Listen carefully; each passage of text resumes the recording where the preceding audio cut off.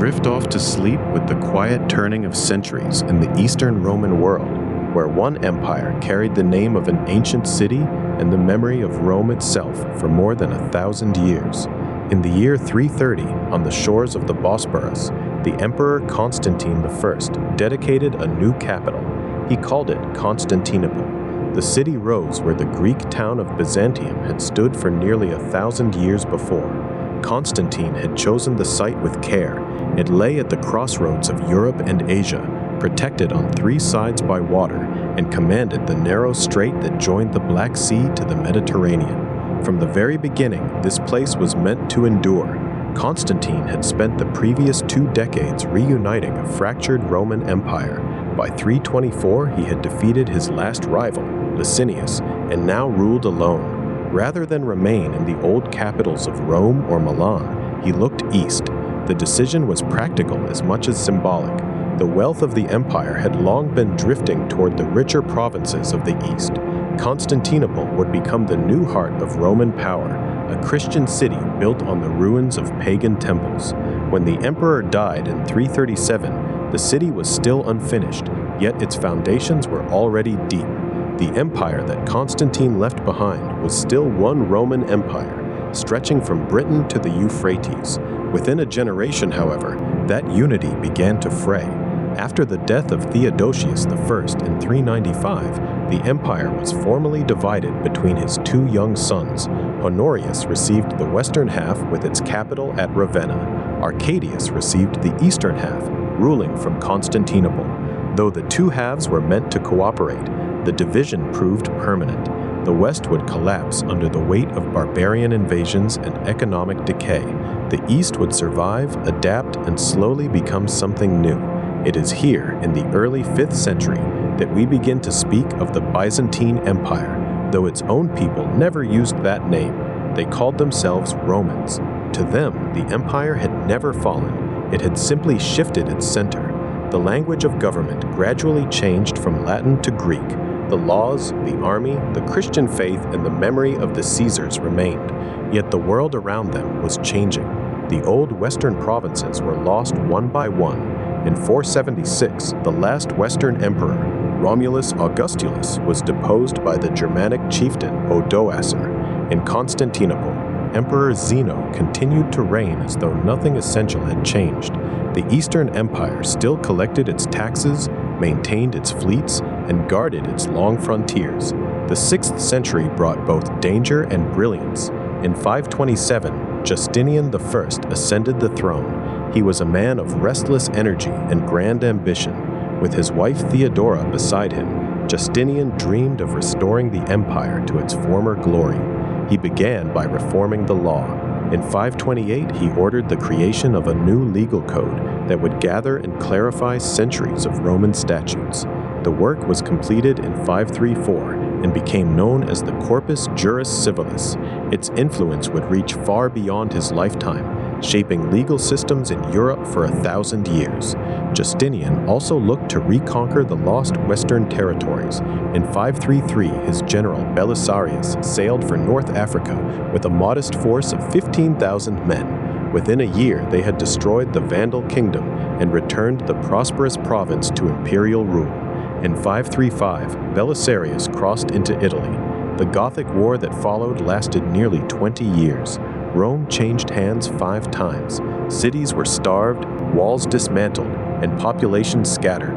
By 554, Justinian's armies had reclaimed much of Italy, parts of Spain, and the coast of North Africa. Yet the cost was enormous. The treasury was drained, the eastern provinces were left thinly defended, and plague, arriving in 541, swept through the empire, killing perhaps 1/3 of its people. While his soldiers fought in the west, Justinian built in the east. In 532, riots known as the Nicaea Revolt had destroyed much of Constantinople. The emperor responded by ordering the construction of a new cathedral on a scale never before imagined. The Church of Hagia Sophia was dedicated in 537. Its massive dome, 40 meters across, seemed to float on a ring of windows. For centuries afterward, visitors would stand beneath that dome and feel for a moment that they had stepped outside ordinary time. Justinian died in 565. His empire was larger than it had been at his accession, yet it was also exhausted. His successors faced new threats almost immediately. In the Balkans, Slavic tribes and the fierce Avars pressed against the Danube frontier. In the east, the Sassanid Persians launched repeated invasions. By 602, the situation had grown desperate. Emperor Maurice, who had restored some stability, was overthrown and murdered by his own soldiers. The usurper Phocas proved a cruel and incompetent ruler. The Persians seized the opportunity. Between 603 and 619, they captured Syria, Palestine, and Egypt. They even carried away the true cross from Jerusalem in 614. Constantinople itself seemed on the verge of falling. It was at this lowest point that a new emperor emerged. In 610, Heraclius, the son of the governor of Carthage, sailed to the capital with a small fleet. The people welcomed him. Phocas was deposed, and Heraclius was crowned in the church of Hagia Sophia. For the first decade of his reign, the situation continued to worsen. The Avars and Slavs raided almost to the walls of Constantinople. The Persians took the city of Chalcedon, directly across the Bosporus. Heraclius considered moving the capital to Carthage. Instead, he chose to fight. In 622, the emperor left Constantinople and began a daring counteroffensive. For 6 years, he led his army deep into Persian territory. In December of 627, at the Battle of Nineveh, Heraclius destroyed the main Persian field army. The Persian king Chosroes II was overthrown by his own son. Peace was signed in 628. The true cross was returned to Jerusalem. Heraclius rode in triumph through the streets of Constantinople in 629. It seemed, for a brief moment, that the empire had been saved, yet the recovery was an illusion. Both the Byzantine and Persian empires had bled themselves dry in their long struggle. A new power was already rising in the deserts of Arabia.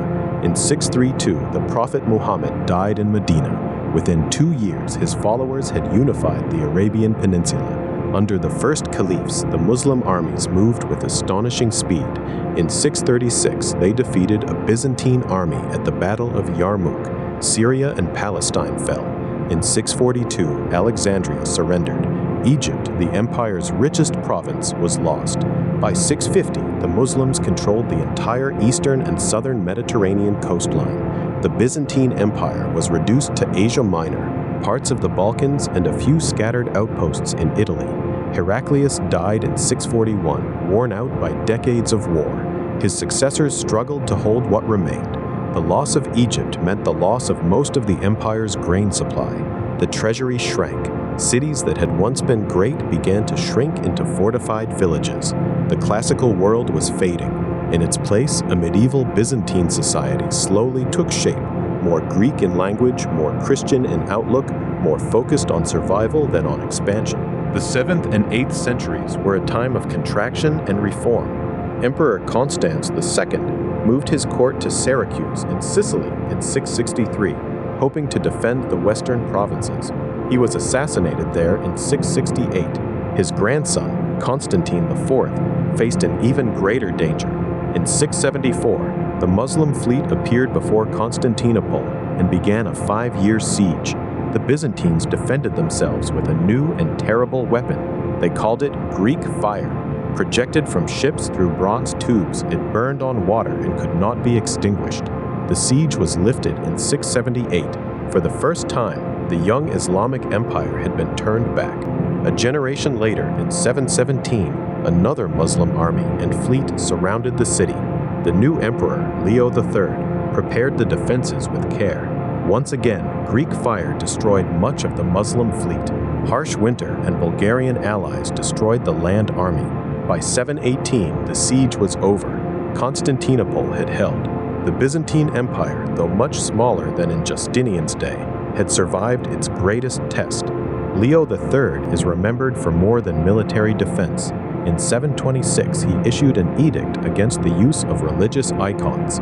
He believed that the worship of images had become a form of idolatry and had angered God, bringing defeat after defeat.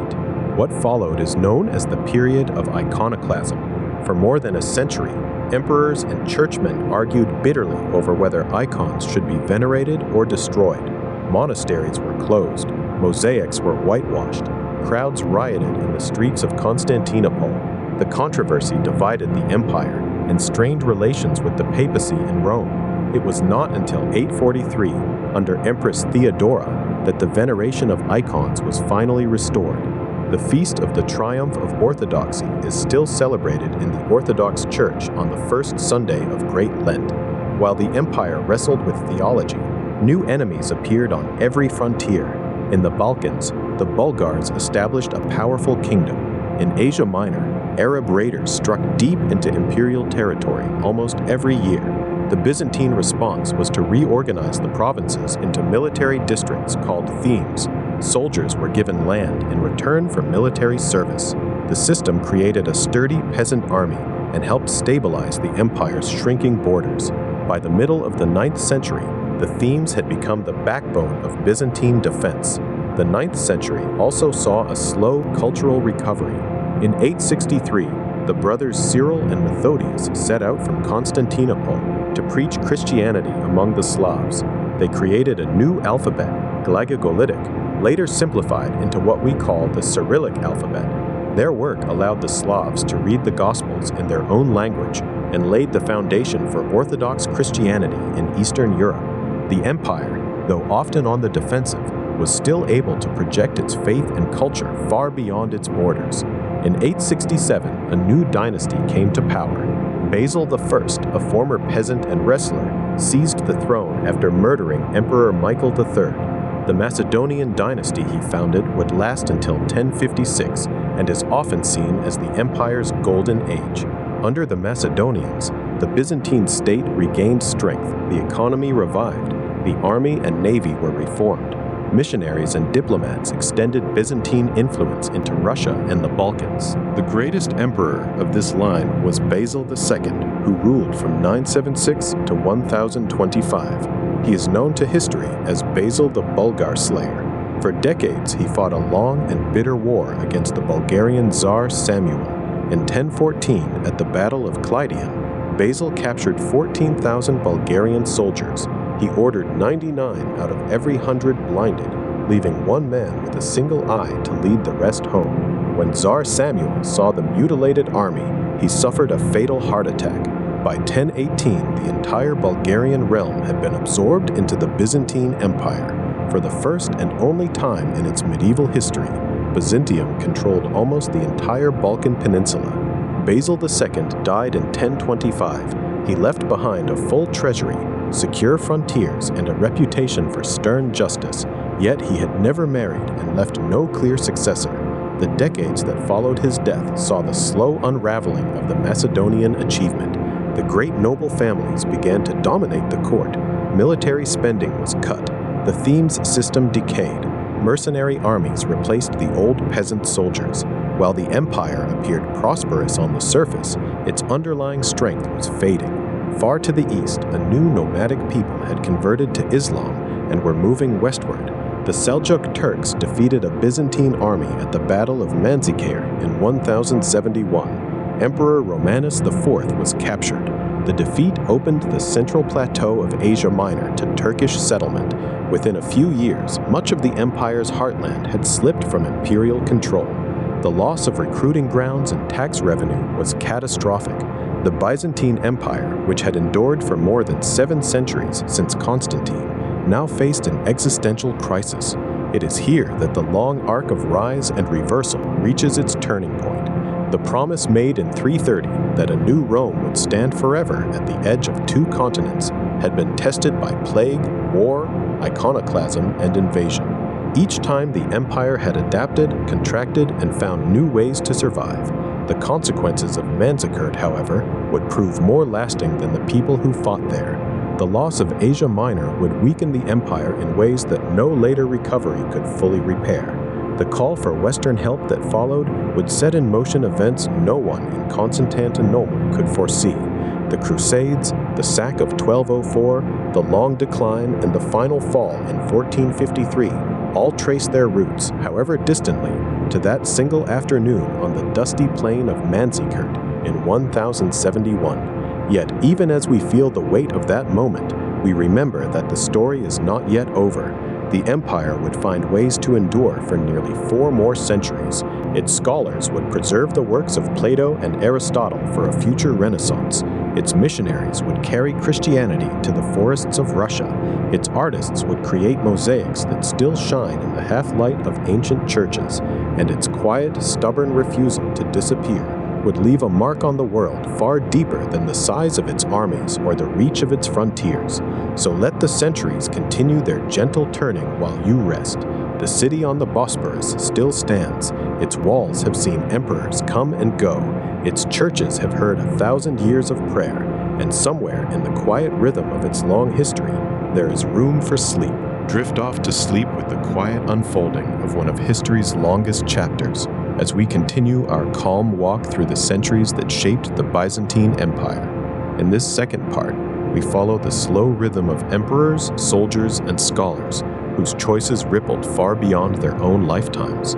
After the death of Theodosius I in 395, the Roman world had already begun its gentle separation. The western provinces slipped into fragmentation, while the eastern half, centered on Constantinople, held its course. By the year 408, the young emperor Arcadius ruled from the Bosporus. His reign lasted only until 408, yet it set patterns that would echo for generations. Arcadius was succeeded by his 7-year-old son, Theodosius II, who would sit on the throne for 42 years, from 408 until 450. During those decades, the empire's scholars collected and organized Roman law into the Theodosian Code, completed in 438, a vast compilation of more than 2,500 laws that preserved legal memory for both East and West. Theodosius II's court moved with deliberate care. Walls around Constantinople were strengthened between 412 and 413 under the direction of the prefect Anthemius.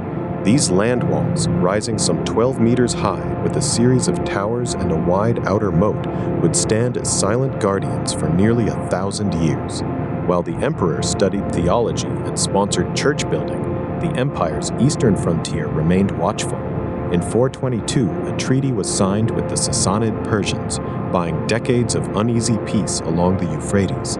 When Theodosius II died in 450 after a riding accident, power passed to his sister Pulcheria and her husband Marcian.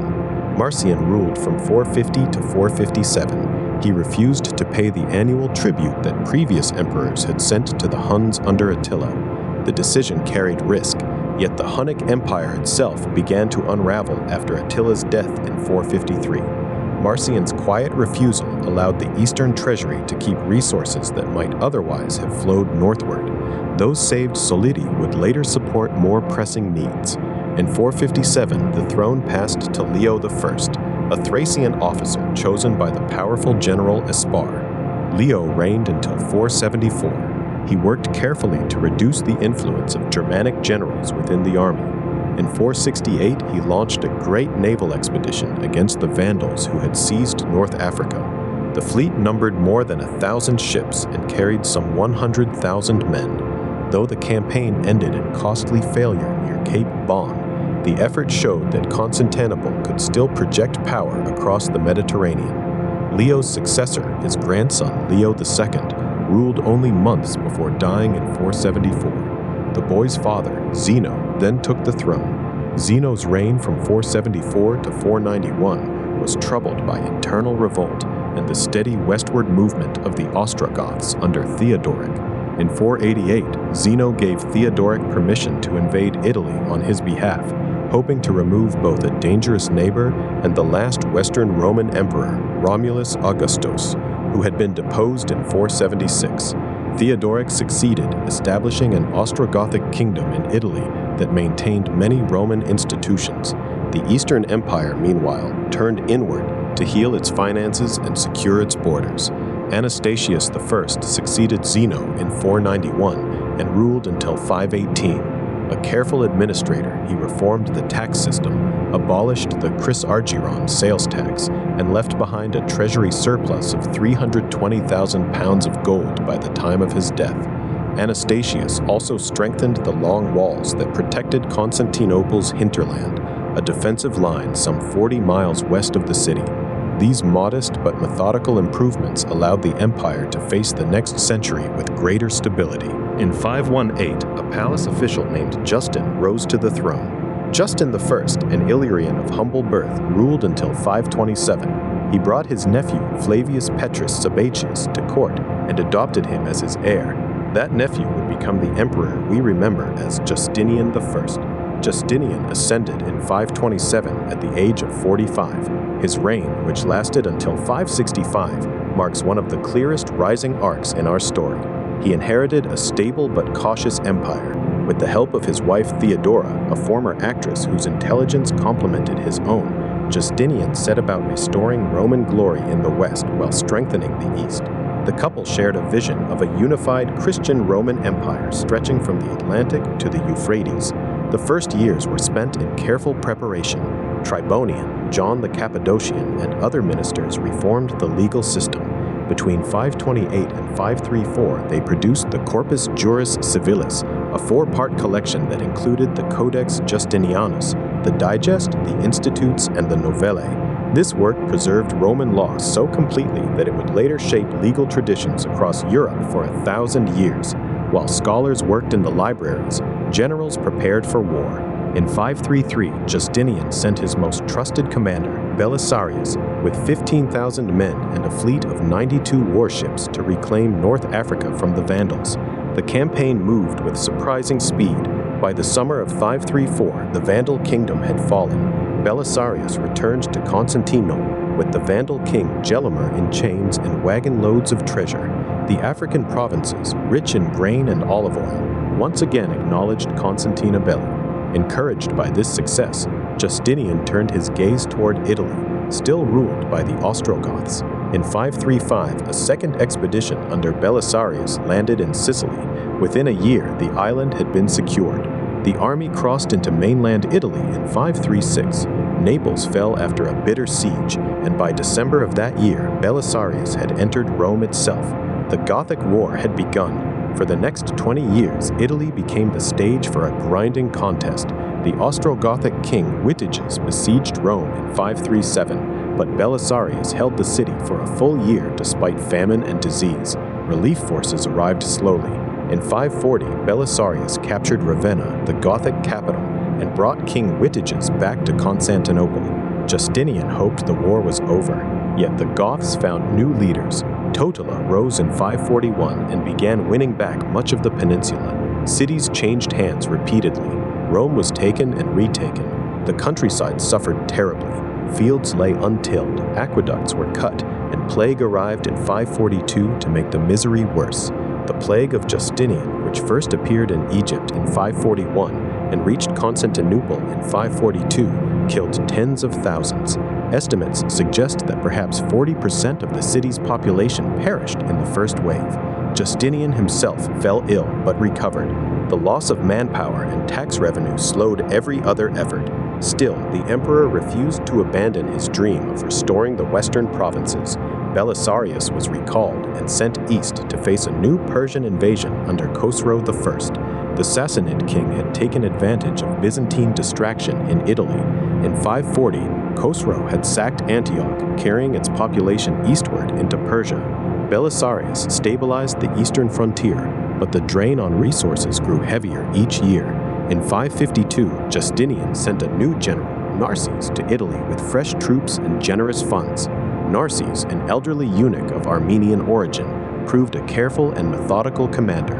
At the Battle of Tagini in June 552, he defeated Totila, who died of his wounds. A final Gothic army was crushed at Mons Lactarius the following year. By 554, Byzantine authority once again stretched across most of Italy, though the land was exhausted and its cities half empty.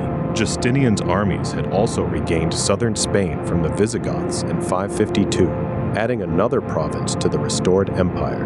At its widest point under Justinian, the realm stretched from the Pillars of Hercules in the west to the banks of the Euphrates in the east, and from the Danube in the north to the deserts of North Africa.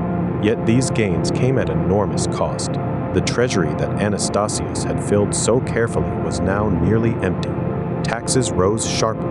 Provincial governors grew harsh. In 532, Even before the Western Wars began, the Nika riots had nearly toppled the regime when chariot racing factions united against tax collectors and burned large parts of the capital.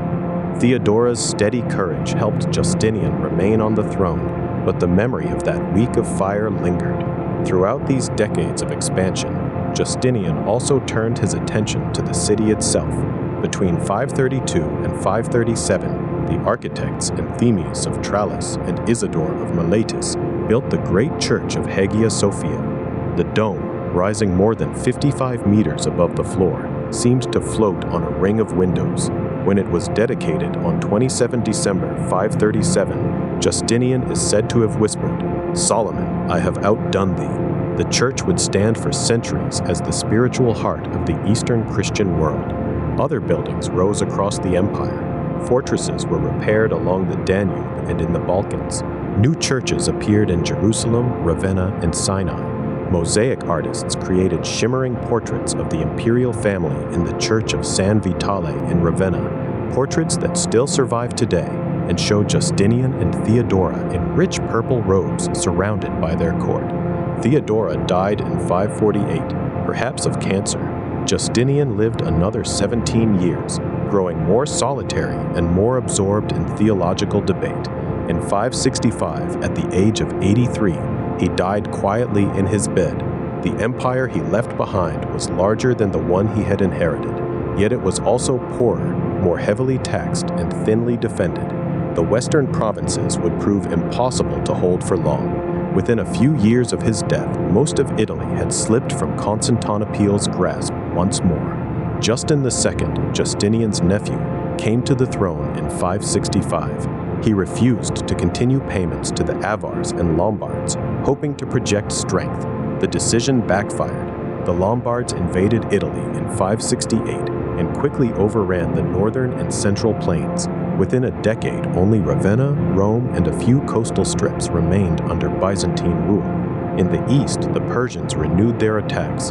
Justin's mind began to fail, and in 574 he named the general Tiberius as Caesar. Tiberius became emperor in 578 and ruled until 582. He spent generously on charity and lowered taxes where he could, but the treasury was already strained. When Tiberius died, the throne passed to another capable general, Maurice. Maurice reigned from 582 to 602. He reformed the army, improved pay and discipline, and fought successfully against both the Persians and the Avars. In 591, he helped restore the Persian king Khusro II to his throne, creating a period of genuine peace on the eastern border that lasted more than a decade. Maurice used the breathing space to campaign north of the Danube, pushing the Slavs and Avars back into the Carpathian Basin. Yet the long years of war had wearied the soldiers. In 602, while Maurice ordered the army to remain north of the Danube for winter quarters, the troops mutinied. They marched on Constantinople under a centurion named Phocas. Maurice and his sons were murdered. Phocas seized the throne. The murder of a legitimate emperor broke an important precedent. Phocas ruled from 602 to 610 with increasing brutality. The Persian king Khosrow II used the death of his former patron Maurice as pretext for renewed war. Persian armies swept across the eastern provinces. They captured Damascus in 613, Jerusalem in 614, and Alexandria in 619. The true cross was carried off to Ctesiphon. Constantinople itself came under siege by Avars and Persians in 626, while the emperor Heraclius was away fighting in the east. The city held, protected by its walls and by the patriarch Sergius, who led solemn processions along the battlements. Heraclius had come to power in 610 after sailing from Carthage and overthrowing Phocas. His early years were desperate. The empire had lost Egypt, Syria, and much of Anatolia. The treasury was empty, yet Heraclius showed remarkable resilience. He reorganized the army, introduced the theme system of military districts where soldiers were given land in return for service, and personally led campaigns deep into Persian territory. In 627, he won a decisive victory at Nineveh. Khosrow II was overthrown and murdered by his own son. The Persians sued for peace in 628.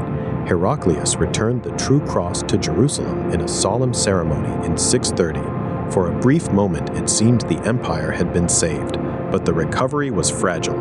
In the Arabian Peninsula, a new force had been gathering. The Prophet Muhammad died in 632. Within 2 years, his followers began to move northward. The exhausted Byzantine and Persian empires were unprepared for the speed and conviction of the Arab armies.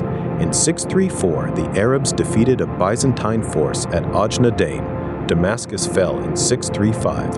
Heraclius sent a large army to meet them, but at the Battle of the Yarmouk in August 636, the Arabs won a crushing victory. Syria was lost. Jerusalem surrendered in 638. Egypt followed in 642. The Persian Empire collapsed entirely by 651. Heraclius died in 641, broken in health and spirit. His successors faced the new reality of a much smaller empire. The theme system that he had begun became the backbone of Byzantine defense. Soldier farmers in Anatolia held the line against Arab raids that now reached the walls of Constantinople itself. In 674, the Umayyad Caliph Muawiyah launched a major siege that lasted 5 years. The Byzantines used a new weapon, Greek fire, a flammable liquid that burned on water, to destroy the Arab fleet. The siege was lifted in 678.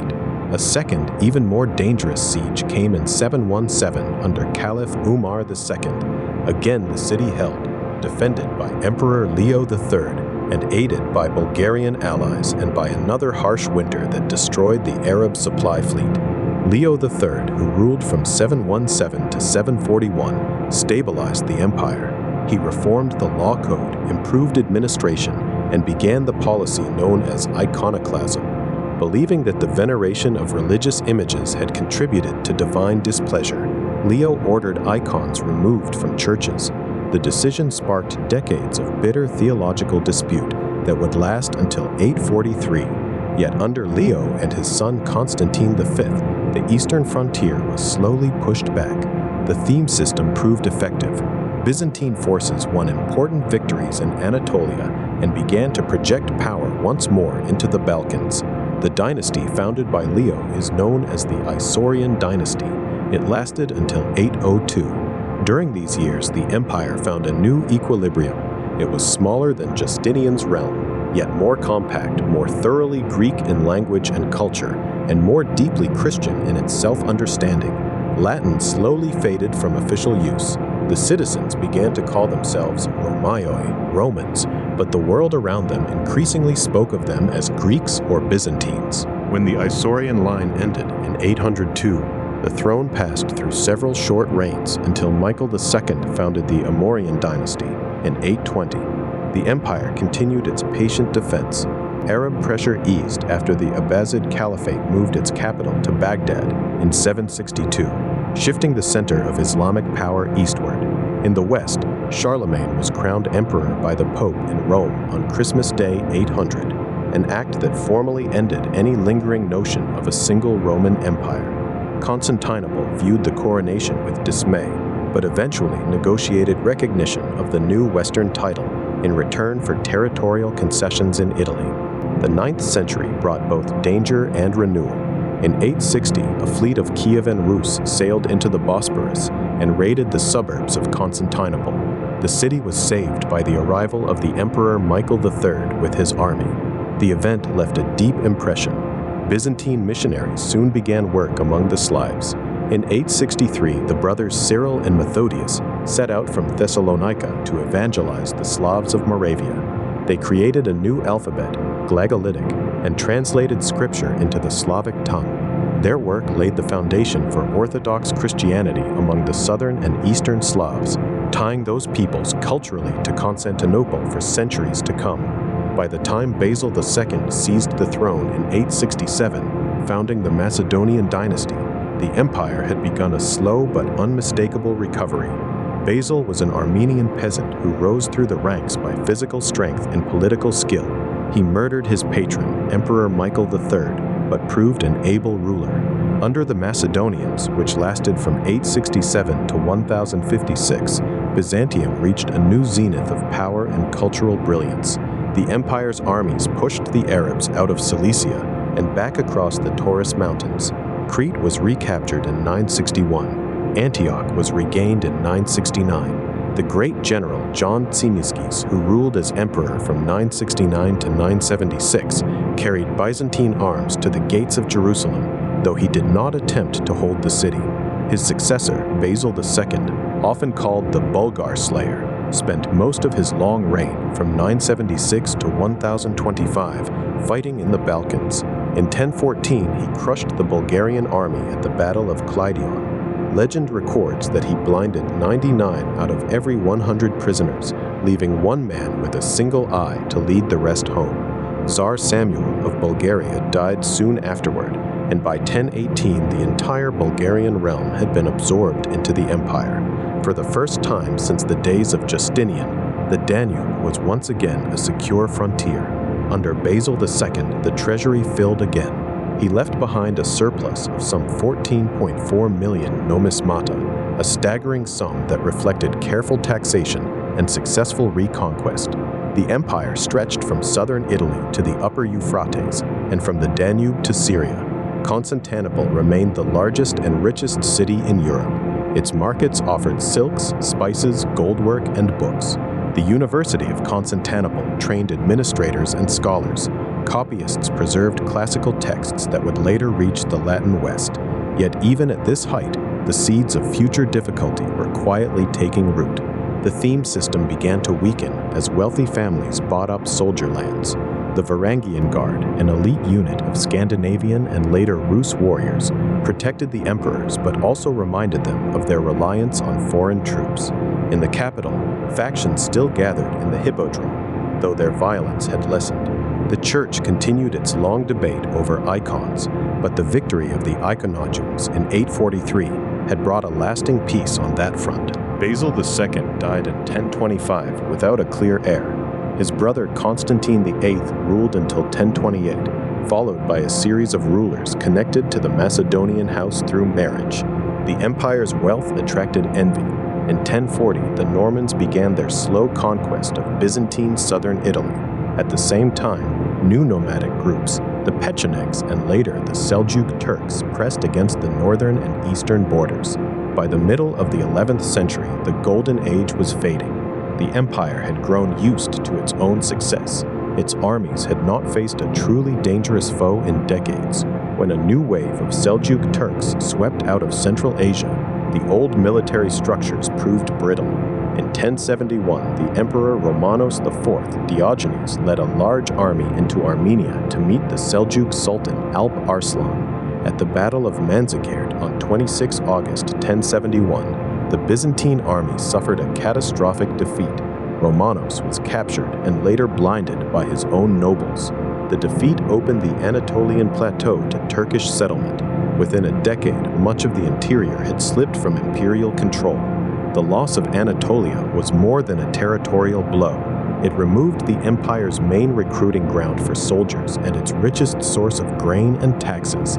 The themes that had sustained the state for 3 centuries began to dissolve. Constantine Tola turned westward for help. In 1095, Emperor Alexios I Komnenos sent an appeal to Pope Urban II. The Pope responded with a call for a crusade to reclaim the Holy Land. The First Crusade arrived in 1097. Alexios hoped to use the Western Knights to regain lost provinces. Instead, the Crusaders carved out their own principalities in Syria and Palestine. Relations between Constantinople and the Latin West grew strained. Alexios and his successors in the Komnenian dynasty worked patiently to restore what they could. They rebuilt the army with foreign mercenaries, improved diplomacy, and encouraged trade. The empire's cultural life flowered again. Scholars studied ancient philosophy. Historians such as Anna Komneni wrote detailed accounts of their own times. Yet the structural damage from Manzikert could not be fully repaired. In 1180, the death of Manuel I Komnenos left a young heir, Alexios II. The regency proved weak. In 1182, the population of Constantinople rose against the Latin merchants who had grown wealthy under the Komnenians. Thousands of Italians were killed in the streets. The event deepened the divide between Orthodox East and Catholic West. In 1203, a new crusade, the Fourth, was diverted by Venetian interests and by the claims of a deposed Byzantine prince, Alexios Angelos. In July 1203, the Crusaders helped restore young Alexios to the throne as Alexios IV. When he could not pay the promised reward, the Crusaders attacked the city again. On 13 April 1204, Constantinople fell to Latin knights for the first time in its 900-year history. The Great Library was burned. Hagia Sophia was looted. The empire was shattered into fragments. A Latin emperor, Baldwin of Flanders, ruled from the Bucolaon Palace. Venice took many of the empire's richest islands and ports. Byzantine successor states appeared in Epirus, Trebizond, and most importantly in Nicaea. From Nicaea, the Lascarid emperors maintained the idea of legitimate Roman rule. They strengthened their defenses, encouraged agriculture, and waited for an opportunity to retake the capital. That opportunity came in 1261. Michael Palaiologos, regent for the young John IV Lascarid, seized the throne and founded the Palaiologan dynasty. On 25 July 1261, his general Alexios Strategopoulos slipped into Constantinople with a small force and found the Latin garrison absent. The city was retaken almost without bloodshed. Michael VIII entered the capital in triumph on 15 August and restored the Orthodox Patriarch. The Latin Empire had lasted only 57 years, yet the damage it left behind would never be fully healed. The restored empire was now a shadow of its former self. Most of Anatolia was in Turkish hands. The Balkans were divided among Serbs, Bulgarians, and local lords. The treasury was nearly empty. Michael VIII spent the remainder of his reign until 1282 trying to buy safety through diplomacy. He offered church union with Rome at the Council of Lyons in 1274, hoping for military aid against Charles of Anjou. The union was deeply unpopular at home and brought little practical help. His son Andronikos II ruled from 1282 to 1328. During his long reign, the empire continued to shrink.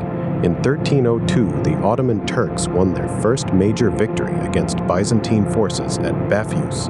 The Ottomans, named for their leader Osman I, who died around 1326, began to establish themselves in Bithynia. By the middle of the 14th century, they had crossed into Europe. In 1354, they captured Gallipoli, their first permanent foothold on the continent. Civil war between Andronikos II and his grandson Andronikos III weakened the state further. When Andronikos III died in 1341, another regency struggle erupted. John VI Kantakouzenos proclaimed himself emperor in 1347. The long civil war allowed both Serbs under Stefan Dusan and Ottomans under Orhan to expand at Byzantine expense. The Black Death arrived in 1347, killing perhaps one-third of the remaining population. By the time John V Palaiologos regained sole rule in 1354, the empire consisted of little more than Constantinople, Thessalonica, and a few scattered territories. The city itself had shrunk inside its ancient walls. Fields and orchards now grew where crowded neighborhoods had once stood. Yet the idea of Rome endured. Emperors still signed documents as emperor and autocrat of the Romans. Patriarchs still claimed spiritual leadership over the Orthodox world. The final chapter opened under Manuel II Palaiologos, who ruled from 1391 to 1425. The Ottoman Sultan Bayezid I had already begun to blockade Constantinople. In 1396, the Western Crusaders who tried to relieve the city were crushed at Nicopolis. Only the arrival of the Mongol conqueror Timur, who defeated Bayezid at Ankara in 1402, gave the Byzantines a temporary reprieve. The Ottomans fell into their own civil war, allowing Manuel to travel through Western Europe seeking help. He was received with courtesy in Paris and London, but received no meaningful military support. When Murad II rebuilt Ottoman power, the end drew near. In 1422, he besieged Constantinople, but withdrew to deal with rebellions elsewhere. His son, Mehmed II, who became Sultan in 1451 at the age of 19, was determined to take the city. He built a fortress on the Bosporus to control shipping, cast enormous cannons in his foundries, and gathered an army of some 80,000 men. The last Byzantine emperor, Constantine XI Palaiologos, prepared the defense with perhaps 7,000 men. On 6 April 1453, the final siege began. For 7 weeks, Ottoman guns pounded the Theodosian walls. On the night of 28 May, the defenders held a final liturgy in Hagia Sophia. The next day, 29 May 1453, Mehmed's troops poured through a breach near the gate of St. Romanus. Constantine XI died fighting in the streets.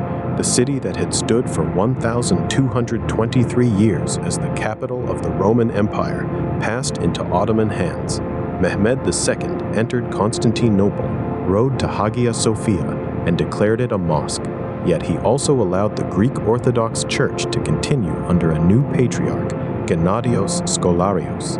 The Sultan styled himself Kaiser-i-Rum, Caesar of the Romans, and made the city his capital, renaming it Istanbul. The Byzantine Empire had come to an end, but its legacy refused to vanish. Its laws had shaped the legal systems of half of Europe. Its scholars had preserved the works of Plato and Aristotle that would later fuel the Italian Renaissance. Its church had given birth to Orthodox Christianity, from Russia to Serbia to Greece. Its art, its music, its sense of solemn continuity would echo for centuries. The double-headed eagle that once symbolized dominion over East and West would appear on the flags of nations that had never known Byzantine rule. The memory of a Roman Empire that spoke Greek, prayed in Orthodox churches, and defended classical learning against wave after wave of invaders had become part of the permanent furniture of European memory. And so the long story settles into silence. The empire that began as the eastern half of Rome had outlived the western half by nearly 1,000 years.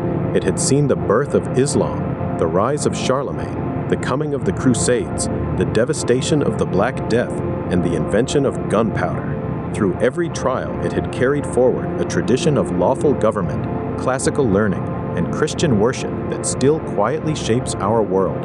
The walls of Constantinople may have fallen in 1453, but the ideas they final draw granted their influence to remind the secrets which gathered had legacies far never seen of Renaissance produced.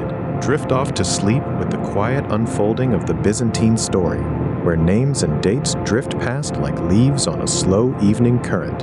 In the year 610, a new chapter began when Heraclius, then serving as governor of Carthage, sailed eastward with a modest fleet and entered Constantinople almost unopposed. The elderly and exhausted Emperor Phocas was quickly deposed, and Heraclius accepted the purple on October 5th of that same year. The empire he inherited lay exhausted from 20 years of war with Persia, its treasury nearly empty, its eastern provinces stripped of revenue, and its armies depleted. Yet Heraclius would spend the next 30 years patiently rebuilding what had nearly slipped away. He began with the army. Between 610 and 622, he reorganized the remaining forces into smaller, more mobile units, reduced the reliance on expensive foreign mercenaries, and introduced the first elements of what historians would later call the theme system. Soldiers were granted parcels of land in exchange for hereditary military service. The arrangement was modest at first, yet it bound the defense of the provinces directly to the men who lived there. By 622, the new emperor felt ready to carry the war to Persia rather than wait behind the walls of Constantinople. That summer, Heraclius left the capital and began a long campaign that would stretch across 6 years. In 626, while he campaigned deep in the Caucasus, the city he had left behind faced its greatest test. A combined force of Avars and Persians appeared before the Theodosian walls. The Avar Khagan brought siege engines and perhaps as many as 80,000 warriors. The Persian general Shah-Baraz waited on the Asian shore of the Bosporus with another large army. For 10 days in July and August, the city endured almost continuous assault. Inside the walls, Patriarch Sergius I led daily processions along the parapets, carrying the icon of the Virgin Mary.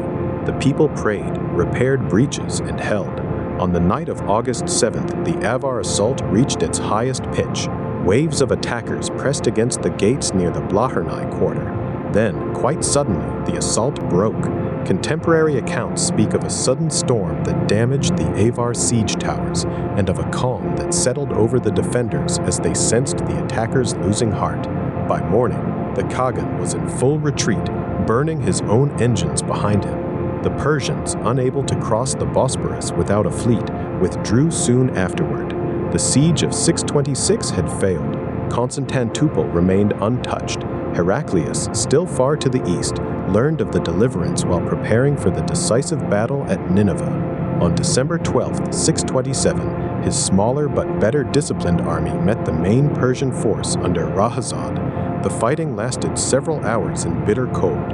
When it ended, the Persians were routed and Rahazad lay dead. Heraclius pressed on to the royal city of Dastagerd, which he entered in early 628. There he found palaces, treasure, and the captured true cross that the Persians had taken from Jerusalem in 614. The Persian king Khosrow II was overthrown by his own son Kavad II that same spring. Peace followed in 628. The long war was over. Heraclius returned to Constantinople in triumph in 629, carrying the true cross with him. For a brief moment, the empire seemed restored. Yet the recovery proved fragile. The 20 years of war had drained both Byzantium and Persia so completely that neither could resist the new power rising in the south. In 634, only 6 years after Heraclius had celebrated his victory, Arab armies under the Rashidun Caliphate began their advance into Syria. The first major clash came at the village of Ajnaddain in July 634. The Byzantine forces, still weary from the Persian wars, were defeated. Damascus fell in 635. Heraclius, now suffering from illness, sent a larger army north in 636. The two sides met on the plain near the Yarmouk River in August of that year. For 6 days, the battle swayed back and forth. On the final day, a sandstorm blew into the faces of the Byzantines. The Arab cavalry exploited the confusion, and the imperial army broke. What remained of the Byzantine field force in the east never recovered. By 638, Jerusalem itself had surrendered to Caliph Umar. Heraclius, watching from Constantinople, is said to have murmured as he sailed away from the Syrian coast for the last time, "Peace be with you, Syria. What a good country you are for the enemy." He died in February 641, worn out by decades of labor. His reign had seen both the highest triumph and the beginning of permanent territorial loss. The eastern provinces, Syria, Palestine, and soon Egypt, slipped from imperial control. The empire that remained was smaller, more compact, and increasingly Greek in language and outlook. Latin, once the language of administration, faded from official use during the 7th century. The old Roman titles gradually gave way to the simpler style of basileus, the Greek word for king. The years following Heraclius were marked by further contraction and reform. His grandson, Constans II, who ruled from 641 to 668, faced continuing Arab pressure both by land and by sea. In 655, the Byzantine fleet suffered a serious defeat off the coast of Lycia in what became known as the Battle of the Masts. Arab ships, many of them former Byzantine vessels captured in earlier engagements, proved equal to the imperial navy for the first time. Constans responded by moving his court temporarily to Syracuse in Sicily in 663, hoping to reorganize the western provinces and perhaps create a second center of resistance. The experiment ended with his assassination in 668. His son Constantine IV returned the capital to Constantinople and faced an even greater test. Between 674 and 678, the Umayyad Caliphate under Muawiyah I mounted the first great siege of Constantinople by sea. Arab fleets established bases in the Sea of Marmara and attempted to blockade the city for 4 consecutive summers. Each spring, the attackers returned, launching assaults against the sea walls while their armies pressed the landside. Inside the city, Constantine IV relied on 2 advantages. The first was the massive Theodosian walls, which had been maintained and strengthened. The second was a new weapon whose exact composition remained a state secret for centuries: Greek fire. Projected from siphons mounted on small, fast ships, the liquid burned on water and could not easily be extinguished. In the summer of 678, the Byzantine galleys equipped with this fire broke the Arab blockade in a series of night attacks. The besiegers suffered heavy losses and withdrew. A peace treaty followed in 677 that gave the empire breathing space for nearly half a century. While the capital held, the Balkans continued to change. In 681, a new people, the Bulgars, crossed the Danube under their Khan Asparuk. Constantine IV marched against them, but was defeated near the Ongol marshes. The treaty that followed recognized Bulgar control over lands south of the Danube. The first Bulgarian state had been born. It would remain both neighbor and rival for the next 800 years. The 8th century opened with another period of internal strain. In 717, the Umayyad Caliphate made a second, even larger attempt on Constantinople. This time, the attacking force may have numbered as many as 120,000 men and nearly 2,000 ships. The new emperor, Leo III, had only recently seized power. He faced the siege with the same combination of strong walls, Greek fire, and careful diplomacy. He concluded an alliance with the Khazar Khaganate to the north, which distracted Arab forces in the Caucasus. Once again, the Arab fleet was burned in the waters around the city. By the late summer of 718, the besiegers were starving and diseased. They lifted the siege in August, leaving behind perhaps 70,000 dead. The defeat proved decisive. The Umayyad Caliphate never again mounted so large an assault on the imperial capital. Leo III used the years of relative calm that followed to address what he saw as a spiritual danger. In 726, he issued the first edict against the veneration of religious images. What began as a military and administrative reform movement soon became the long controversy known as iconoclasm. For more than a century, emperors and patriarchs would argue whether painted and sculpted images of Christ and the saints constituted idolatry or legitimate aids to devotion. Monasteries were closed, icons were destroyed, and bishops were deposed. The policy created deep divisions within the empire and strained relations with the papacy in Rome. Yet it also reflected a larger transformation. The empire was becoming more austere, more focused on survival, and more distinctly medieval in its concerns. Leo's son, Constantine V, continued the iconoclastic policy with greater vigor between 741 and 775. He also achieved notable military success against the Bulgars and the Arabs. In 751, he recaptured the important fortress of Theodosiopolis in Armenia. In the west, however, the empire continued to lose ground. In 751, the Lombards captured Ravenna, ending Byzantine rule in northern Italy. Only Sicily, parts of southern Italy, and a few coastal enclaves remained under imperial control in the west. The iconoclastic controversy reached its first resolution at the Second Council of Nicaea in 787 under Empress Irene. The council, attended by representatives from Rome and the Eastern Patriarchates, restored the veneration of icons and declared the earlier iconoclastic councils invalid. Irene, acting first as regent for her young son Constantine VI and later as sole ruler, governed with a mixture of piety and political skill. In 800, she received the unexpected news that the Pope had crowned Charlemagne as emperor in Rome on Christmas Day. The act effectively ended any lingering notion that the Byzantine ruler held a monopoly on the Roman imperial title in the eyes of the Western Church. Irene's own reign ended in deposition in 802. The empire she left behind was smaller than the one Heraclius had known, yet it had survived repeated existential threats and had begun to develop the distinctive institutions that would carry it forward for another 6 centuries. As the 9th century dawned, the empire entered a period of slow recovery, known to later historians as the Macedonian Renaissance. In 867, Basil I, a former stable hand of Armenian origin, seized the throne after the murder of Michael III. Though his rise was violent, his long reign from 867 to 886 brought stability. He reformed the legal code, began the reconquest of territories lost to the Arabs in the east, and patronized scholarship. The University of Constantinople, which had declined during the iconoclastic years, was revived under the direction of the scholar Photius, who served twice as patriarch. Classical texts were copied, commentaries written, and a new generation of administrators trained. The empire was learning to live within its reduced borders and to draw strength from its Greek cultural inheritance. Basil's successor, Leo VI, known as the Wise, ruled from 886 to 912. He continued the legal and military reforms and oversaw the compilation of the Basilica, a comprehensive law code that would remain in use for centuries. Under his reign, Byzantine missionaries Cyril and Methodius had earlier carried Christianity and a written alphabet to the Slavs north of the Danube. Although the brothers had worked primarily among the Moravians, their Glagolitic script and translations of the Gospels gradually spread among the Bulgarians and Serbs as well.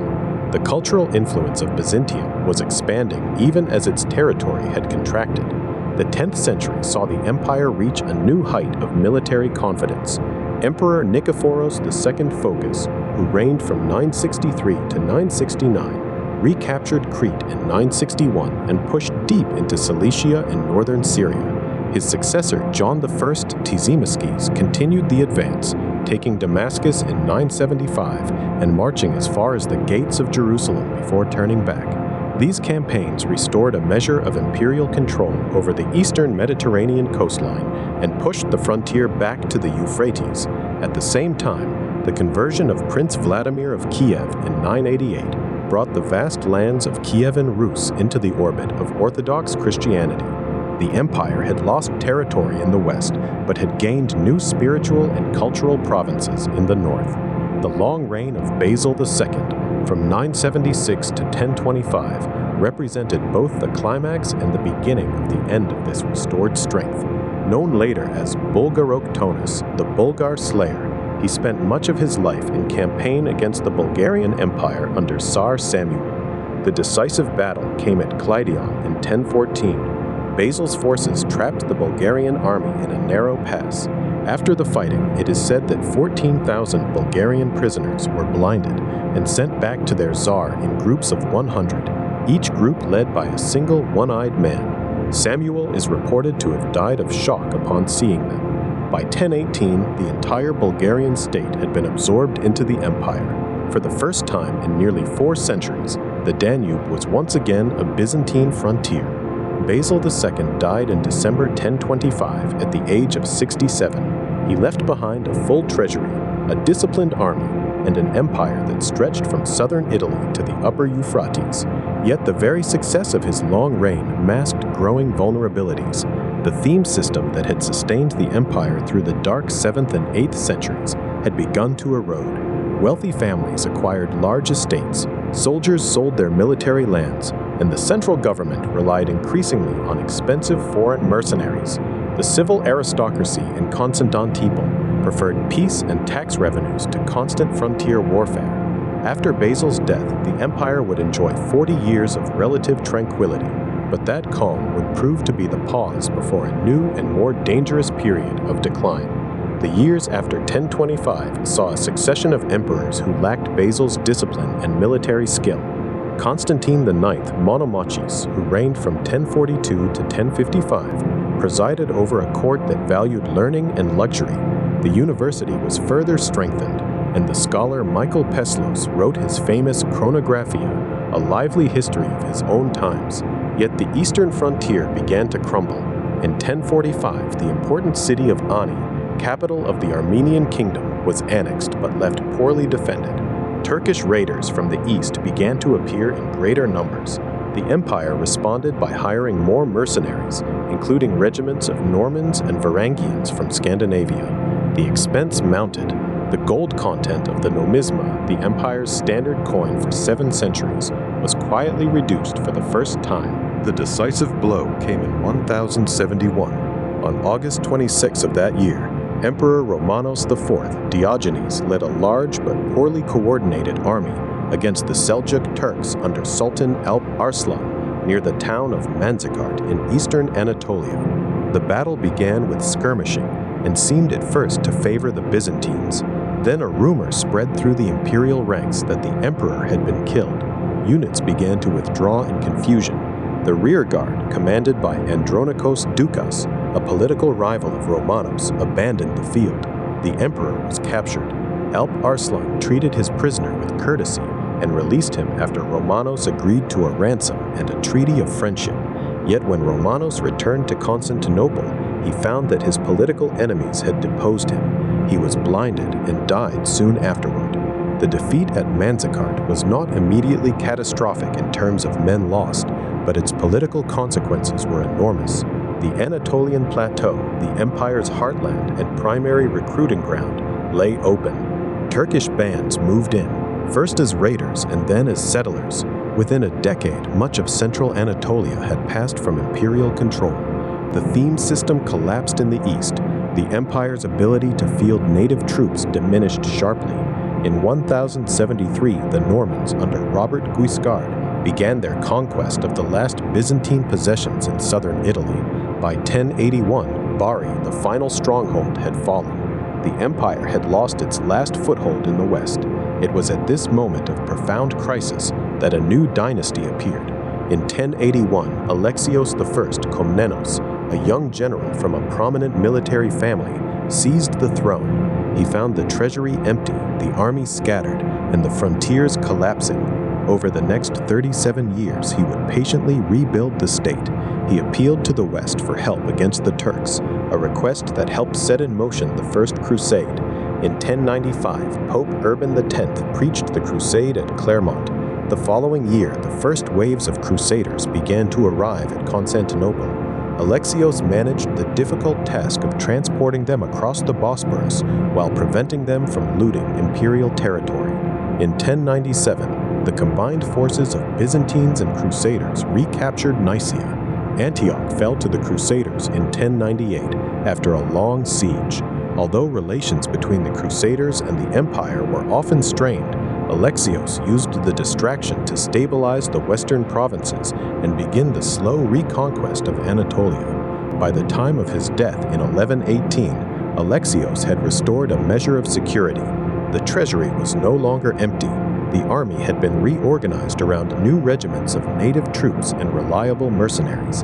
The navy had been strengthened through alliances with the Italian maritime cities of Venice, Genoa, and Pisa, though these alliances came at the price of generous commercial privileges that would later weaken the empire's own merchants.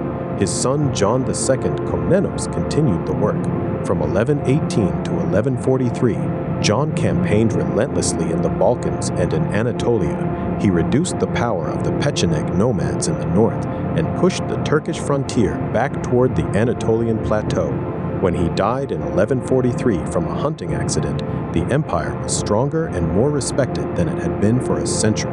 His successor, Manuel XI Komnenos, ruled from 1143 to 1180 and brought the empire to one last brilliant peak. Manuel dreamed of restoring the old Roman unity between East and West. He cultivated close ties with the German emperor and the Italian cities. He intervened in Hungary and Serbia, extending Byzantine influence deep into the Balkans. In 1159, he marched into Antioch and received the homage of its crusader prince. In 1171, he sent a fleet of over 100 ships to Egypt in an attempt to weaken the rising power of Saladin, though the expedition ultimately failed. His court in Constantinople glittered with learning and international diplomacy, yet the expense of constant warfare and lavish court life strained the treasury once more. When Manuel died in 1180, he left a young son, Alexios II, and a realm that had overreached. The final reversal came quickly. In 1182, the regency of Alexios II was overthrown by his cousin Andronikos Komnenos, who unleashed a violent purge of the aristocracy and a massacre of the Latin residents of Constantinople. The act alienated the Italian maritime cities whose fleets the empire now desperately needed. In 1185, the Normans of Sicily sacked Thessalonica, the empire's second city. Andronikos was himself overthrown and killed that same year. The new emperor, Isaac II Angelos, proved weak and indecisive. Bulgaria revolted in 1185 and re-established its independence under Peter and Asen. Serbia grew bolder. In the east, the Seljuk Sultanate of Rum expanded once again.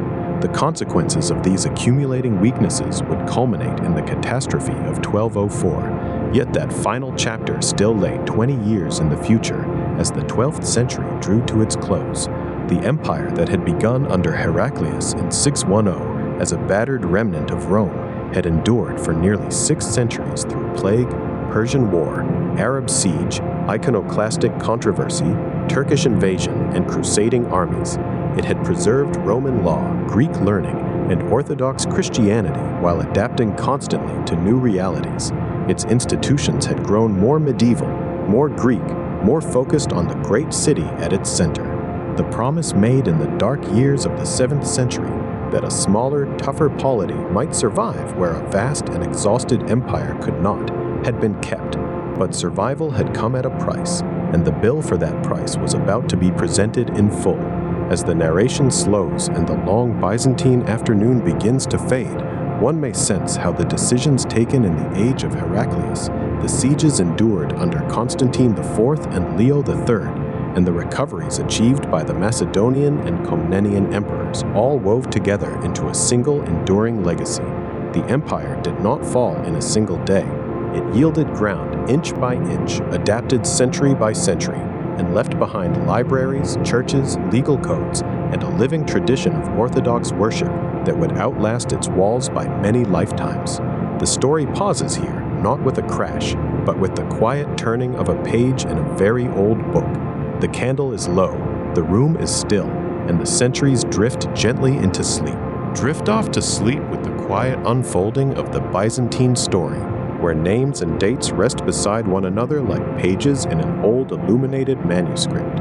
In the year 527, a new chapter began when Flavius Petrus Sabatius, known to history as Justinian, ascended the imperial throne in Constantinople. He was 45 years old, the nephew of the aging Emperor Justin, and he carried with him both a lawyer's precision and a dreamer's ambition. His wife, Theodora, who had once been an actress in the city's theaters, stood beside him as co-ruler in all but name. Together they would shape the empire's course for the next 38 years.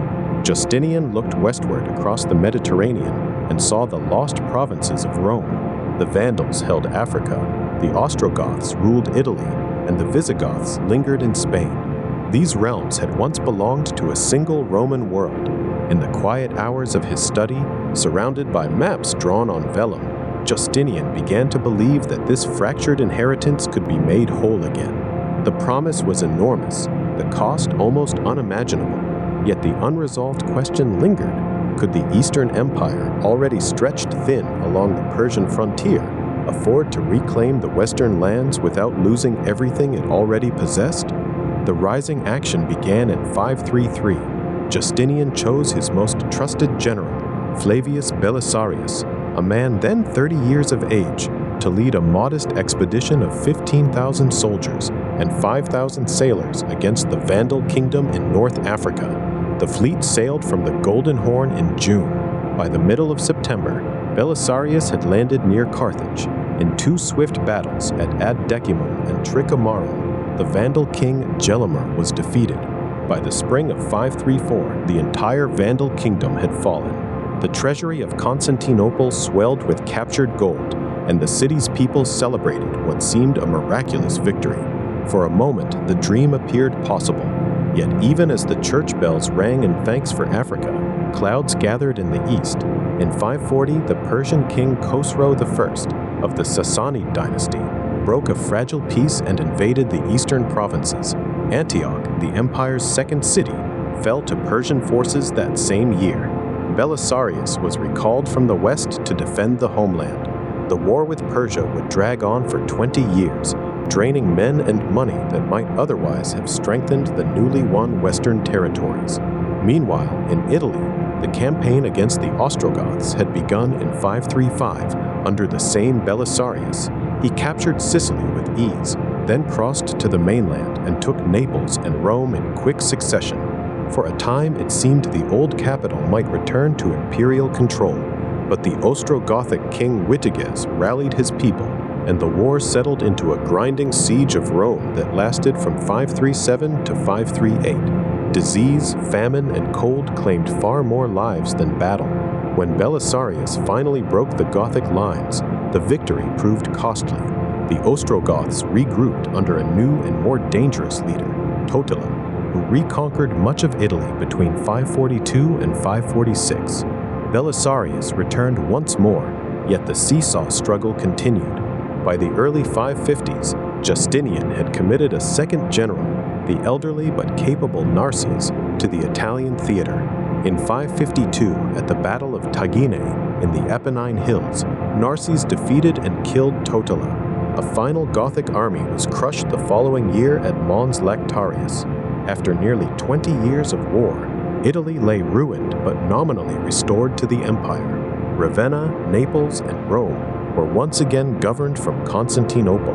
In 554, Justinian issued the Pragmatic Sanction, a detailed law that attempted to restore Roman administration, protect landowners, and rebuild cities shattered by 2 decades of conflict cogi. The central conflict of this age, however, was never truly between Roman and barbarian. It was the tension between the empire's limited strength and the vastness of its ambitions. Justinian's treasury, which had stood at more than 300,000 pounds of gold when he took the throne, was nearly emptied by the cost of 2 simultaneous wars. Taxes rose sharply. In 532, the city of Constantinople itself had erupted in the Nicaea riots, a week-long revolt that destroyed much of the city and left 30,000 dead. Justinian had survived only by the courage of Theodora and the loyalty of Belisarius and the palace guard. The memory of that near disaster never left him. Even as Italy and Africa were being reclaimed, plague arrived. In 541, the first outbreak of what historians now call the Plague of Justinian swept through the Mediterranean. It began in Egypt, moved north to Constantinople, and spread outward along trade routes. At its height, the disease killed an estimated 5,000 people a day within the capital alone. Whole neighborhoods stood empty. Fields went untilled. The imperial administration struggled to collect taxes or maintain armies. By the time the first wave subsided in 543, perhaps 40% of the empire's population had perished. The exact figure remains uncertain, yet the wonder lies in how much was attempted even while so many were lost. Justinian refused to abandon his vision. In 551, he sent an expedition under the patrician Liberius to southern Spain. Within 2 years, the imperial forces had secured a narrow coastal strip from Cartagena to the mouth of the Guadalquivir. The province was small, yet it restored a Roman foothold in the Iberian Peninsula for the first time in more than a century. The empire now touched 3 continents once again. Throughout these decades, Justinian also turned his attention inward. Between 528 and 534, his legal commission, led by the Quaestor Tribonian, compiled the Corpus Juris Civilis, the great collection of Roman law that preserved centuries of jurisprudence. The Code, the Digest, the Institutes, and the novels together formed a single coherent system that would guide European law for 1,000 years. While armies marched and plague raged, scribes in the imperial library copied and organized the past so that it might survive. The emperor's building program was equally ambitious. The old church of Hagia Sophia had been destroyed in the Nicaea riots. In its place, Justinian raised a new cathedral that astonished the world. Dedicated on 27 December 537, the Great Dome, engineered by Anthemius of Tralles and Isidore of Miletus, seemed to float above a forest of marble columns. For centuries afterward, visitors would stand beneath that dome and feel that the boundary between heaven and earth had grown thin. The church cost more than 20,000 pounds of gold, yet its beauty was regarded as justification enough. Theodora died in 548 at the age of 48. Justinian, then 66, continued alone. His health began to fail, yet his mind remained clear. In his final years, he turned increasingly toward theology, hoping to reconcile the divided Christian churches of East and West. The effort brought only limited success. When he died on 14 November 565 at the age of 83, the empire was larger than it had been at his accession, yet it was also exhausted. His successor, Justin II, inherited an empty treasury and restless frontiers. Within a few years, the Lombards invaded Italy in 568, seizing much of the north and center. The slender imperial territories shrank to a handful of coastal cities and fortresses. In the east, the Persian War resumed. The African provinces faced Berber raids. The brief restoration of the western Mediterranean slipped away like sand between fingers, and yet the consequences outlived the people who had labored so hard to create them. The Corpus Juris Civilis endured. copied in monastic scriptoria and studied in emerging universities centuries later, Hagia Sophia continued to stand, its dome a quiet witness through earthquakes, conquests, and the passage of more than 1,400 years. The idea that a single Roman state might still exist, however diminished, gave later generations a thread of continuity. The Byzantine Empire that emerged from Justinian's reign was no longer the expansive empire of the 4th century, but it had found a new shape, more compact, more Greek in language, more orthodox in faith, and more determined to survive. The final payoff of Justinian's long struggle was therefore not the permanent recovery of the West. That dream faded within a generation. The lasting consequence was the forging of a distinct medieval Roman identity that would endure for nearly 900 years after his death. The institutions, the law, the artistic traditions, and the defensive mentality that characterized the later Byzantine state were all quietly strengthened during those exhausting decades of ambition and loss. As the 6th century drew to a close, the empire stood smaller, poorer, and wiser. Its people had learned that glory could be purchased only at a price, and that survival sometimes required letting go of what could not be held. They turned their gaze inward, fortified their walls, preserved their libraries, and waited for whatever the next century would bring. The story, like the long night itself, continued without haste, one careful year at a time. In the quiet recollection of these distant lives, there is a gentle reminder that even the grandest plans rest upon the fragile ground of human endurance, and that what we build with care may outlast both our triumphs and our disappointments. Drift off to sleep with the quiet unfolding of one of history's longest chapters, the story of an empire that carried the name of ancient Rome into the medieval world and beyond. Tonight we continue our gentle walk through its centuries, moving now into the middle decades of the 7th century and the long, patient consequences that followed the death of Emperor Heraclius in 641. In the years immediately after Heraclius passed away on 11th February 641, the Byzantine Empire found itself ruled first by his eldest son, Constantine III, who survived only a few months before illness claimed him in May of the same year. Power then passed to Heraclius's younger son, Heraclius, who was barely 14. A brief regency under the Empress Martina quickly proved unstable. By the autumn of 641, the Senate in Constantinople, together with elements of the army and the capital's factions, forced Martina and her son into exile. In their place rose Constans II, the grandson of Heraclius, then only 11 years old. His long reign, stretching from 641 to 668, would become the quiet hinge on which the empire's future turned. The central tension of this period was already visible in the unresolved promise left by Heraclius's victories against the Persians. Those triumphs had restored the eastern provinces and returned the true cross to Jerusalem in 630, yet they had exhausted the treasury, thinned the armies, and left the eastern frontiers dangerously open. Within a decade of Heraclius's death, the new power rising out of Arabia began to press against those same borders with a momentum that no one in Constantinople had anticipated. The Rashidun Caliphate, under the successive leadership of Abu Bakr, Umar, and Uthman, moved with methodical persistence. By 636, the Byzantines had already suffered the decisive defeat at the Battle of Yarmouk. In the years that followed, one province after another slipped away with a strange, almost inevitable calm. Damascus fell in 634, Antioch in 637, Jerusalem itself in 638, and Alexandria, the great city of Egypt, surrendered in 642 after a siege that lasted many months. Each loss was recorded in the chronicles with a measured tone, as though the empire were watching a tide it could neither hasten nor reverse. Constans II grew into his role surrounded by these steady contractions.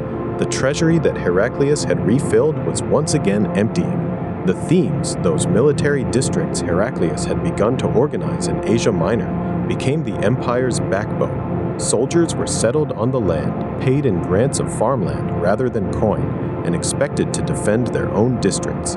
This quiet administrative shift allowed the empire to survive on far less money than before. Yet it also changed the nature of Roman rule. The old civic life of the provinces faded. Cities that had once boasted forums, theaters, and bathhouses shrank into fortified hilltop settlements.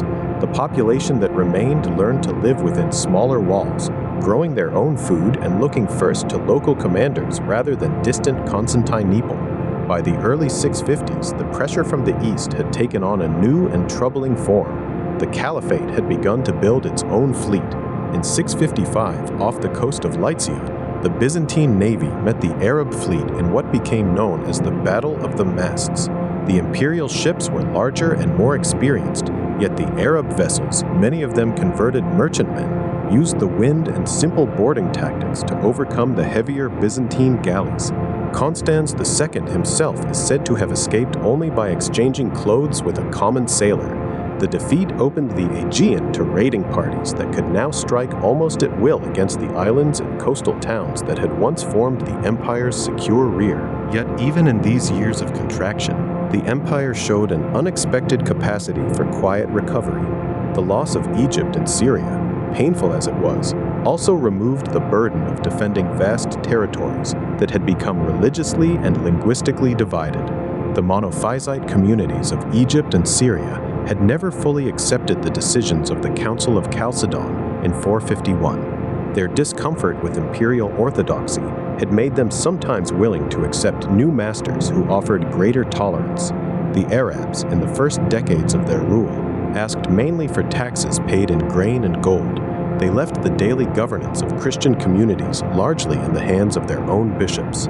This pragmatic arrangement allowed the empire to draw its defensive line along the Taurus Mountains and the Aegean coast, concentrating what strength remained on a smaller but more coherent heartland. Constans II spent the middle years of his reign attempting to stabilize this new reality.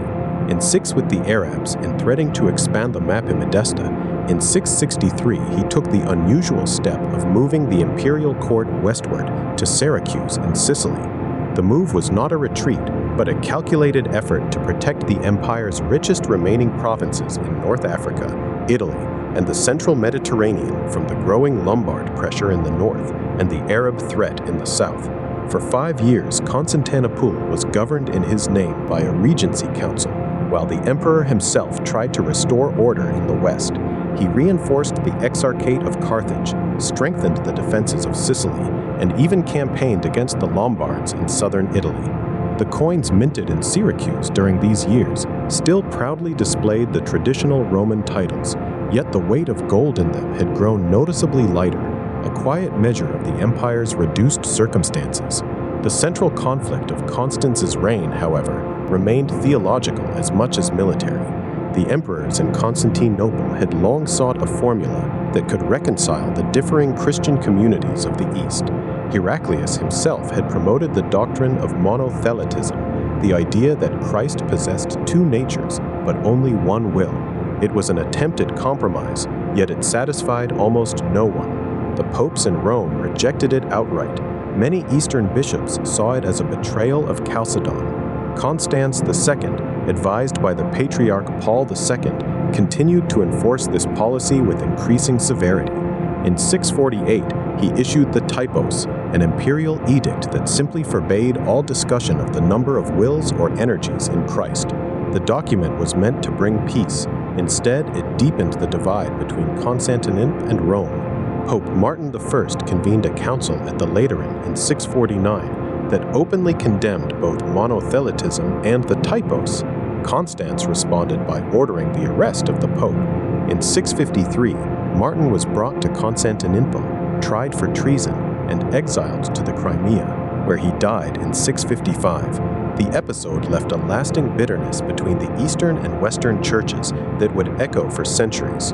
While these theological disputes played out in the great churches and council halls, the frontiers continued their slow contraction.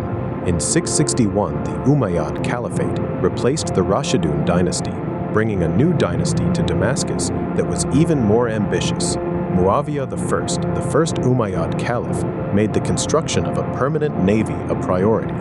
Arab squadrons began to winter on the island of Rhodes in 654 and later on Cyprus. The great bronze colossus that had once stood at the harbor of Rhodes was broken up and sold for scrap.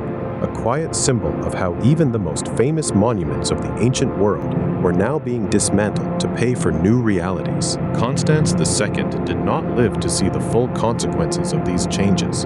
In 668, while still in Syracuse, he was assassinated in his bath by a chamberlain named Alexios, who briefly claimed the throne before being overthrown by troops loyal to Constance's son. The young Constantine IV returned the court to Constantinople and began the slow, methodical work of rebuilding what his father had tried to hold together.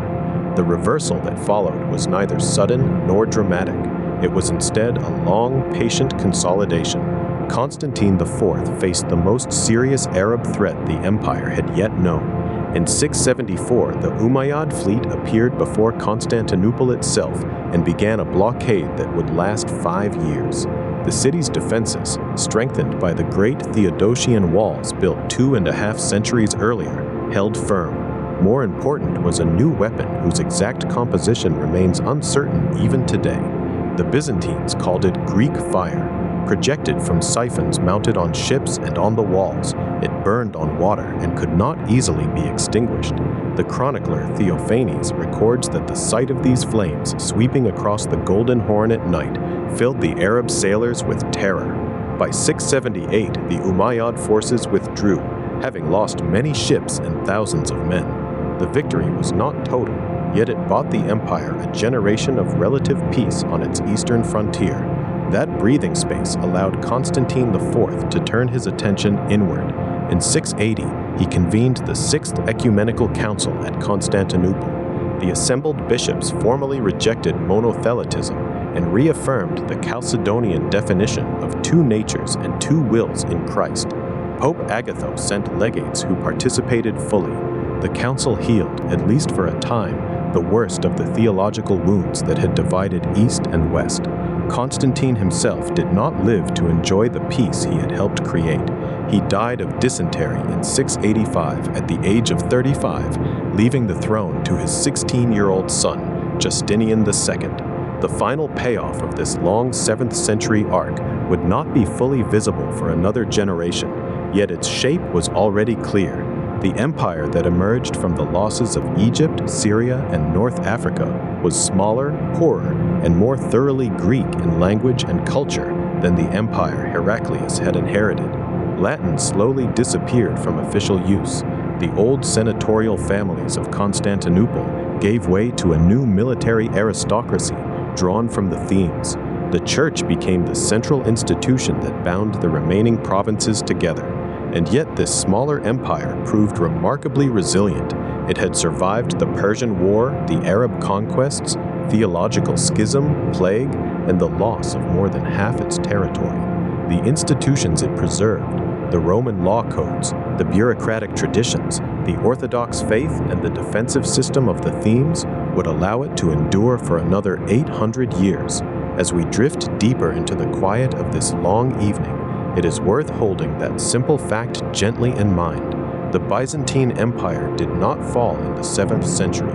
It changed, it narrowed, it adapted, and in that patient adaptation it carried forward something of the ancient Roman world into an age that had otherwise forgotten it. The consequences of those changes would outlive every emperor we have named tonight. They would shape the Balkans, influence the rise of Kievan Rus, preserve classical texts for the Italian Renaissance, and leave their mark on the very skyline of modern Istanbul, where the domes of later churches still echo the architectural language first perfected in Justinian's Hagia Sophia. The night is long, the candle burns low, and the story continues. But for now, let these measured centuries settle softly around you. The empire that once stretched from the Atlantic to the Euphrates had become something quieter, something more focused, something that would learn to survive on memory, faith, and the patient defense of a much smaller circle of walls. Rest now. The 7th century ends not with a crash, but with the steady turning of a page, and the next chapter waits for another gentle evening. Drift off to sleep with the quiet unfolding of the Byzantine story, where names and dates drift past like leaves on a slow evening current. In the year 1204, the city of Constantinople had fallen to an army that had never intended to reach its walls. The Fourth Crusade, launched in 1202 under the leadership of Boniface of Montferrat and diverted by the ambitions of the Venetian Doge Enrico Dandolo, had ended not in the Holy Land, but at the marble steps of the greatest Christian city in the East, when the Crusaders breached the Theodosian walls on 13th April 1204. They unleashed 3 days of looting that scattered treasures accumulated over 9 centuries. Yet even in that moment of fracture, the promise of restoration remained. 3 Byzantine noble families slipped away into exile, each carrying a claim to the imperial title, and each nursing the unresolved hope that the empire, though broken, might one day be made whole again. The first of these exiles gathered at Nicaea, a prosperous city in western Anatolia. Theodore Lascaris, son-in-law of the deposed emperor Alexios III Angelos, arrived there in 1205. He found a community of scholars, bishops, and soldiers who had refused to accept Latin rule. On 6th April 1208, in the Church of St. Sophia in Nicaea, Theodore was crowned emperor by the patriarch Michael Ottoreanus. The ceremony was modest, the vestments borrowed, the crown a simple circlet of gilded silver, yet it carried the full weight of Roman continuity. Theodore I Lascaris spent the next 16 years strengthening the Nicaean state. He reformed the army, encouraged silk production, and built alliances with the Seljuk Turks to the east. By the time he died in 1222, the Empire of Nicaea controlled most of Western Asia Minor and had become the strongest of the 3 successor states. The second claimant, Michael Komnenos Doukas, had established himself further west in Epirus. From his capital at Arta, he expanded into Thessaly and Macedonia. His half-brother, Theodore Komnenos Doukas, captured Thessalonica in 1224 and was crowned emperor there, creating a rival imperial court. For a brief decade, the despotate of Epirus seemed poised to challenge Nicaea for leadership of the Byzantine world, yet its reach exceeded its grasp. In 1230, at the Battle of Klokotnitsa, Theodore was defeated and captured by the Bulgarian Tsar Ivan Asad II. The Epirot dream of restoration faded into a regional power that would never again threaten the walls of Constantinople. Far to the northeast, a third fragment endured in the city of Trebizond on the Black Sea coast. Alexios and David Komnenos, grandsons of Emperor Andronikos I, had seized the city in 1204 with help from Queen Tamar of Georgia. The Empire of Trebizond would survive for more than 2.5 centuries, sustained by the wealth of its silver mines and the trade that passed along the Silk Road. Its emperors, styling themselves Grand Komnenoi, maintained a separate line of succession and a distinctive court culture, yet distance and limited resources kept Trebizond from ever becoming the center of a reunited Roman world. While these 3 states circled one another in cautious rivalry, the Latin Empire in Constantinople struggled to survive. Baldwin I, crowned on 16 May 1204 in the great church of Hagia Sophia, ruled over a city whose population had shrunk and whose treasury had been emptied. Venetian merchants controlled the harbors and the most profitable trade routes. French and Flemish knights held the European provinces as feudal fiefs. The new emperor found himself hemmed in by enemies on every side: the Bulgarians to the north, the Nicaeans to the east, and restless local populations who still called themselves Romans. When Baldwin disappeared in battle against the Bulgarians in 1205, his brother Henry of Flanders took the throne and managed a fragile peace. Yet the Latin emperors never succeeded in winning the loyalty of the Greek-speaking majority. Their rule remained an occupation rather than a restoration. The central tension of the 13th century, therefore, was not simply between Latin and Greek, but between the memory of a single Roman Empire and the reality of its fragmentation. Each successor state claimed to be the legitimate continuation. Each minted coins bearing the image of Christ or the Virgin. Each preserved the titles, the ceremonies, and the bureaucratic language of the old empire. Yet only one could ultimately prevail. The question that lingered through every decade was which claimant would gather enough strength, enough allies, and enough sheer persistence to cross the Bosporus and reclaim the Queen of Cities. That question began to find its answer under the leadership of John III Ducas Vatatzes, who succeeded Theodore Lascaris in Nicaea in 1222. John was a patient and methodical ruler. He improved agriculture, reduced taxes on the peasantry, and built hospitals and schools. His armies gradually pushed back the Latin forces in Asia Minor. In 1225, he captured the important island of Lesbos. By 1235, he had formed an alliance with the Bulgarian Tsar Ivan Asen II, and together they laid siege to Constantinople itself. Though the city did not fall, the siege demonstrated that the Latin Empire was no longer secure. John spent the remainder of his reign consolidating gains in Thrace and Macedonia. When he died in 1254, the Empire of Nicaea had become the clear frontrunner in the contest to restore Byzantine rule. His successor, Theodore II Lascaris, continued the work with greater urgency. A scholar and theologian as well as a soldier, Theodore distrusted the old aristocratic families and promoted capable men from humbler backgrounds. He led successful campaigns against the Bulgarians and the despotate of Epirus, yet his reign was cut short by epilepsy. He died in 1258 at the age of 36, leaving a young son, John IV Lascaris, as heir. The regency that followed proved unstable. In 1259, Michael Palaiologos, a talented general from one of the oldest noble houses, seized power. He was proclaimed co-emperor in 1260 and became the dominant figure in Nicaean politics. The decisive moment came in the summer of 1261. Michael had negotiated a treaty with the Genoese, promising them trading privileges in exchange for naval support against the Venetians. While the Latin Emperor Baldwin II was away seeking Western aid, a small Nicaean force under General Alexios Strategopoulos approached the city. On the night of 25 July 1261, they discovered that the walls near the gate of the Pegi were lightly guarded. The soldiers slipped inside, opened the gates, and the Nicaean army poured into Constantinople almost without resistance. The Latin garrison fled to the Venetian ships in the Golden Horn. Baldwin II escaped by sea, never to return. On 15 August 1261, the feast of the Dormition of the Theotokos, Michael IX the Palaiologos entered the city in triumph. He walked barefoot through the streets to the church of Hagia Sophia, where he was crowned once more, this time as emperor of a restored Byzantine Empire. The comeback, however, carried heavy costs. The city Michael reclaimed was a shadow of its former self. Many quarters lay in ruins. The population had fallen to perhaps 35,000 souls.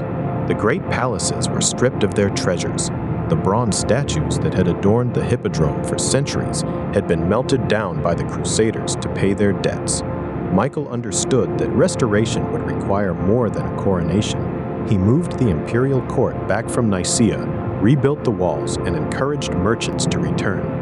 He also took the painful step of blinding the young John IV Lascaris, the legitimate heir he had displaced. The act secured his own dynasty, but stained the beginning of Palaiologan rule. The final reversal of the long exile came not with a single battle, but with a slow, patient reweaving of diplomatic and military threads.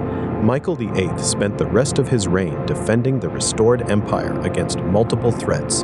Charles of Anjou, King of Sicily, assembled a vast coalition aimed at conquering Constantinople.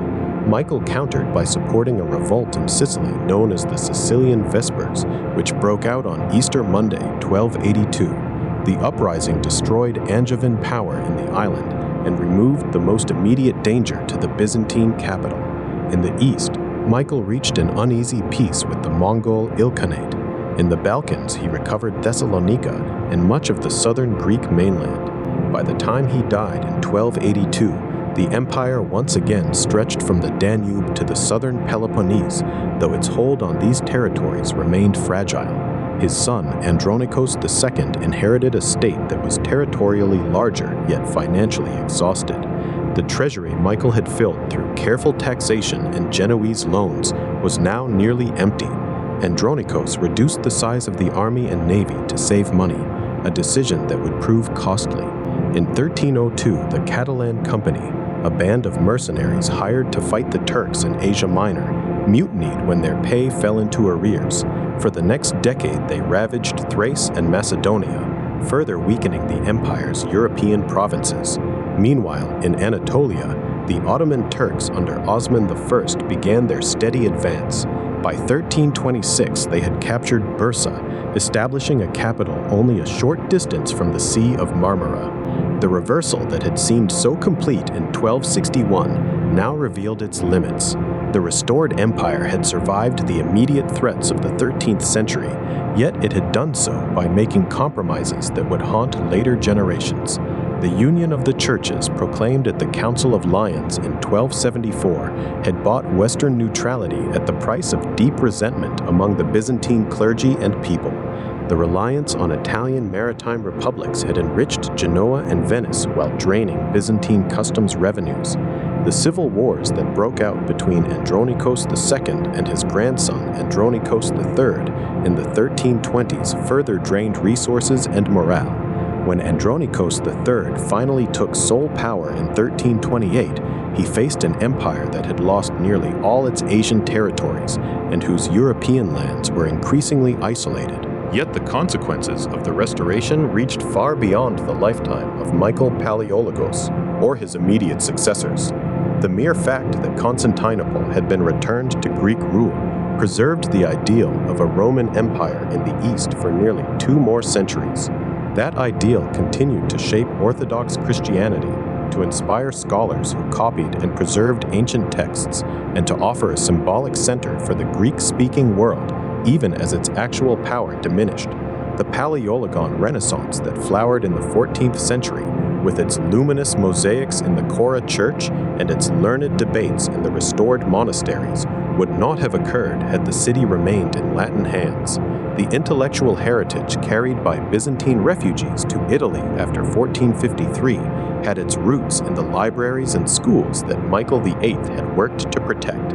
And so the long arc that began with the desperate flight from Constantinople in 1204 reached its final payoff in the quiet persistence of an idea.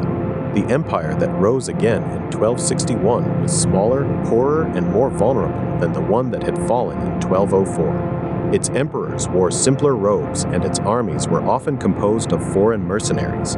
Yet it endured. It kept the name Roman. It kept the Orthodox faith, and it kept the dream of a Christian empire centered on the Bosporus. That endurance mattered. It allowed the transmission of learning, the preservation of liturgy, and the slow accumulation of cultural memory that would one day be called Byzantine, even by those who had once lived it. As the candle of the 13th century flickered and gave way to the 14th, the restored empire settled into its new, more modest shape. The unresolved promise of 1204 had been answered not with a return to ancient glory, but with a tempered continuity. The consequences of that tempered continuity would outlive every emperor who fought for it. They would echo in the libraries of Florence, in the monasteries of Mount Athos, and in the quiet prayers still offered in churches whose domes were first raised when Rome itself still ruled the Mediterranean. The story did not end in triumph, nor did it end in despair. It simply continued, gentle and methodical, like the slow turning of pages in a book read by lamplight long after the rest of the world has gone to sleep. And in that continuation lay its quiet, lasting victory. Drift off to sleep with the quiet unfolding of one of history's longest chapters, the story of the empire that carried Rome's name for nearly 1,000 years after the city of Rome itself had fallen. Tonight, we continue our calm walk through its later centuries, beginning in the year 1204, when the promise made by so many emperors still remained tragically unresolved. The Fourth Crusade had not sailed to the Holy Land. Instead, in April of that year, Venetian galleys and French knights had turned their weapons against Constantinople itself. The great walls that had stood since the time of Theodosius II were breached near the Blockernay quarter. Fire spread through the wooden districts, and on the 12th of April, the city fell. Emperor Alexios V Ducas fled by ship under cover of darkness. What followed was 3 days of systematic plunder. The great bronze horses that had adorned the hippodrome since the days of Constantine were shipped to Venice. Sacred relics gathered over 7 centuries disappeared into the treasuries of Western cathedrals. The imperial library, though not entirely destroyed, lost many irreplaceable volumes to careless flames. When the Latin knights finally paused, they elected Count Baldwin of Flanders as the first Latin emperor of Constantinople. Baldwin was crowned in the Hagia Sophia, on the 16th of May, wearing the purple that had belonged to Roman emperors since Diocletian. Yet the promise of unbroken Roman continuity had not died. Far to the west, in the gentle hills of Bithynia, Theodore Lascaris, son-in-law of the deposed Alexios III, gathered what loyal troops remained. By 1205, he had established a court at Nicaea, a city whose ancient walls still carried the memory of the First Ecumenical Council of 325. Theodore styled himself emperor in exile, claiming the legitimate succession. His realm, though modest in territory, preserved the Greek language of administration, the Orthodox liturgy, and the imperial idea itself. In the mountains of Epirus, another successor state took shape under Michael Komnenos Doukas, while the distant city of Trebizond on the Black Sea coast became the seat of yet another branch of the Komnenos family. 3 Greek states now claimed the Roman inheritance, each quietly nursing the hope that one day the capital on the Bosporus would be theirs again. The Latin Empire, by contrast, struggled from the beginning. Baldwin's successors faced constant pressure from Bulgarian Tsar Kaloyan, who defeated them at Adrianople in 1205 and took the emperor prisoner. The Latin knights, brave on horseback, lacked the administrative patience that had sustained Byzantium for so long. Their emperors ruled a shrinking domain, borrowing money from Venetian bankers and granting away provinces they could no longer control. Meanwhile, in Nicaea, Theodore Lascaris steadily expanded his influence.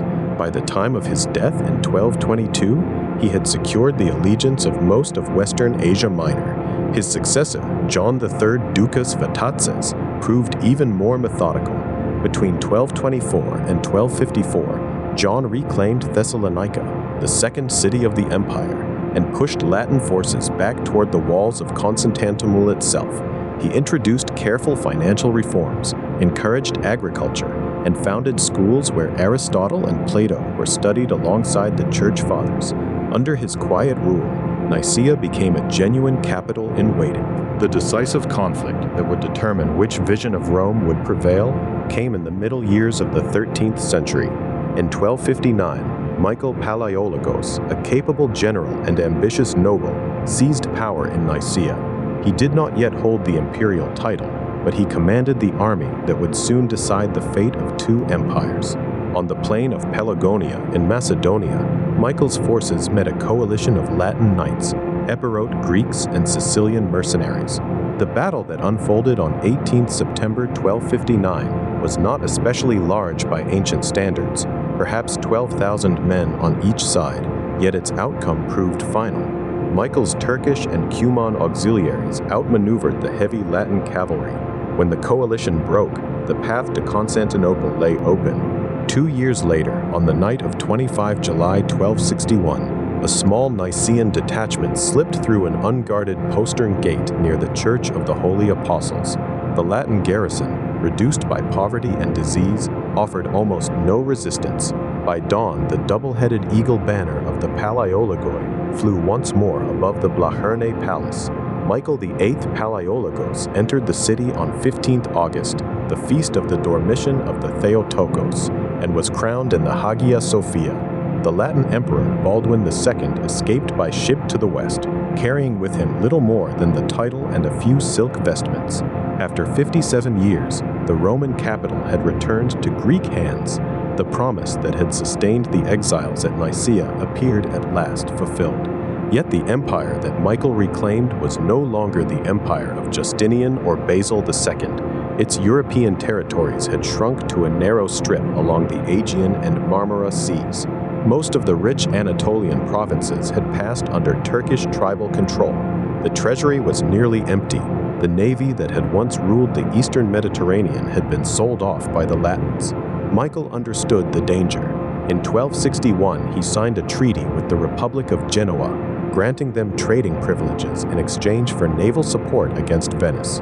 He also opened cautious negotiations with the papacy, hoping that a reunion of the churches might deter further Western crusades.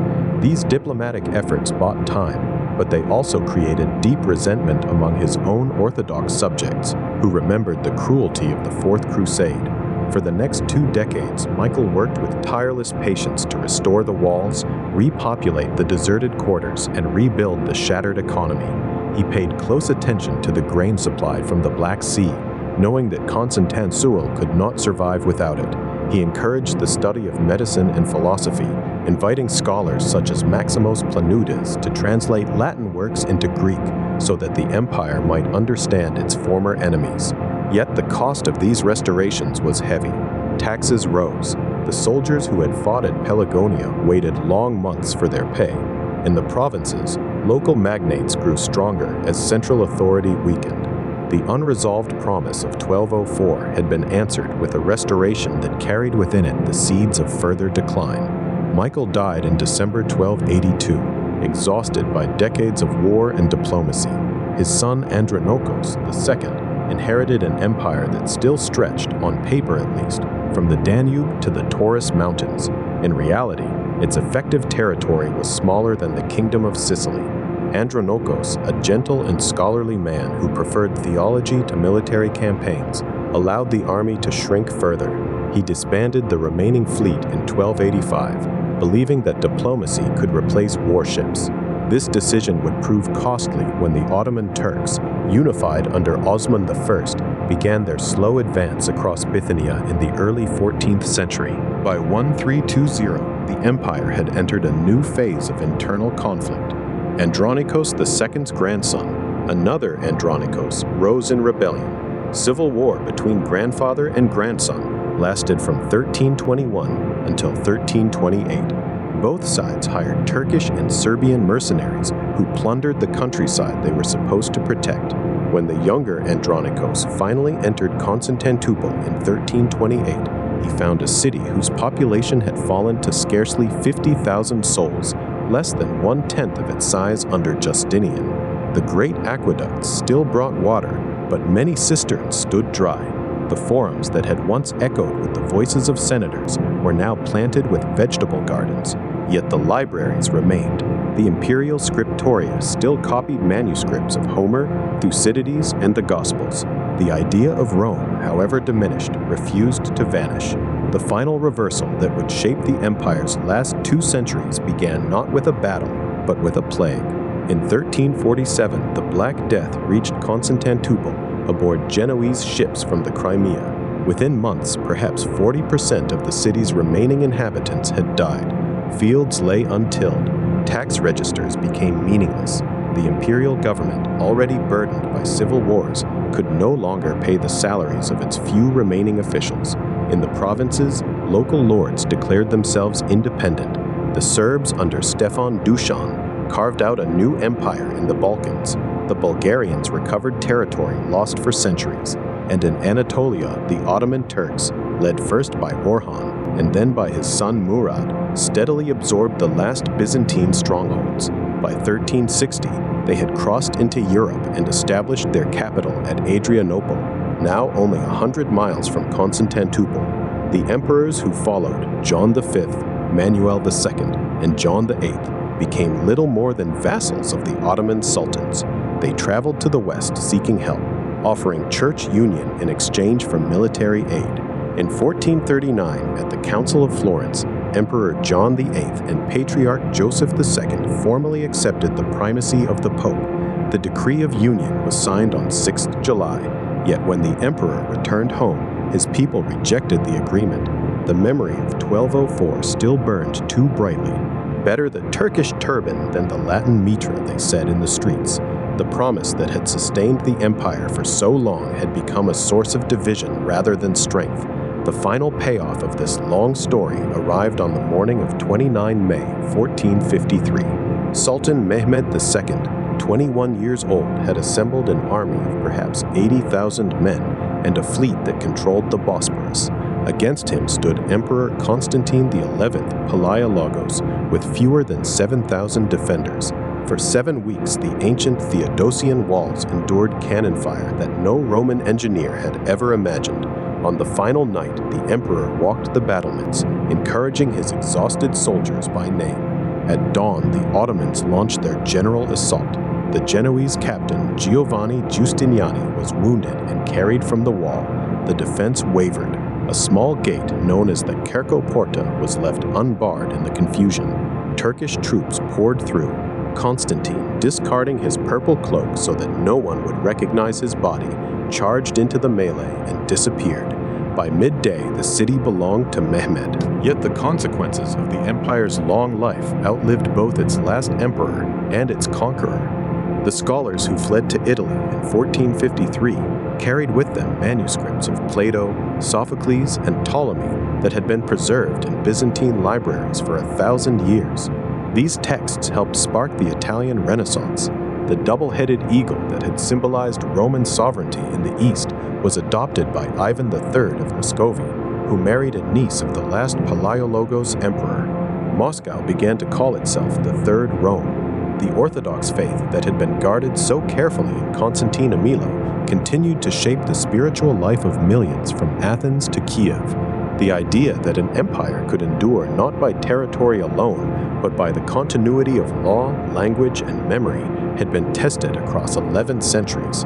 That idea, quietly and without fanfare, refused to perish, and so the long Roman story that began beside the Tiber found its final chapter beside the Bosporus. The walls that Theodosius built still stand in places, softened by time and covered with ivy. The Hagia Sophia, though transformed into a mosque, still lifts its dome toward the sky as it did when Justinian first saw it completed in 537. In the quiet hours before dawn, one can almost hear the echo of processions that once wound through its marble halls. The empire is gone, yet something of its patient, careful spirit lingers in the very stones. It reminds us that civilizations do not simply vanish, they pass their light, however flickering, to those who come after. And in that gentle transmission, the promise first made so many centuries ago continues its quiet journey through time too. Drift off to sleep with the quiet unfolding of one of history's longest chapters as we continue our calm walk through the Byzantine story in the year 1204. The city of Constantinople had stood for nearly 9 centuries as the unbroken heart of the Roman world. Its triple walls, its golden-roofed churches, and its libraries filled with both Latin and Greek learning had survived Persian, Arab, Bulgar, and Rus attacks. Yet on the 12th day of April in the year of our Lord, 1204, those same walls looked down on an army that wore the cross of Christ but carried the swords of Venetian merchants and French barons. The Fourth Crusade, summoned originally by Pope Innocent III to reclaim Jerusalem, had been quietly redirected by debt, ambition, and the intricate politics of the Eastern Mediterranean. What began as a promise to restore a deposed emperor named Alexios IV became instead the sack of the greatest Christian city in the world. The night before the final assault, the Venetian fleet anchored in the Golden Horn, while the knights of Baldwin of Flanders, Boniface of Montferrat, and Louis of Blois prepared scaling ladders and battering rams. Fires set during earlier skirmishes still smoldered along the waterfront. Inside the city, Emperor Alexios V, who had seized power only weeks earlier by deposing the young Alexios IV, could muster perhaps 15,000 tired troops against nearly 20,000 crusaders. The Venetian ships, heavy with siege engines, rode close under the shelter of the Blachernae walls. By the following afternoon, the outer defenses had been breached near the palace of Blachernae. Once a single gate was forced, the flood could not be stopped. What followed was 3 days and nights of systematic plunder. The great library of the imperial palace burned. The church of Hagia Sophia was stripped of its silver iconostasis, its silk hangings, and its golden vessels. Crusaders sat upon the patriarchal throne wearing the robes of priests while they divided the sacred relics. Horses were led into the sanctuary to carry away heavier treasures. Contemporary chronicler Nicetas Choniates, who lived through the horror, recorded that even the Saracens would have shown more respect. In those 72 hours, the accumulated wealth of 900 years changed hands. Venetian galleys left the harbor so low in the water that their oars could barely clear the waves. When the smoke finally cleared, the Crusaders elected Baldwin of Flanders as the first Latin emperor of Constantinople. He was crowned in Hagia Sophia on the 16th of May, 1204. The empire that had never before been ruled by a Westerner was now divided like a feudal fief. Venice claimed 3/8 of the city, and the best harbors of the empire. The remaining lands were parceled out to French and Italian barons, who created the so-called Latin Empire, the Kingdom of Thessalonica, the Duchy of Athens, and the Principality of Achaia. For the first time since Constantine the Great had dedicated his new capital in the year 330, the Roman imperial title rested on the shoulders of a count from the distant north. Yet the consequences of that April week would ripple outward for centuries. The unified Byzantine state fractured into successor realms that refused to accept the Latin occupation. In the far west, Michael Komnenos Dukos founded the Despotate of Epirus among the rugged mountains of what is now Albania and northern Greece. In the distant northeast, Theodora Lascaris, son-in-law of the deposed Alexios III, established a new capital at Nicaea in Anatolia. There, surrounded by rich farmland and protected by the mountains of Bithynia, he gathered scholars, bishops, and generals who still called themselves Romans. A third fragment appeared at Trebizond on the Black Sea coast, ruled by descendants of the Komnenos family who would maintain their own miniature empire until the year 1461. These three states, though divided by geography and ambition, each claimed to be the legitimate continuation of the empire that had fallen in 1204. The Latin emperors in Constantinople struggled from the beginning. Baldwin I reigned only a single year before he was captured and killed by the Bulgarians at the Battle of Adrianople in 1205. His brother Henry ruled with greater skill until 1216, but after him the Latin line grew weaker. Their control never extended far beyond the city walls. The Venetians, more interested in trade routes than imperial glory, focused their energy on Crete, Negroponte, and the islands of the Aegean. Meanwhile, the Nicene emperors patiently rebuilt their strength. John III Dukos Vatatsios, who came to the throne in 1222, proved an able administrator and soldier. Over the next 30 years, he expanded Nicene territory in Anatolia, improved agriculture, encouraged local industry, and slowly pushed westward across the straits. By the middle of the 13th century, the balance had shifted. In 1259, Michael Palaiologos, a gifted general serving the Nicene regency, seized power and proclaimed himself emperor. 2 years later, in 1261, his forces entered Constantinople almost without resistance. The Latin emperor Baldwin II fled to the west, bringing to an end the 57 years of Latin rule. On the 15th of August, 1261, Michael VIII Palaiologos walked barefoot through the Golden Gate in a gesture of humility and thanksgiving. He was crowned for the second time inside Hagia Sophia, now restored to Orthodox worship. The Byzantine Empire had returned to its ancient capital, but it was no longer the empire of Justinian or Basil II. Its territory had shrunk dramatically. Its treasury was nearly empty. Its population had been scattered, and its reputation among Western Christians had been permanently stained by the memory of 1204. Michael VIII understood that survival now depended on diplomacy as much as on arms. He spent the remainder of his reign, from 1261 until his death in 1282, trying to heal the schism between the Orthodox and Catholic churches. At the Council of Lyons in 1274, he formally accepted the supremacy of the Pope in hopes of securing military aid against the growing power of Charles of Anjou, King of Sicily. The union was deeply unpopular with his own clergy and people. When Michael died, his son Andronikos II immediately repudiated the agreement. The brief reunion collapsed, leaving both sides more suspicious than before. The Palaiologan dynasty that Michael founded would govern Constantinople for the next 192 years. During that long twilight, the empire became a city-state surrounded by stronger neighbors. The Ottoman Turks, newly converted to Islam and organized under the capable leadership of Osman I, began their slow expansion from a small beylik in northwestern Anatolia. By 1300, they had reached the Sea of Marmara. In Europe, the Serbian kingdom under Stephen Dušan expanded southward, threatening Byzantine lands in Macedonia and Thessaly. The Genoese and Venetians fought each other for control of the Black Sea trade, using the weakened empire as a convenient battlefield. And yet, even in contraction, Byzantine civilization continued to produce works of lasting beauty. The frescoes and mosaics of the Kora Monastery, restored and enlarged under Theodore Metochites in the early 14th century, represent some of the finest examples of late Byzantine art. Scholars such as Maximos Planudes and Manuel Moschopoulos collected, edited, and preserved ancient Greek texts that would later reach Italy during the Renaissance. The empire's diplomats still moved with grace between the courts of Paris, Naples, and Cairo. Its missionaries carried orthodoxy northward to the Slavs and eastward to the Mongols.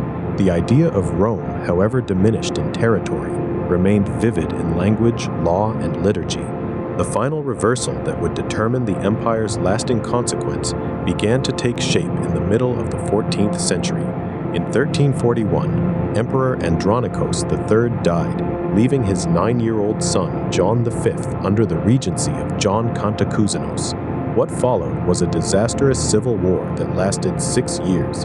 Both sides hired Turkish mercenaries from the rising Ottoman Emirate. These warriors, once invited across the Dardanelles, began to settle permanently in Europe.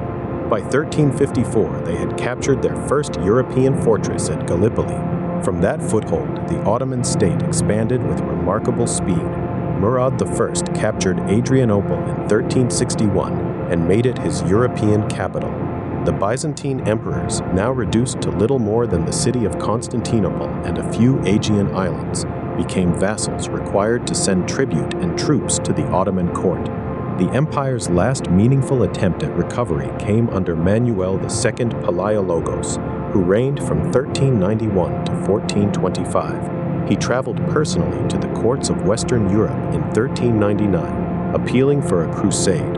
For a brief moment, it seemed help might arrive. In 1396, a large crusading army gathered at Nicopolis, but was destroyed by Sultan Bayezid I. Constantinople itself was besieged from 1394 until 1402, when the Mongol conqueror Timur suddenly defeated the Ottomans at the Battle of Ankara. The reprieve allowed the Byzantines to regain a few coastal towns and breathe for another half-century, yet the fundamental imbalance remained. The empire that had once stretched from the Euphrates to the Atlantic now consisted of little more than the triple-walled capital, the city of Thessalonica, and the isolated despotate of Morea in the Peloponnese. By the middle of the 15th century, the end was clearly approaching. Sultan Mehmed II, only 21 years old when he inherited the throne in 1451, was determined to complete the work his ancestors had begun. He spent 2 years preparing the greatest artillery train Europe had yet seen. In the spring of 1453, he assembled an army estimated between 80 and 100,000 men on the hills above the city. Inside Constantinople, Emperor Constantine XI Palaiologos could gather perhaps 7,000 defenders, including 2,000 foreign volunteers led by the Genoese captain Giovanni Justiniani. The Venetian and Genoese ships in the Golden Horn numbered 26 galleys against Mehmed's fleet of nearly 90 vessels. The odds were overwhelming, yet the triple walls that had defied so many earlier sieges still stood.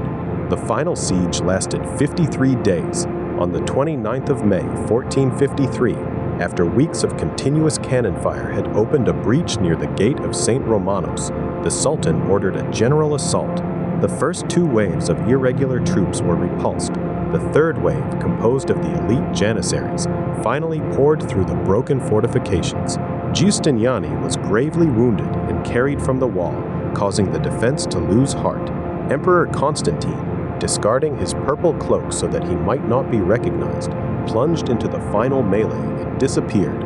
By midday, the city belonged to Mehmed. The last Roman emperor had fallen in battle, and with him ended the direct political continuation of the empire founded by Augustus more than 14 centuries earlier. Mehmed, now called Fatih the Conqueror, entered Hagia Sophia and converted it into a mosque, yet he also showed remarkable restraint. He allowed the Greek population to remain, appointed the scholar Gennadios Scholarios as patriarch, and permitted the Orthodox Church to continue under Ottoman protection.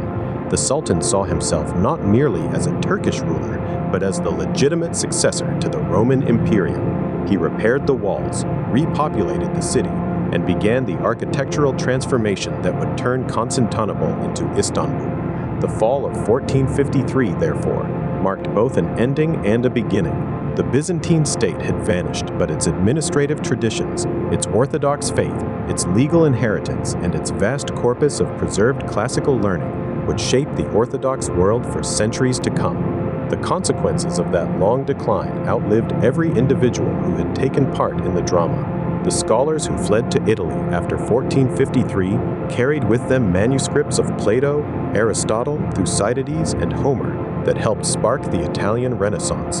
The Orthodox monasteries of Mount Athos, untouched by the conquest, preserved the liturgical and monastic traditions that still define Eastern Christianity.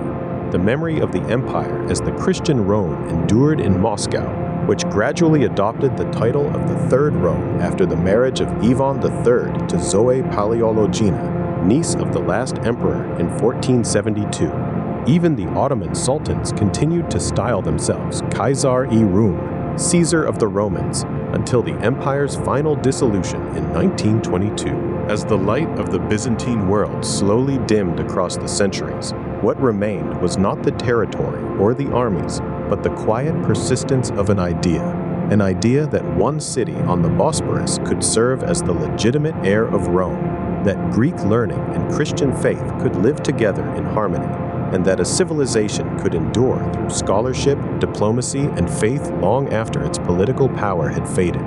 The empire that began with Constantine in the year 330 and ended with Constantine in 1453 had lasted longer than any other political entity in the European or Mediterranean world. Its fall was not a sudden catastrophe, but the final chapter in a story of gradual transformation, remarkable resilience, and ultimate dissolution. And so we leave the walls of Constantinople as they stand in the soft light of a May evening in 1453, no longer the capital of an empire, but still a city where two continents meet and where the echoes of 1,000 years of Roman history continue to whisper across the water. The story of Byzantium does not vanish with its last emperor. It simply changes form, flowing quietly into the art, the faith, the scholarship, and the self-understanding of the peoples who inherited its legacy. In that gentle continuation lies the true and lasting consequence of its long and remarkable journey. Sleep now and let these centuries rest beside you. The triple walls have done their duty. The libraries have passed their knowledge onward.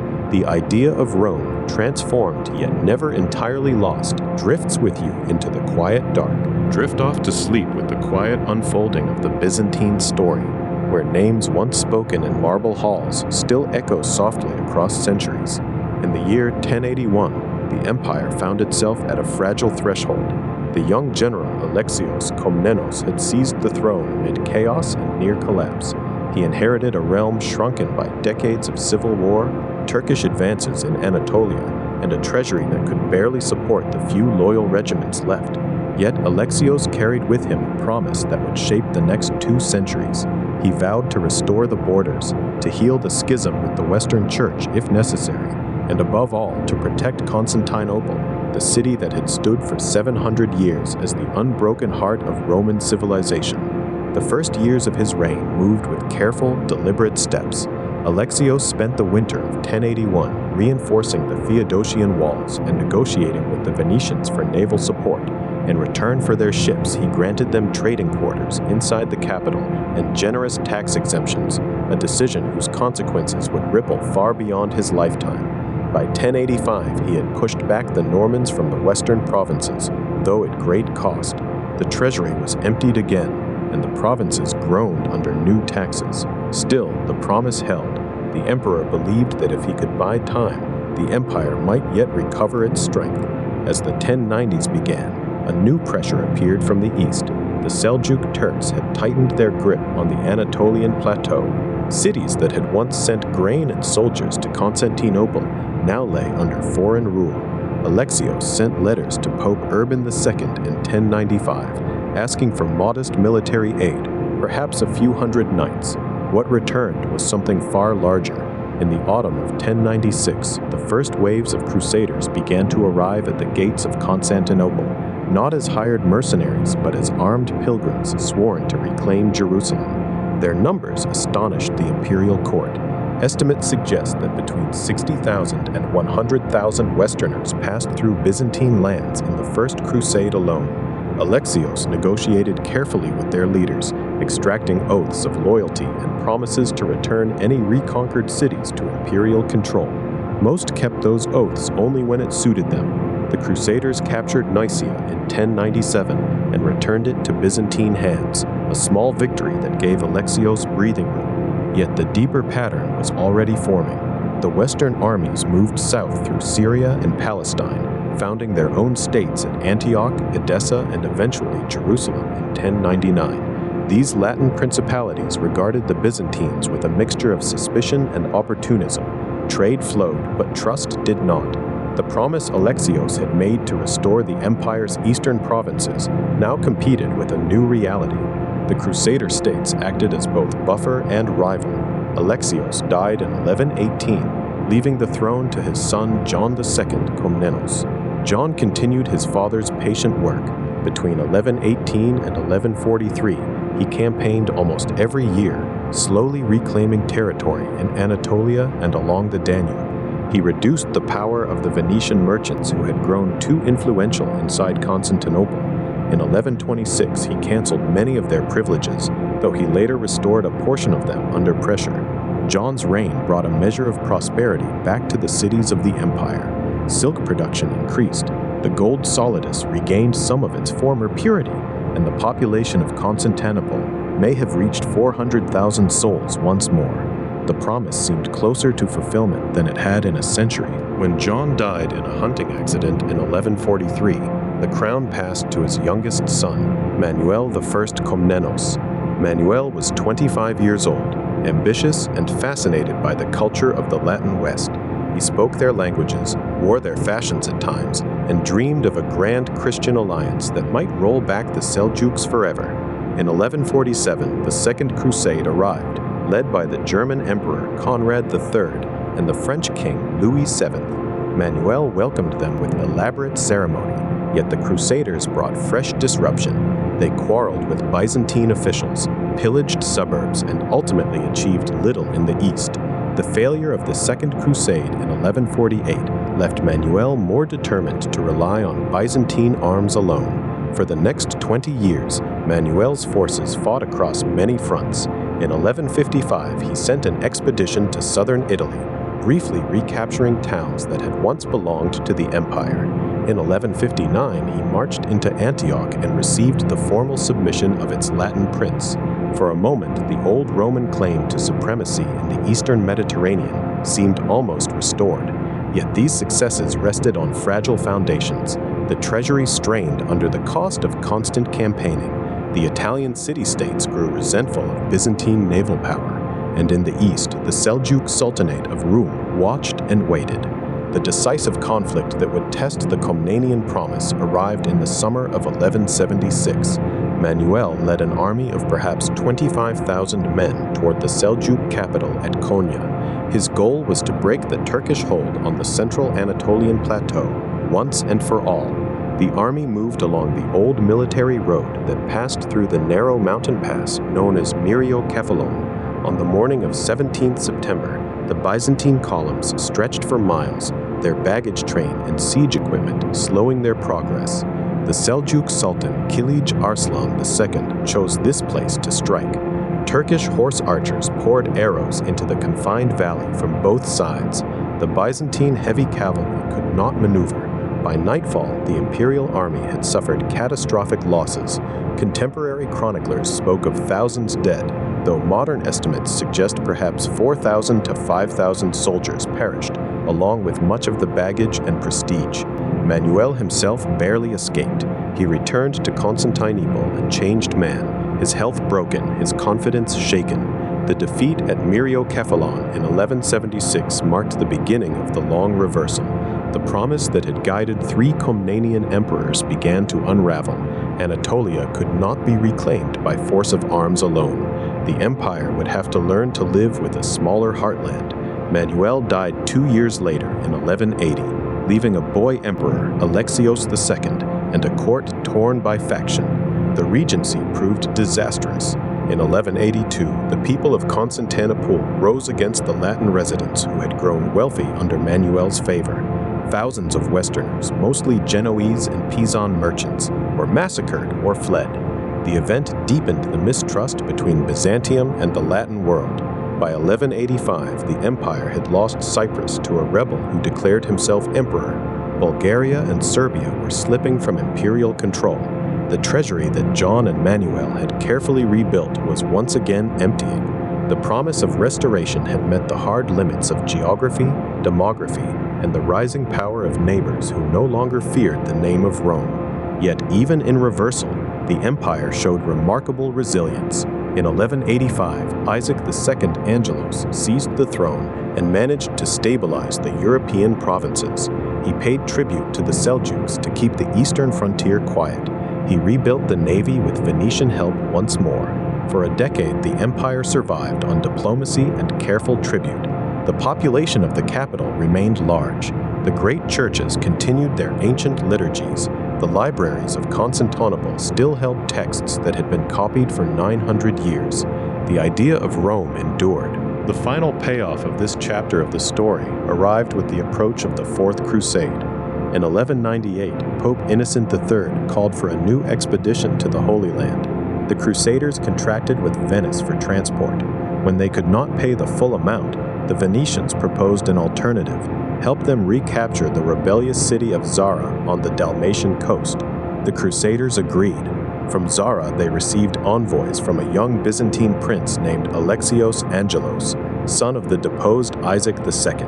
Alexios promised money, supplies, and the submission of the Byzantine Church to Rome if the Crusaders would restore him and his father to the throne. The offer seemed to solve every problem at once. In the summer of 1203, the Venetian fleet and the Crusader army appeared before the walls of Constantinople. What followed is well known in its broad shape, yet the details matter for the quiet truth they reveal. The city fell first in July 1203. Isaac II and his son Alexios IV were crowned in Hagia Sophia, yet they could not deliver the vast sums they had promised. By January 1204, the people of Constantinople had had enough. They deposed the young emperor and placed Alexios V Dukas on the throne. The Crusaders, now owed a fortune and convinced that Byzantium had betrayed them, prepared for a second assault. On 12 April 1204, they breached the seawalls near the Blacherne Palace. Fires swept through the city. 3 days of looting followed. Statues that had stood since the days of Constantine were melted for coin. Libraries burned. The great bronze horses of the Hippodrome were shipped to Venice. When the smoke cleared, the empire that had endured for 9 centuries was broken into fragments. The consequences of that April week would outlive every person involved. A Latin emperor sat on the throne for 57 years. Byzantine successor states appeared at Nicaea, Trebizond, and Epirus. The Venetians received entire quarters of the city and islands across the Aegean. The promise of restoration that Alexios I had carried in 1081 seemed utterly extinguished. Yet the deeper current of the story refused to vanish. In the hills of western Anatolia, the rulers of Nicaea began the slow work of rebuilding. They called themselves emperors of the Romans still. They preserved the administration, the tax registers, the Greek liturgy, and the memory of what Constantinople had been. The reversal at Myriokephalon and the catastrophe of 1204 were not the end. They were instead the painful hinge on which the later Byzantine story turned. The empire that re-emerged after 1261 would be smaller, poorer, more Greek in character, and yet astonishingly durable. It would last another 200 years, defending its remaining lands against Serbs, Bulgarians, Turks, and Genoese until the final Ottoman siege in 1453. The names of the Komnenoi, the Angeloi, and the Crusaders would fade into chronicles, but the consequences of their choices would shape the map of southeastern Europe and the memory of Orthodox Christianity for half a millennium. And so the long Byzantine afternoon continued, quieter now, more shadowed, yet still lit by the same ancient idea that a single city on the Bosporus could stand for the continuity of Roman law, Roman faith, and Roman endurance. The promise had changed shape, but it had not disappeared. It simply waited for new hands to carry it forward through whatever years remained. As these quiet centuries drift past, let your breathing slow with the rhythm of the narration. The walls of Constantinople stand. The libraries remain. The story is not yet finished. There is time enough to rest. Drift off to sleep with the quiet unfolding of the Byzantine story, where names and dates settle like dust upon old parchment. In the year 1204, the city of Constantinople had fallen to Latin crusaders, yet the promise of restoration lingered unresolved across the fragmented lands of the former empire. Theodore Lascaris, a relative of the Angeloi emperors, had withdrawn to the pleasant valley city of Nicaea in 1205. There, surrounded by gentle hills and the calm waters of Lake Ascania, he gathered what loyal scholars, bishops, and soldiers remained. By 1208, the Patriarch crowned him Theodore I Lascaris, and the Empire of Nicaea became the most credible successor to the old imperial line. The unresolved question that would shape the next century was simple and patient. Could a modest Asian state, pressed on every side, ever reclaim the Queen of Cities? Theodore ruled with measured care from 1205 until his death in 1222. He introduced a stable silver coinage known as the hyperpyron, encouraged silk weaving in the coastal towns, and kept diplomatic ties open with the Seljuk sultans of Iconium so that his eastern border remained quiet. When Theodore passed, his son-in-law John III Ducas Vatatzes continued the work. John's reign, stretching from 1222 to 1254, brought a slow gathering of strength. He expanded Nicaean territory westward across the Propontis, captured Thessalonica in 1246 without a major battle, and fostered agriculture so carefully that chroniclers later spoke of barns filled to the rafters and vineyards stretching for miles. John preferred treaties over sieges. He married an illegitimate daughter of the Holy Roman Emperor Frederick II and used the connection to keep the Latin emperors in Constantinople diplomatically isolated. By the middle of the 13th century, the Latin Empire was fading. Its treasury was nearly empty. Its Venetian and Genoese supporters quarreled over trade rights, and its emperors ruled little more than the city walls. The Nicaean state, by contrast, had grown into a quiet, well-ordered realm of perhaps 2 million souls. Its scholars copied ancient manuscripts, its monks maintained libraries, and its army, though never enormous, was disciplined and paid on time. The central tension had become clear. A restored Byzantine Empire would not rise through dramatic conquest, but through patient accumulation of land, coin, and legitimacy, while its Latin occupiers slowly exhausted themselves. The decisive shift arrived in 1258, when Michael Palaiologos, an ambitious nobleman related to the Lascaris family by marriage, seized power in Nicaea. Michael had served John III faithfully as Grand Constable, yet he possessed a restless energy that the later chroniclers both admired and feared. In 1259, his forces met a coalition of Latin, Epirote, and Achaean troops at the Battle of Pelagonia. The engagement was not especially large, perhaps 12,000 men on each side, yet its outcome proved final. Michael's general Alexios Strategopoulos used feigned retreats and night maneuvers to break the enemy lines. When the dust settled, the Latin Emperor Baldwin II retained only Constantinople itself, and the path to the city lay open. 2 years later, in the summer of 1261, a small Nicaean scouting party slipped through an unguarded gate along the land walls. On the morning of 25 July, the Byzantine flag once more flew above the Blachernae Palace. The Latin garrison, numbering fewer than 1,000, offered almost no resistance and sailed away on Venetian ships. Michael VIII Palaiologos entered the city on 15 August, the feast of the Dormition, and was crowned in Hagia Sophia. The reversal was complete. After 57 years of Latin rule, the legitimate imperial government had returned to its ancient capital. Yet the city Michael reclaimed was not the one his predecessors had lost. Whole quarters lay in ruins. The population had fallen to perhaps 35,000 souls, and the great aqueducts no longer carried water from the Thracian hills.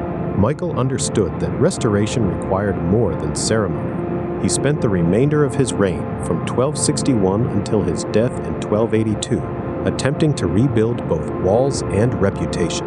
He repaired the sea walls, reopened the mint and invited Greek scholars back from Nicaea. At the same time, he faced constant pressure from Charles of Anjou, the ambitious king of Sicily who dreamed of launching a new crusade against Constantinople. To blunt that threat, Michael entered into delicate negotiations with the papacy. In 1274, at the Council of Lyons, he formally accepted the Filioque clause and papal supremacy, hoping the concession would remove any religious justification for attack. The union satisfied no one. Many Byzantine bishops and monks denounced it as betrayal. The popes found Michael's obedience too conditional. The union was quietly abandoned after Michael's death, but it bought the empire precious years of peace. Andronikos II, Michael's son, inherited the throne in 1282. He was a gentle, scholarly man who preferred theological debate to military campaign. During his long reign, which lasted until 1328, the empire's territory began to shrink once more. In 1302, the Ottoman Turks under Osman defeated a Byzantine force at Bapheus near Nicomedia. The defeat was small in numbers, perhaps 3,000 men engaged, yet it opened the fertile plains of Bithynia to Turkish settlement. By 1320, almost all of Anatolia had slipped from imperial control. Andronikos attempted to hire Catalan mercenaries to stem the losses, but the Catalans proved more dangerous to their employers than to the enemy. After 2 years of mutiny and plunder, they departed in 1311, leaving burned villages behind them. The empire's population in the early 14th century has been estimated at no more than 5 million souls, scattered across Thrace, Macedonia, a few Aegean islands, and the isolated Peloponnese. Revenue from land taxes and customs duties at Constantinople amounted to roughly 1.2 million hyperpyra per year, a fraction of what the 10th century emperors had collected. The gold coinage itself began to lose purity. By 1320, the hyperpyron contained only 14 carats of gold instead of the 24 of earlier centuries. These quiet numerical truths carried heavy consequence. An army that could once field 30,000 men now struggled to assemble 5,000. Fortresses went unrepaired. Provincial governors collected what taxes they could and often kept a share for themselves. In 1321, Andronikos' grandson, another Andronikos, rose in rebellion. The civil war that followed, known later as the First Palaiologan Civil War, lasted until 1328. It pitted the old emperor against the young, each side hiring Turkish and Serbian mercenaries who plundered the countryside they were hired to defend. When the younger Andronikos III finally entered Constantinople in 1328, he found the treasury almost empty and the walls in disrepair. Yet he possessed a practical mind. With the help of his capable minister, John Cantacuzénos, he stabilized the remaining European provinces, made peace with the Bulgarians, and even reconquered Chios and Lesbos from the Genoese in 1340. These small victories offered a modest reversal, proof that careful leadership could still produce results. The plague that arrived in 1347 changed everything. Contemporary accounts describe ships entering the Golden Horn with crews already dead at their oars. Within months, perhaps half the population of Constantinople perished. The great monasteries lost so many monks that entire libraries were left untended. Tax rolls collapsed. The imperial mint struck almost no coins between 1341 and 1351. Andronikos III had died in 1341, leaving a child emperor, John V Palaiologos, under the regency of Anna of Savoy. The Second Palaiologan Civil War erupted almost immediately. John Cantacuzénos, once Andronikos III's closest advisor, declared himself co-emperor in 1341. The conflict tore through the remaining provinces for 6 years. Both sides hired Ottoman Turkish troops from the emerging Beylik in Anatolia.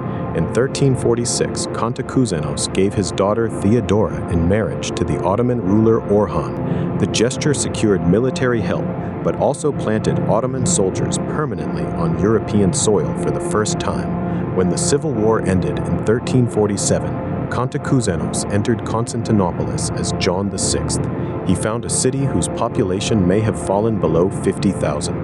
The great church of Hagia Sophia, once filled with thousands of voices during liturgy, now echoed with far fewer.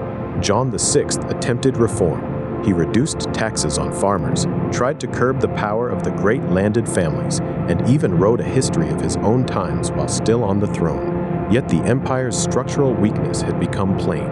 The Genoese controlled the trade that passed through the Bosporus and paid the emperor only a tiny fraction of the customs revenue. Venetian and Genoese galleys fought each other in the waters of the Golden Horn, while Byzantine officials could only watch. In 1354, a Genoese merchant named Francesco Gattiluzio helped the young John V Palaiologos seize the throne from John VI. Cantacuzenos retired to a monastery where he lived another 30 years, writing, praying, and watching the slow contraction of the world he had tried to preserve. John V's reign, stretching from 1354 until 1391, saw the empire reduced to little more than the city of Constantinople, the port of Thessalonica, and a strip of land in the Peloponnese. In 1369, John traveled to Rome and formally submitted to the Pope in hopes of securing Western military aid. He returned without an army and with many of his own subjects regarding him as having compromised the faith. The Ottoman Sultan, Murad I, extracted an annual tribute of 30,000 gold coins and required the emperor's son, Manuel, to serve in the Ottoman army as a token of loyalty. The final reversal that still carried a faint promise of recovery arrived in 1396, when a large crusading army gathered at Nicopolis on the Danube. French, Hungarian, and German knights marched against the Ottomans under Sultan Bayezid I. The Byzantine Emperor Manuel II, who had succeeded his father John V in 1391, sent what troops he could and prayed for victory. The battle ended in disaster for the Crusaders. Bayezid's forces destroyed the Western army and tightened the noose around Constantinople. By 1398, the city was under formal Ottoman blockade. Manuel traveled west once more, visiting Venice, Paris, and London between 1399 and 1403. He received polite words and generous banquets, but no meaningful military support.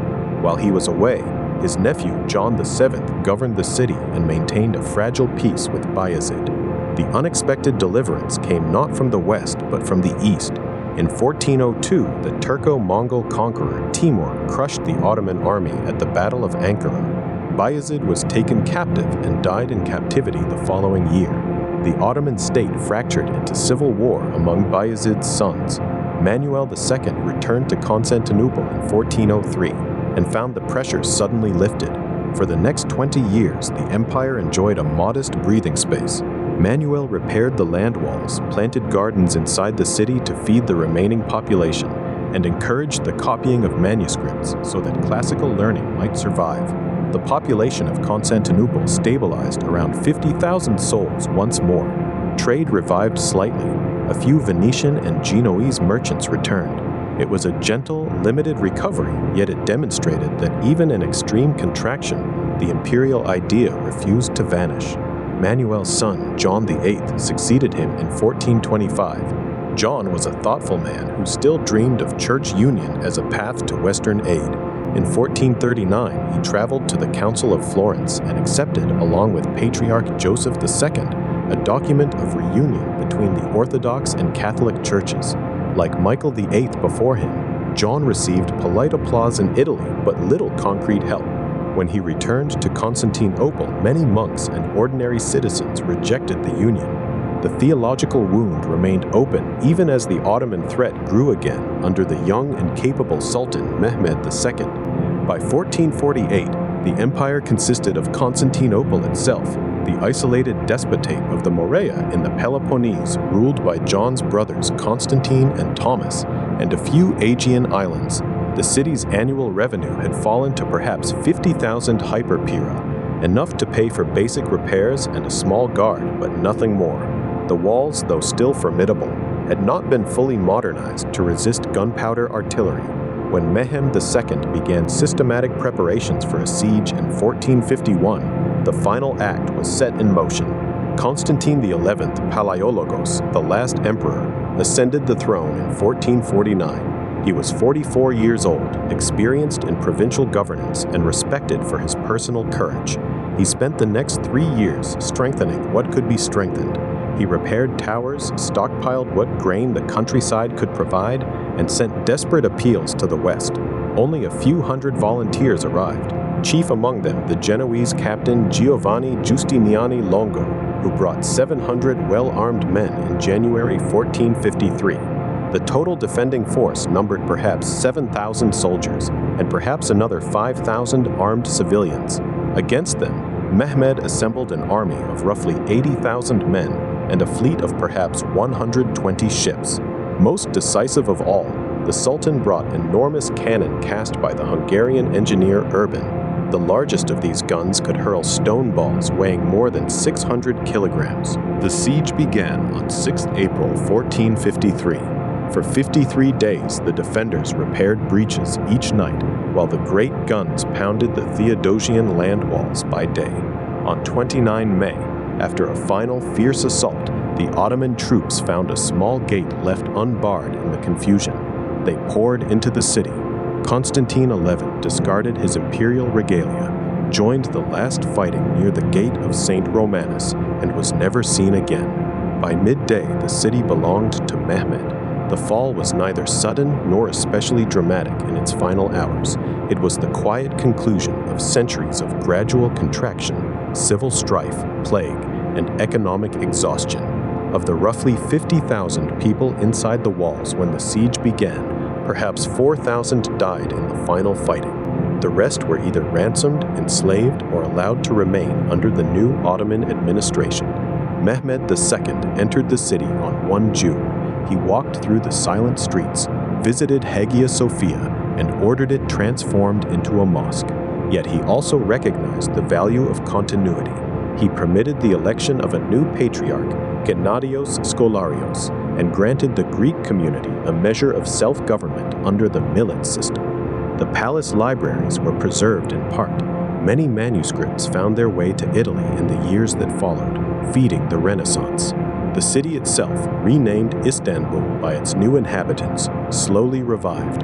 Within a generation, its population had risen again to more than 100,000. The consequences of the empire's long decline and final fall therefore outlived every individual who had taken part in the drama. The Byzantine state had endured for 1,123 years from the dedication of Constantinople by Constantine the Great in 330 until that May morning in 1453. Its legacy was never measured in territorial size during its final centuries.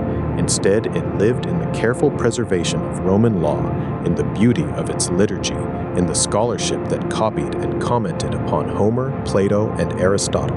When the last emperor disappeared in the fighting, the idea he represented did not vanish. It passed quietly into the churches of Russia, the manuscripts of Florence, the legal traditions of Eastern Europe, and the very skyline of Istanbul, where the domes of Hagia Sophia still rise above the modern city.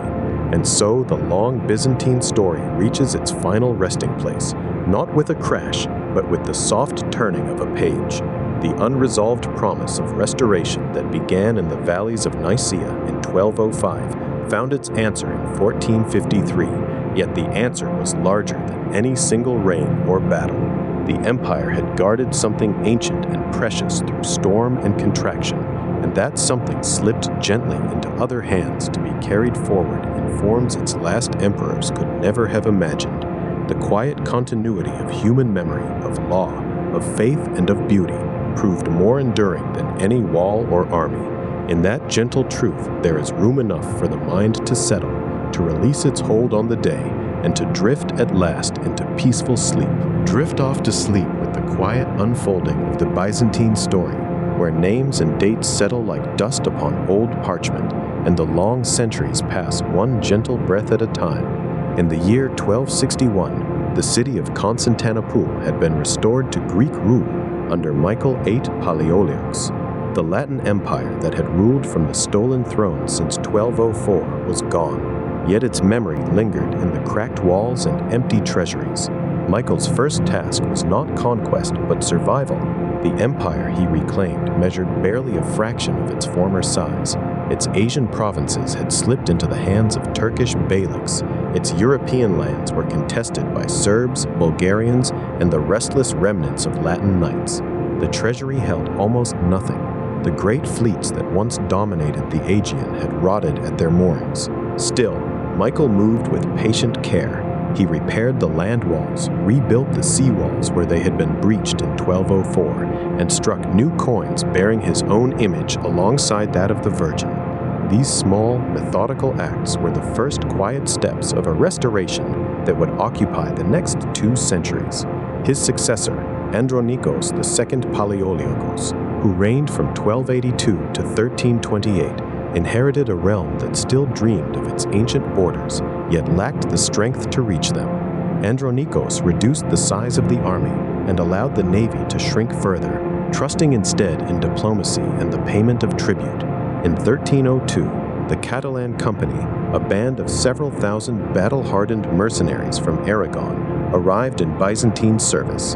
For a brief time, they drove back the advancing Turks in Asia Minor, but their discipline soon dissolved into looting and open revolt. By 1311, the Catalans had carved out their own duchy in Athens, another piece of the old empire lost not to invasion, but to the very soldiers hired to defend it. The numbers tell their own calm truth. Of the roughly 6,500 Catalans who had landed, perhaps 4,000 survived the campaigns, yet their departure left the Byzantine heartland more vulnerable than before. Through the 1320s, the empire's attention turned inward.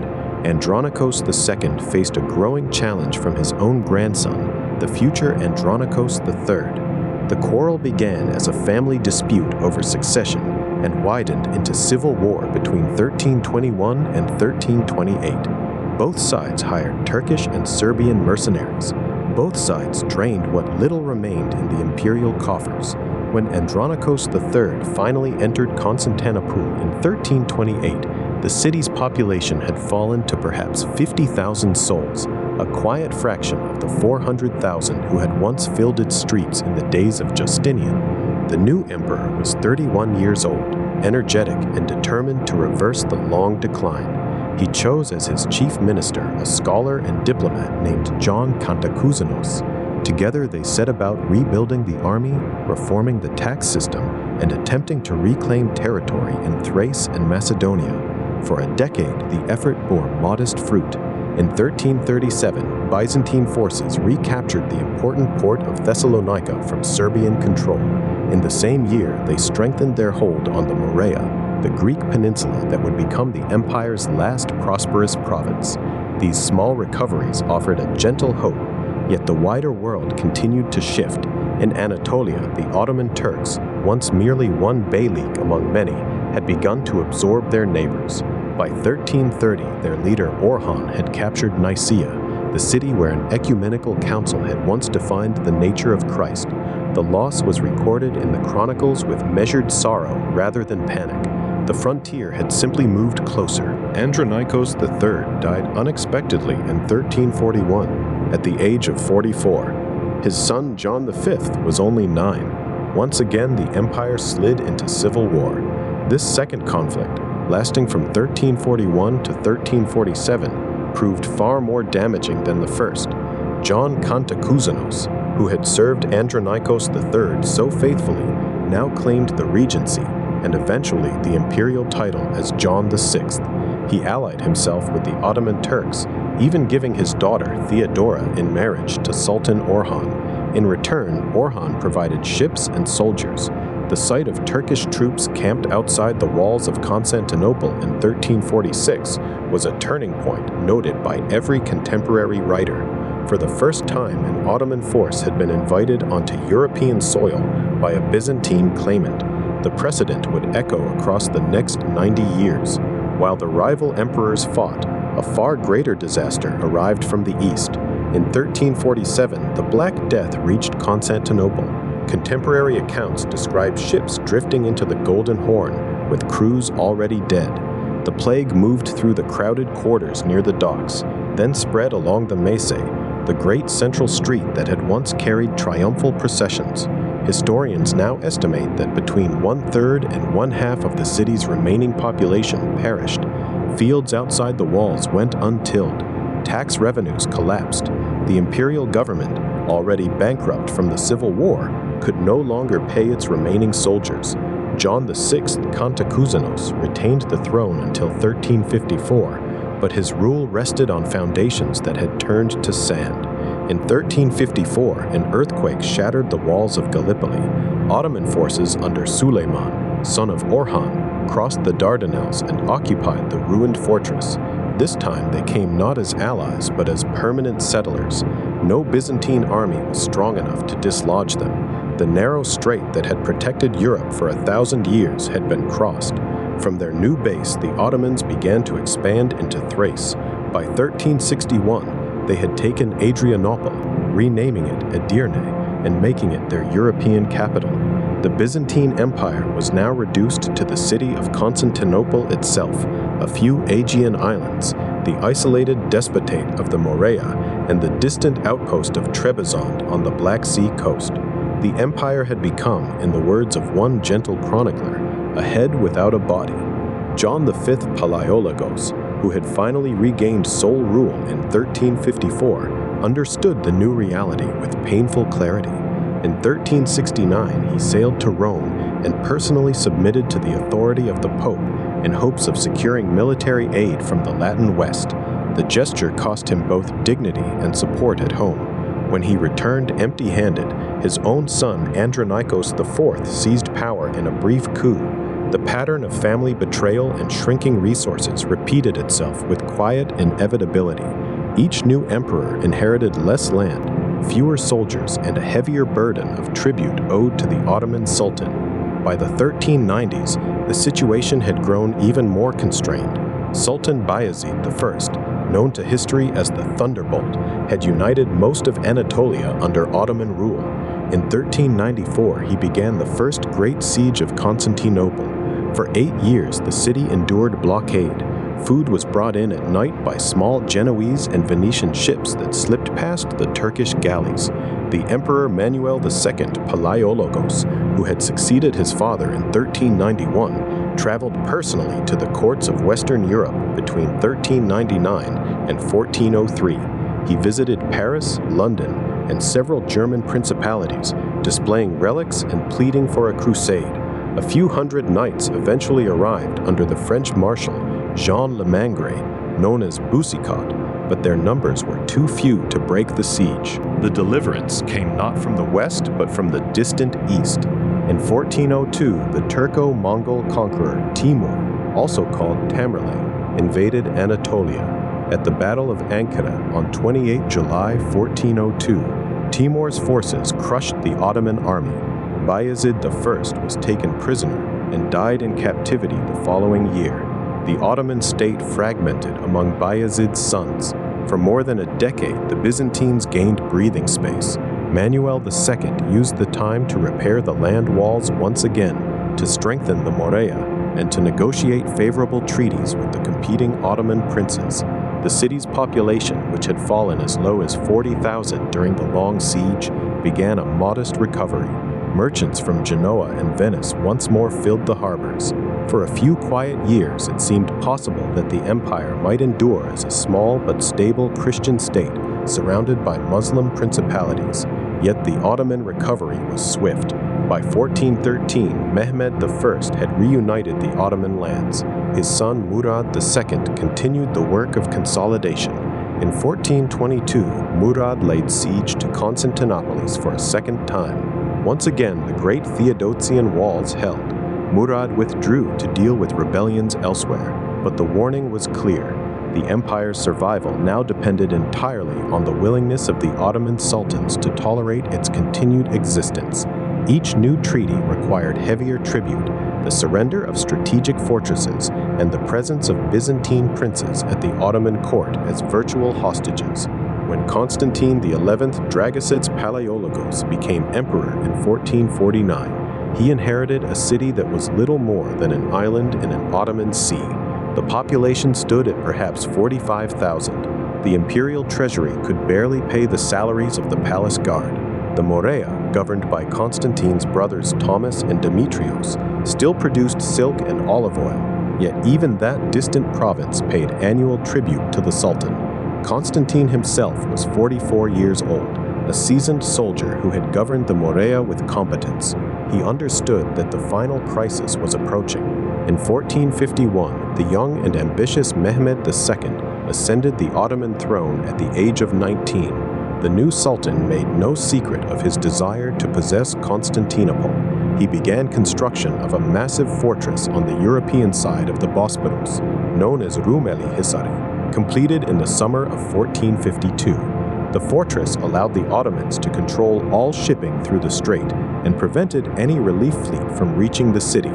In the autumn of 1452, Constantine sent ambassadors to the west one final time. Pope Nicholas V promised help only if the Byzantine Church accepted the union proclaimed at the Council of Florence in 1439. On 12 December 1452, in the great church of Hagia Sophia, a solemn liturgy was celebrated in which the Pope's name was commemorated alongside that of the Patriarch. Many in the city wept at what they saw as the surrender of orthodoxy, yet the promised Western aid remained modest. A small fleet of ships carrying perhaps 700 men under the command of the Genoese captain, Giovanni Giustiniani Longo, arrived in January 1453. These were the last reinforcements the city would receive. Mehmed II assembled an army whose exact numbers remain debated, but whose scale was overwhelming. Modern estimates suggest between 60,000 and 80,000 fighting men, supported by an artillery train that included enormous cannon cast by the Hungarian engineer Urban. The largest of these guns, known simply as the Basilica, could hurl stone balls weighing more than 600 pounds. On 5 April 1453, the Ottoman army encamped before the land walls. The siege had begun. For 7 weeks the defenders held. Giustiniani and his men manned the critical sector near the gate of St. Romanus. Constantine himself moved constantly along the walls, encouraging the soldiers whose numbers, including civilians pressed into service, totaled perhaps 7,000. The great chain that closed the Golden Horn remained in place, guarded by Venetian and Genoese galleys. Each night the defenders repaired the damage caused by the Ottoman cannon during the day. Each morning the bombardment resumed. On 29 May 1453, after a final fierce assault lasting several hours, the Ottomans broke through at a point where the outer wall had collapsed. Giustiniani was badly wounded and carried from the field. His departure caused the defense to waver. Ottoman troops poured into the city. Constantine XI, refusing to surrender, removed his imperial insignia and plunged into the melee. His body was never positively identified. The last emperor of Rome disappeared into the dust of his falling capital. By the afternoon of 29 May, the great church of Hagia Sophia had been converted into a mosque. The city's libraries and monasteries were looted. Thousands of inhabitants were killed or enslaved. Yet Mehmed II, once the fighting ended, acted with calculated restraint. He declared himself the new Roman emperor, took the title Caesari Rum, and began restoring the city he had conquered. He repopulated its empty quarters with settlers from across his empire. He allowed the Greek Orthodox Church to continue under a new patriarch, Gennadios Scholarios, whom he personally installed. The fall of Constantinople did not mark the sudden extinction of Byzantine civilization, but rather its transformation. The scholars who fled to Italy in the years before and after 1453 carried with them manuscripts of Plato and Aristotle, Ptolemy and Euclid. These texts helped fuel the Italian Renaissance. The Orthodox faith preserved in the churches of the East maintained a direct link to the Christianity of late antiquity. The administrative traditions of the imperial court lived on in the Ottoman bureaucracy that replaced it. The empire that had begun with Constantine the Great in 330 had endured, in one form or another, for 1,123 years. Of the millions who had lived within its borders across those centuries, only a small fraction witnessed its final days. Yet the consequences of its long survival and eventual disappearance shaped the world that followed. The Ottoman Empire that replaced it in the Eastern Mediterranean became one of the great powers of early modern Europe. The Russian Tsars later claimed the mantle of the Third Rome, preserving the Byzantine double-headed eagle in their own heraldry. The Greek-speaking Orthodox communities of the Balkans and Anatolia maintained their language and liturgy under Ottoman rule, ensuring that the cultural memory of Byzantium never entirely vanished. And so the long story ends not with a sudden crash, but with a slow fading, like the last light of evening upon the dome of Hagia Sophia. The empire had outlived its ancient enemies, adapted to new faiths and new technologies, preserved classical learning when the Latin West had largely forgotten it, and finally yielded to a newer and stronger power. Its fall in 1453 was the final chapter in a book that had been written across more than 1,000 years. The consequences of that fall, the migration of scholars, the strengthening of Ottoman power, the preservation of Orthodox tradition, would continue to shape history long after the last Byzantine emperor had vanished from the walls of his city. These are the quiet truths that remain when the noise of battle has faded, and the only sound left is the gentle turning of pages in an old chronicle, read by lamplight before sleep takes us. One moral may be offered before we rest, that even the mightiest of states endure only for their season, and what they leave behind is often more valuable than what they defended at the end. The rest is silence, and the slow breath of centuries moving onward into darkness. Drift off to sleep with the quiet turning of centuries in the eastern Mediterranean, where one empire carried the name of Rome long after the city itself had faded into memory. In this gentle chapter, we walk together through the years that stretched from the death of one remarkable ruler to the slow unraveling that followed, watching how decisions made in marble halls echoed across decades and left a legacy that would outlive every soul who shaped it. We begin our calm journey in the spring of 1025. Basil II, known to later generations as Basil Bulgaroctonos, had passed from this world on the 15th day of December in the year 1025. He left behind an empire that stretched from the Danube in the north to the mountains of Syria in the east, from the Adriatic shores to the highlands of Armenia. Of the roughly 18 million souls who lived within the Byzantine world at the opening of the 11th century, perhaps 165,000 served in the disciplined tagmata and thematic armies that had brought stability after centuries of invasion. The treasury in Constantinople held reserves estimated by contemporary chroniclers at 200,000 pounds of gold, a sum so vast that its annual interest alone could have funded the entire civil service for years. Yet the very success of Basil's long reign, 49 years upon the throne, had created an unresolved promise. He had restored the frontiers, crushed the Bulgarian kingdom in 1018, and brought the empire to its medieval height, but he had left no clear heir of his own blood.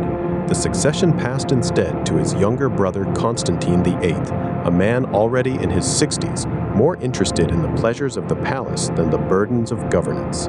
Constantine VIII reigned for only 3 short years, from 1025 until his own death on the 12th of November in 1028. During that time, the careful fiscal policies of Basil began to loosen.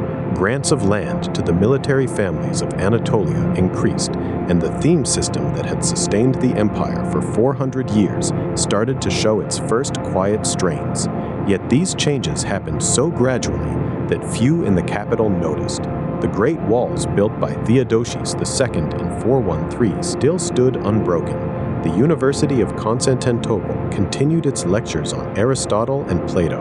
Merchants from Venice and Amalfi docked at the Golden Horn as they had for generations. The city itself, with perhaps 400,000 inhabitants, remained the largest and most sophisticated urban center in the Christian world. When Constantine VIII died, the purple passed not to a son but to his daughter Zoe, then 50 years old. Zoe had spent most of her life within the women's quarters of the great palace, and her sudden elevation to sole ruler in November 1028 created the first true moment of uncertainty in the succession since the days of Basil. Rather than rule alone, she chose to share power with her husband Romanos Argyros, a senior court official 60 years of age. Their joint reign lasted only 6 years. Romanos III attempted to continue the military traditions of Basil, launching an expensive and ultimately unsuccessful campaign against the Emirate of Aleppo in 1030. The treasury began to feel the strain.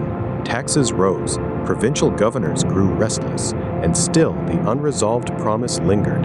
The empire was rich, vast, and respected, Yet its leadership seemed increasingly detached from the practical needs of its armies and farmers. Romanos III met his end in 1034, found drowned in the baths of the palace under circumstances that chronicler John Skylitzes would later describe with careful ambiguity. Zoe, now 56, quickly married her young chamberlain Michael IV, a man from humble origins in Paphlagonia. This second marriage brought a brief period of energetic rule. Michael IV, despite suffering from epilepsy, oversaw successful campaigns against Bulgarian rebels in 1040 and 1041. His general, George Maniakes, recaptured the important Sicilian city of Messina in 1038, raising hopes that the lost western provinces might one day return to imperial control. Yet Michael's health failed rapidly. By 1041, he had become so ill that he could no longer walk unaided. On the 10th of December that year, he died, having first persuaded Zoe to adopt his nephew as co-emperor. The nephew, Michael V, known to history as Michael Caliphates, or the Calker because of his family's former trade, ruled for only 4 months and 11 days. His attempt to sideline the aging Zoe led to open revolt in the streets of Constantinople on the 19th of April, 1042. Crowds estimated by contemporary writers at more than 20,000 surged through the Forum of Constantine, demanding the restoration of their beloved empress. Michael V was deposed, blinded, and sent to a monastery.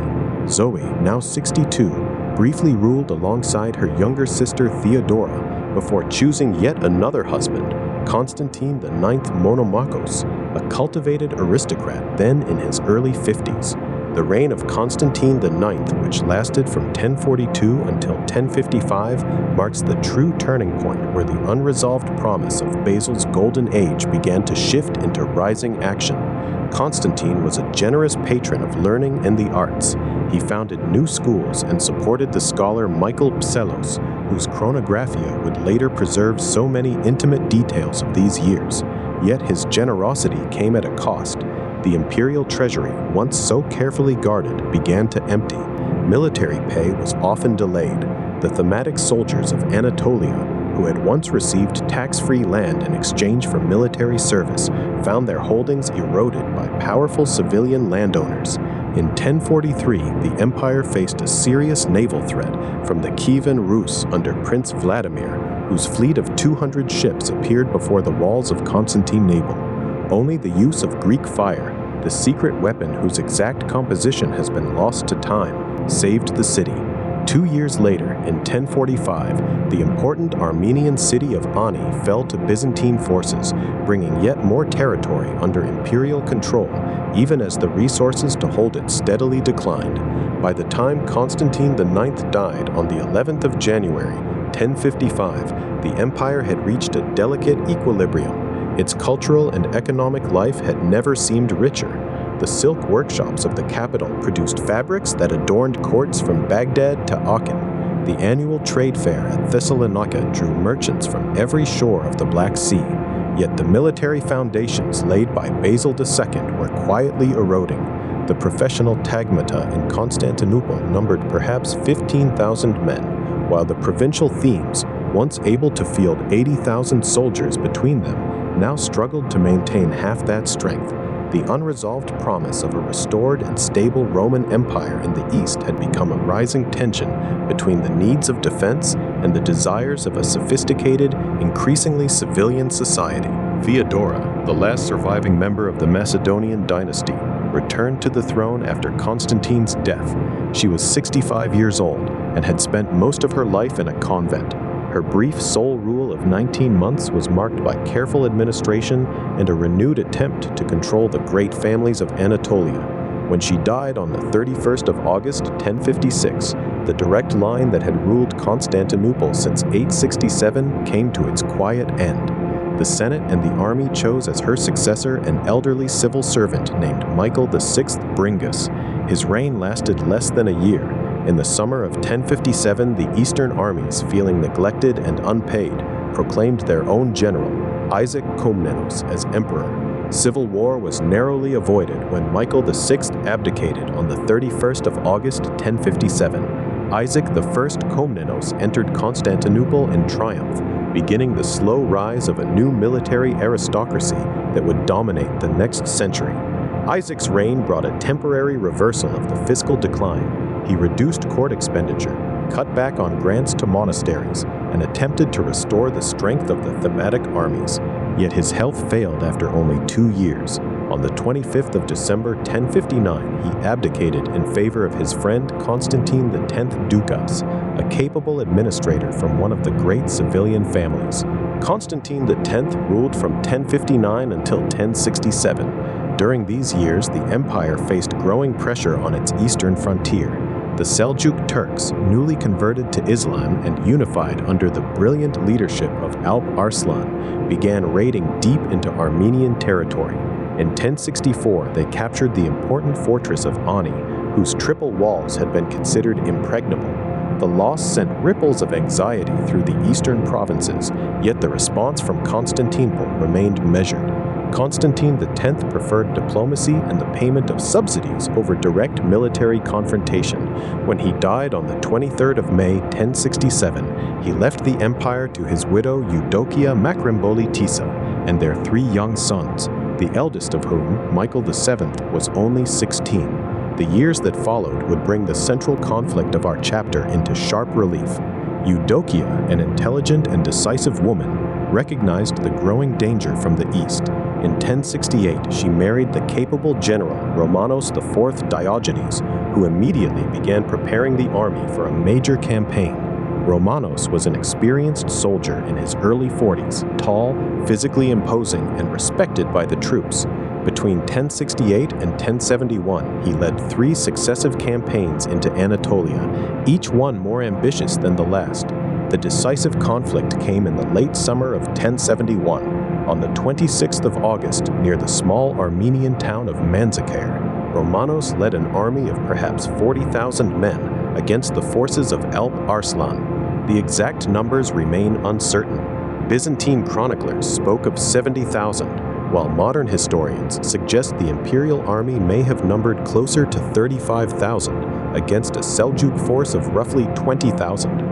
What is certain is that poor coordination between the Byzantine divisions, the desertion of a key contingent under Andronikos Ducas, and a tactical error by Romanos himself led to a catastrophic defeat. The emperor was captured and brought before Alp Arslan, who treated him with surprising courtesy before releasing him on generous terms. Yet the damage had been done. The defeat at Manzikert, though not immediately fatal in a military sense, shattered the confidence of the eastern provinces. Within 2 years, most of central Anatolia had slipped from imperial control. Turkish bands roamed freely across the plateau that had fed the Byzantine armies for 600 years. The reversal came swiftly.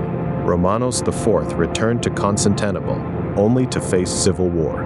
Michael VII Ducas, supported by his uncle John Ducas and the scholar Michael Peslos, refused to accept the emperor's restoration.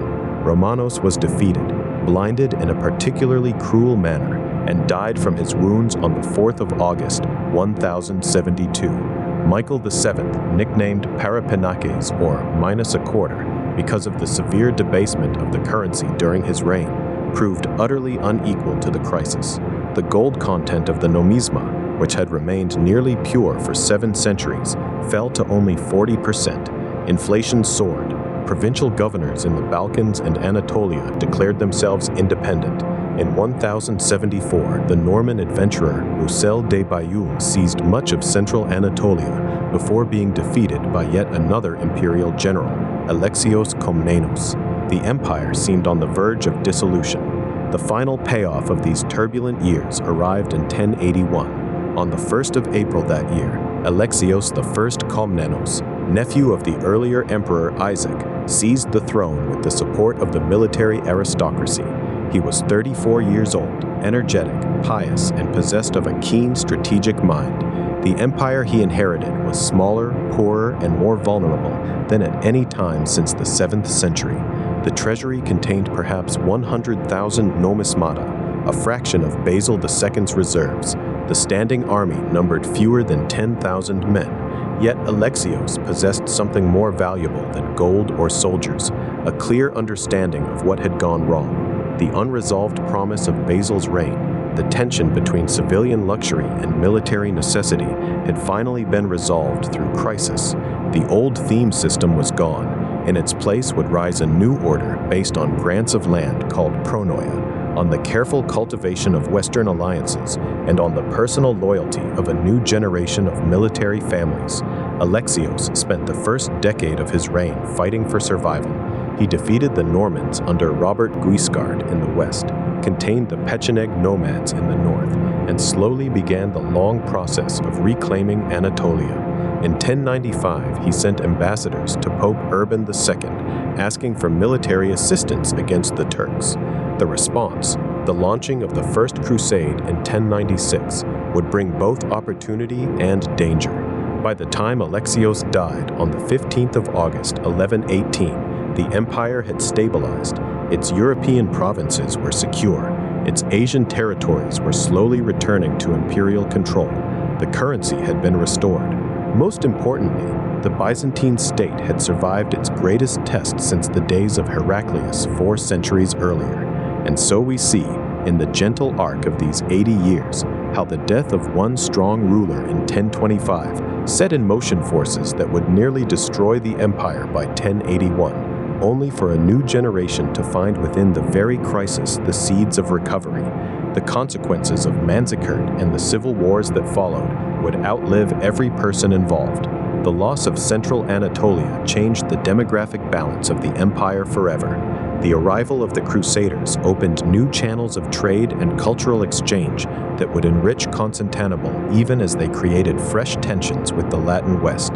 The Komnenian Restoration, born in the ashes of defeat, would carry the empire through another century of relative prosperity before new challenges arose. As these quiet facts settle around us like soft lamplight, we might reflect that empires, like individual lives, rarely end in a single dramatic moment. They transform, adapt, contract, and sometimes find renewal in the very places where they seemed most broken. The Byzantine world that emerged from the 11th century was different from the one Basil II had left, yet it carried forward the same dream of ordered Roman civilization under Christian law. That dream, however imperfectly realized, would continue to illuminate the Eastern Mediterranean for 3 more centuries, long after the last actor in our story had been laid to rest in the imperial tombs beside the Church of the Holy Apostles. The hour grows late now. The names and dates we have walked through together begin to blur into the comfortable haze that comes before sleep. Basil in 1025, Zoe and her many husbands, the scholarly Constantine IX, the tragic Romanos at Manzikert, and finally Alexios Komnenos rebuilding what others had nearly lost. All of them moved across the same stage, spoke the same Greek, prayed in the same churches, and believed they were preserving something eternal. Perhaps in their long collective story we can find comfort for our own smaller journeys through uncertainty and change. The empire endured, the idea of Rome in the East endured, and the quiet continuity of human hope, passed from one generation to the next, like a lamp in the darkness, continues even now as we allow these centuries to drift softly into rest, drift off to sleep with the quiet unfolding of the later Byzantine centuries, where emperors in purple robes walked marble halls that echoed with both prayer and uncertainty, and where the weight of centuries pressed gently upon every decision. In the year 1261, the city of Constantinople had been reclaimed by Michael VIII Palaiologos, bringing an end to the Latin occupation that had lasted 57 years. The empire he restored was smaller, poorer, and surrounded by watchful neighbors, yet it still carried the ancient name of Rome. Michael's first concern was to strengthen the walls that had been neglected during the years of foreign rule. He repaired the land walls, reinforced the Golden Gate, and began to rebuild the naval arsenals so that Byzantine galleys might once again patrol the narrow waters of the Bosphorus. These were not the acts of a conqueror seeking glory, but of a careful steward trying to keep a fragile house from collapsing. Michael died in 1282, and his son Andronikos, the second Palaiologos, inherited a realm that stretched from the southern Balkans to the western coast of Anatolia. Andronikos was a man of learning rather than war. He preferred the company of scholars and monks, and under his long reign, the court at Constantinople became a center for the study of classical texts. Yet the empire's borders continued to shrink. In 1302, the Ottoman leader Osman defeated a Byzantine force near Nicaea, marking the first serious Ottoman victory on European soil. The pressure from the east was matched by pressure from the west. Serbian kings expanded their holdings in Macedonia, while Catalan mercenaries hired by the empire turned against their employers and carved out their own territory in Greece. By the 1320s, the empire had entered a period of civil war that would last, with only brief pauses, for nearly 50 years. Andronikos II faced a challenge from his own grandson, another Andronikos, who was supported by the younger nobility and the military. The younger Andronikos eventually took the throne as Andronikos III in 1328. He proved a more energetic ruler than his grandfather, campaigning personally against the Ottomans in Asia Minor and against the Serbs in the north. In 1337, he recovered the important city of Thessalonica from Serbian control. Yet these successes were temporary. The plague that swept across the Mediterranean in 1347 reached Constantinople the following year, killing perhaps half the city's remaining population. Fields lay untended, tax revenues collapsed, and the imperial treasury, already thin, became almost empty.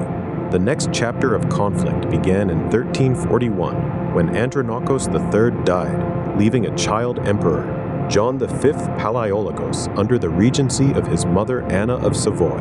Almost immediately, another civil war erupted, this time between the Regency Party and the ambitious noble John Kantakouzenos.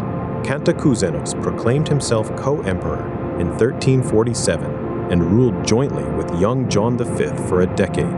During these years, the empire's European provinces were devastated by rival armies that marched and countermarched across Thrace and Macedonia. Cities changed hands repeatedly. Monasteries that had stood for centuries were burned or abandoned. The Black Death returned in 1361, further thinning the already sparse population. When John Kantakouzenos finally retired to a monastery in 1354, John V Palaiologos became sole ruler. He faced an empire whose European territory was now reduced to little more than the city of Constantinople, a narrow strip of land along the Sea of Marmara, and the city of Thessalonica. The Asian provinces had been almost entirely lost to the rising Ottoman state. In 1365, the Ottoman Sultan Murad I captured Adrianople, renaming it Edirne and making it his European capital. From this base, the Ottomans could control the main road between Constantinople and the Western Balkans. John V recognized the danger and traveled to Rome in 1369, where he formally submitted to the authority of the Pope in hopes of securing military aid from the Latin West. The gesture brought no soldiers, only further division among his Orthodox subjects who viewed the submission as a betrayal of their faith. The decisive conflict that would shape the empire's final century began to take clear form in the 1370s. The Ottoman Sultanate had grown into a sophisticated military state. Its army combined professional infantry known as janissaries with light cavalry drawn from the Anatolian countryside. These forces moved with a discipline that Byzantine armies, weakened by decades of civil war and financial shortage, could rarely match.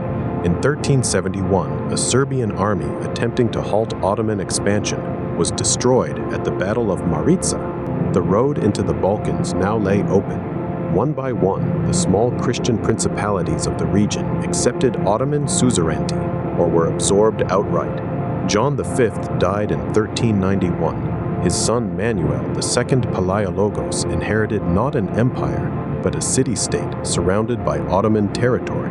Manuel was a cultured man who had spent years as a hostage at the Ottoman court. He understood his adversary well. When the Ottoman Sultan Bayezid I began to tighten the noose around Constantinople in 1394, Manuel left the city under the care of his nephew and traveled through the courts of Western Europe seeking help. He was received with courtesy in Paris and London, yet the rulers there were occupied with their own wars. Only a few hundred knights eventually arrived. The real relief came from an unexpected direction. In 1402, the Mongol conqueror Timur crushed the Ottoman army at the Battle of Ankara, capturing Bayezid himself. The Ottoman state splintered into a civil war among Bayezid's sons. For a decade, the pressure on Constantinople eased. This reversal gave the Byzantines a breathing space they used with characteristic care. Manuel II returned to his city in 1403. He repaired churches, strengthened the walls once more, and tried to restore some measure of administrative order. His son John VIII continued these efforts after Manuel's death in 1425, yet the Ottoman civil wars had ended. By 1422, Murad II had reunited the Ottoman domains and once again turned his attention to the city on the Bosphorus. In 1422, he laid siege to Constantinople, but withdrew after a month when trouble arose in Anatolia. The siege had shown, however, that the triple land walls, though still formidable, could no longer keep out a determined and well-equipped foe forever. The final act of the long drama opened in 1449 when Constantine XI Palaiologos became emperor. He was the 8th emperor of his name and would be the last. Constantine was a practical soldier who had governed the Peloponnese successfully before coming to the throne. He knew the resources available to him were few. The city's population had fallen to perhaps 50,000 souls. Many of the grand palaces stood empty. The great church of Hagia Sophia, once filled with thousands of worshippers, now echoed with smaller congregations. The imperial treasury could support only a few thousand regular troops. The emperor therefore relied on the ancient walls, on the goodwill of the Genoese colony in Galata across the Golden Horn, and on the hope that Western Christendom might at last send meaningful aid. That hope seemed to be answered in 1452 when Pope Nicholas V organized a crusade. A small fleet and a few hundred soldiers arrived, but far fewer than were needed. Meanwhile, the new Ottoman Sultan, Mehmed II, who had come to the throne in 1451 at the age of 19, prepared with methodical patience. He built a fortress on the European side of the Bosphorus to control shipping. He cast enormous cannons in his foundries, including one that could hurl stones weighing more than 600 pounds. In the spring of 1453, he gathered an army estimated at between 80 and 100,000 men. Against them, Constantine could muster perhaps 7,000 soldiers and perhaps another 3,000 Genoese and Venetian volunteers. The siege began on April 6, 1453. For 53 days, the great cannons pounded the land walls while Ottoman ships tried to force the chain that blocked the Golden Horn. The defenders repaired the breaches each night with whatever materials they could find. On the night of May 28th, the Sultan prepared for a final assault. Just before dawn on May 29th, the attack came. Wave after wave of Ottoman troops pressed against the walls near the gate of St. Romanus. For several hours, the defense held. Then a small gate known as the Kerkoporta was left open by accident or treachery. Ottoman soldiers poured through. The emperor, seeing that the city was lost, removed his imperial insignia and joined the final fighting. His body was never certainly identified. By midday, the imperial flag no longer flew above the Blachernae Palace. The city that had been the capital of the Roman Empire for 1123 years had fallen. In the days that followed, Mehmed II entered Constantinople in a solemn procession. He rode to Hagia Sophia, where he performed the midday prayer, thus converting the great church into a mosque. He allowed many of the surviving inhabitants to remain, though thousands had died in the final assault or were taken captive. The Sultan chose to make the city his capital, repairing its walls, repopulating its quarters, and beginning the construction of new palaces and mosques. He respected the Greek Orthodox Church enough to allow the election of a new patriarch, Gennadios Scholarios, in 1454. In this way, the spiritual life of the Byzantine world continued, even as the political empire had ended. The consequences of that May morning in 1453 reached far beyond the walls of Constantinople. The Ottoman Empire now controlled the crossroads between Europe and Asia. Trade routes that had once passed through Byzantine ports shifted toward Ottoman hands. Scholars and artists who fled the city carried Greek manuscripts to Italy, helping to nourish the intellectual movement we remember as the Renaissance. The title of Roman Emperor, long claimed by the rulers in Constantinople, passed in the eyes of many Orthodox Christians to the princes of Moscow, who began to call their city the Third Rome. The memory of Byzantium, its laws, its ceremonies, its careful preservation of classical learning, lived on in the churches of the Balkans and Russia, in the libraries of Venice and Florence, and in the quiet scholarship that continued to study its texts for centuries afterward. The empire had begun as the eastern continuation of Rome in 330, when Constantine the Great dedicated his new capital. It had survived the loss of the western provinces, the Arab conquests of the 7th century, the long struggle with the Bulgars, the catastrophe of 1204, and the slow contraction of its territory. Through all those centuries, its people had called themselves Romans. They had maintained the administrative forms, the legal codes, and the Christian faith that linked them to the world of late antiquity. When the last emperor died on the walls in 1453, he was defending not only a city, but a tradition that had endured for more than a millennium. As the years passed, the Ottoman sultans continued to expand.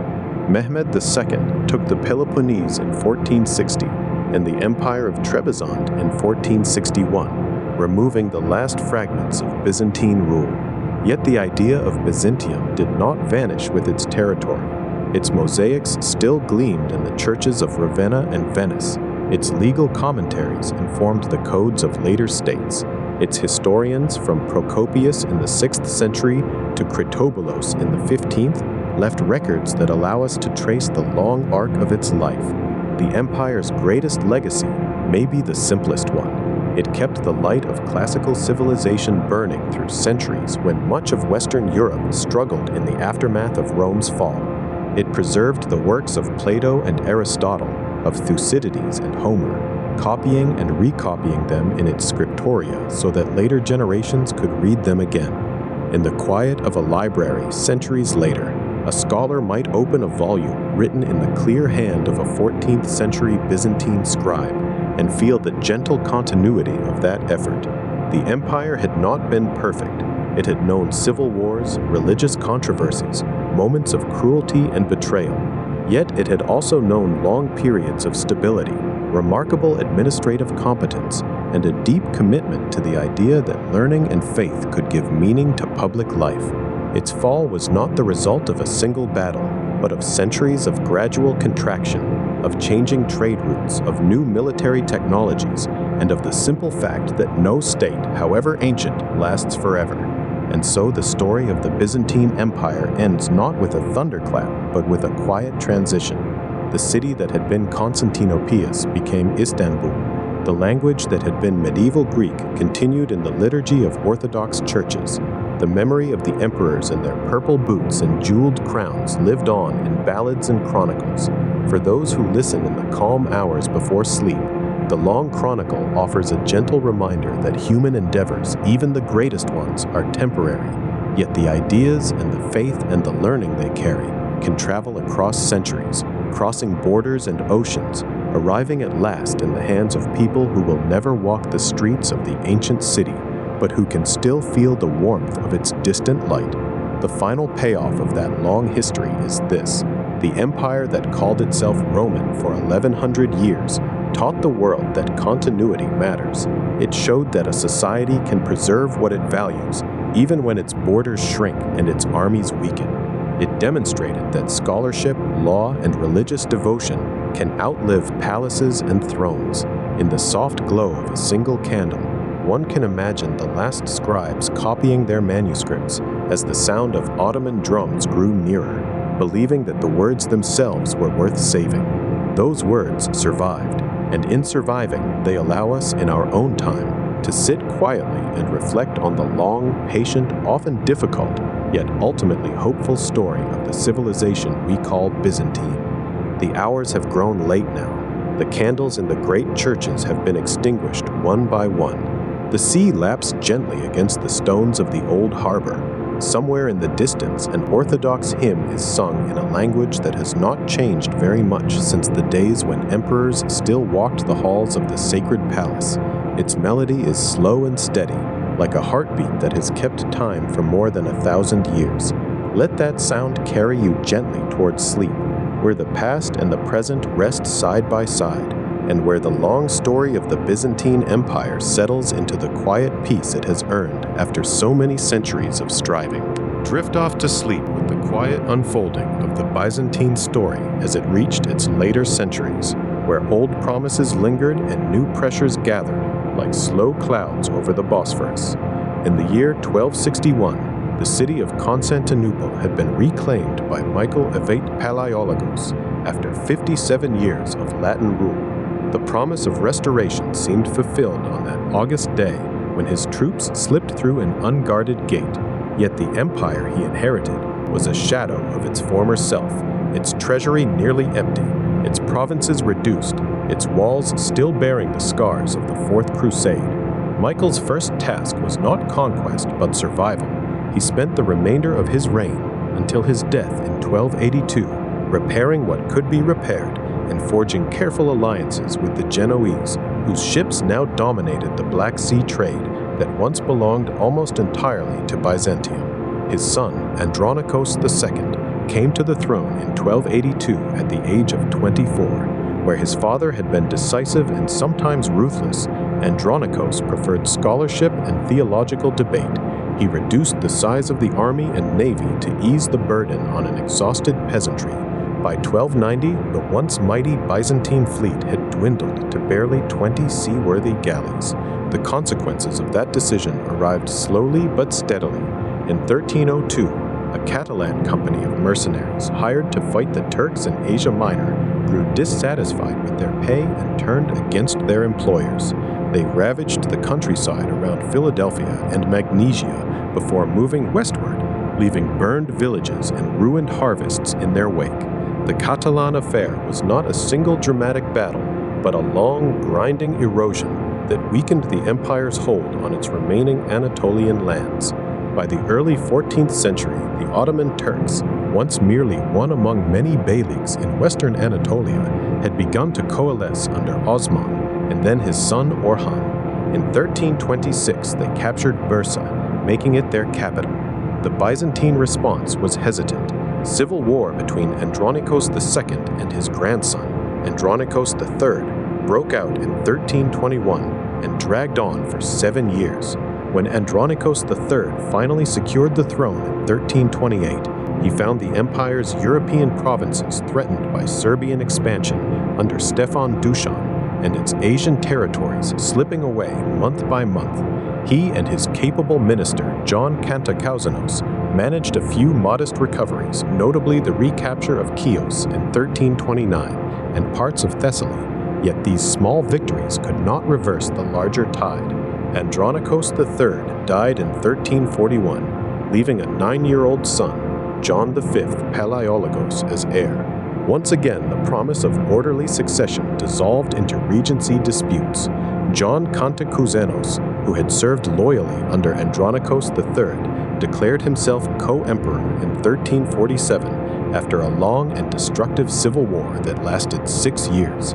During that conflict, both sides hired Turkish and Serbian mercenaries who plundered the very lands they were supposed to protect.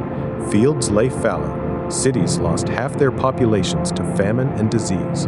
The Black Death reached Constantinople in 1347, carrying away perhaps 40% of those who remained. The empire's tax registers from that decade show revenues falling to less than 1/10 of what they had been under Manuel Durnut Komnenos 2 centuries earlier. Cantacuzénos ruled as John VI until 1354. In an attempt to stabilize the Balkans, he gave his daughter in marriage to the Ottoman Sultan, Orhan, and allowed Ottoman troops to cross into Europe for the first time. In 1352, they were granted the fortress of Tsimpe on the Gallipoli Peninsula as a base. 2 years later, an earthquake shattered the walls of Gallipoli itself, and the Ottomans simply walked in and claimed it. From that small foothold, they would never be dislodged. The promise that foreign allies could be controlled had proved illusory. John V. Palaiologos regained sole power in 1354. He was 32 years old, already weary, and faced threats on every frontier. In 1366, he traveled to Hungary seeking aid from King Louis I, but returned empty-handed. 4 years later, in 1370, he sailed to Rome and formally submitted to the authority of the Pope in hopes of securing military help from the West. The gesture brought no soldiers, only further division among his own clergy and people. While he was away, his son Andronikos IV seized power in Constantinople with Genoese and Ottoman support. John V was forced to accept a humiliating partition of authority before he could reclaim his throne in 1379. All the while, the Ottoman advance continued at a measured, almost inevitable pace. In 1371, the Serbs suffered a crushing defeat at the Battle of Maritsa. The Ottoman Sultan, Murad I, began to style himself Sultan of the Romans, a title once reserved for the Byzantine Emperor. By 1387, Thessalonica, the empire's second city, had fallen. The remaining Byzantine territories in Thrace were reduced to a narrow corridor around Constantinople itself. The city's population, which had numbered 500,000 in the 12th century, now stood at perhaps 50,000 souls living among ruins and overgrown gardens. In 1390, John V's grandson, Manuel II, briefly held the throne before being displaced by his nephew, John VII, with Ottoman backing. The pattern had become clear. Each Byzantine faction sought Ottoman help against the other, and each time the price was higher. When Manuel II regained power in 1391, he inherited an empire that consisted of little more than the capital, the city of Salimbria, and a few Aegean islands. He spent the next decade traveling through Western Europe, visiting the courts of England, France, and the Holy Roman Empire. In Paris, he was received with courtesy by King Charles VI, yet no substantial crusading army materialized. The English chronicler recorded that the emperor was of middle stature, with a grave and serious air, and spoke with great eloquence. The visit produced admiration but no rescue. The decisive conflict that had been gathering for more than a century finally took shape under Sultan Bayezid I. By 1394, he had blockaded Constantinople by land and begun construction of a fortress on the Asian shore of the Bosphorus. The city's inhabitants watched from the walls as Ottoman camps spread across the horizon. Food grew scarce. The price of grain rose so high that the chronicler George Sfrances later remembered people eating leaves and shoe leather. Emperor Manuel II, who had succeeded his father in 1391, refused to surrender. Instead, he sent urgent appeals once more to the west. In 1396, a large crusading army gathered under King Sigismund of Hungary. It marched down the Danube only to be annihilated by Bayezid at the Battle of Nicopolis. The last major Western effort to save Constantinople had ended in disaster. For 8 long years, the siege continued. The city held because its massive Theodosian walls, built in the 5th century, remained almost impregnable to medieval siegecraft, and because the sea lanes stayed open thanks to Venetian and Genoese ships. Yet the empire's spirit was breaking. In 1402, when all seemed lost, a sudden reversal arrived from the east. The Mongol conqueror Timur, also known as Tamerlane, invaded Anatolia with an army said to number more than 100,000. At the Battle of Ankara on 28 July 1402, he crushed the Ottoman forces and took Bayezid prisoner. The Sultan died in captivity the following year. His sons immediately fell into civil war among themselves. The Byzantine Emperor, Manuel II, used this unexpected breathing space with great skill. He sailed along the coasts of the Black Sea and the Marmara, reclaiming several coastal fortresses that the Ottomans had seized. By 1405, the empire once again controlled Thessalonica, part of the Peloponnese, and a strip of land along the Sea of Marmara. It was the last genuine territorial recovery the Byzantines would ever achieve. For a few quiet years, the city experienced a modest cultural flowering. Scholars copied ancient manuscripts. Icon painters worked in the old style. The philosopher George Gemistos Plethon taught a form of Platonism that would later influence the Italian Renaissance. These were gentle, reflective years, the final autumn of a long civilization. The Ottoman Civil War ended in 1413 when Mehmed I emerged victorious. He proved more patient than his father. Rather than renew the siege of Constantinople immediately, he focused on rebuilding Ottoman power in Anatolia. Manuel II, now in his 60s, watched this restoration with concern. In 1421, he made the difficult decision to support a rebellion by one of Mehmed's sons, hoping to keep the Ottomans divided. The gamble failed. Mehmed's successor, Murad II, turned his full attention toward the remaining Byzantine enclaves. In 1422, he laid siege to Constantinople for 2 months. Once again, the walls held, but the effort exhausted the city's last reserves. Thessalonica, left to defend itself, was sold to the Venetians in 1423 for a modest sum that could not sustain the defense for long. In 1430, the Ottomans simply stormed the city and reclaimed it. John VIII Palaiologos succeeded his father in 1425. He was a thoughtful ruler who understood that only unity between the Eastern and Western churches might bring the military aid the empire so desperately needed. In 1438, he traveled with a large delegation of bishops and theologians to the Council of Ferrara, later moved to Florence. After months of careful debate, on 6 July 1439, the union of the churches was proclaimed. The emperor and most of his clergy accepted the primacy of the pope and the addition of the Filioque clause to the creed. Yet when John returned to Constantinople in 1440, he found his people bitterly opposed to the union. Many viewed it as a betrayal of orthodoxy for the sake of Latin gold that never arrived. The theological wound remained open even as the military danger grew. In 1444, a new crusading army moved against the Ottomans under the Hungarian general John Hunyadi. Murad II met them at Varna on 10 November. The Christian forces were defeated, and the young king Vladislav III of Poland and Hungary was killed. The last realistic hope of relief from the West had vanished. Murad retired to his palace at Edirne, believing the Byzantine question could wait. His son Mehmed II, however, saw the matter differently. When Mehmed ascended the throne in 1451 at the age of 19, he immediately began preparations for the final assault on Constantinople. He ordered the construction of a fortress on the European shore of the Bosphorus, Rumeli Hisari, completed in the summer of 1452.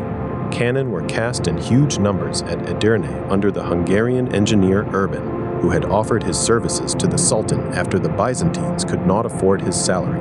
The largest of these guns, later called the Basilica, could hurl stone balls weighing more than 600 pounds. Mehmed gathered an army estimated between 60,000 and 80,000 men. Against them, Emperor Constantine XI Dragasis, who had succeeded his brother John VIII in 1449, could muster perhaps 7,000 defenders, including 2,000 foreign volunteers, most of them Genoese led by Giovanni Giustiniani Longo. The siege began on 6 April 1453. For 53 days, the city endured bombardment, mining attempts, and repeated assaults. The defenders repaired the walls each night with whatever rubble and timber they could find. On 29 May, after a final fierce assault at dawn, the Ottomans broke through at the gate of St. Romanus. Constantine XI, refusing to flee, reportedly cast off his imperial regalia and led a final charge into the melee. His body was never conclusively identified. By midday, the city was in Mehmed's hands. The great church of Hagia Sophia, for nearly 1,000 years the spiritual heart of Eastern Christianity, was converted into a mosque. The Byzantine Empire, which had endured for 1,123 years since its founding by Constantine the Great in 330, had come to an end. Yet the consequences of its long story outlived the people who had walked its streets. The scholars who fled to Italy in the years before and after 1453 carried with them precious Greek manuscripts of Plato, Aristotle, Thucydides, and Homer. These texts helped fuel the intellectual flowering we now call the Renaissance. The fall of Constantinople also redirected the spice trade. With the eastern Mediterranean no longer safe for Venetian and Genoese merchants, Portuguese navigators pushed southward along the African coast in search of new routes to India. In 1498, Vasco da Gama would round the Cape of Good Hope, an outcome no one in 1453 could have foreseen, yet one made more urgent by the Ottoman victory.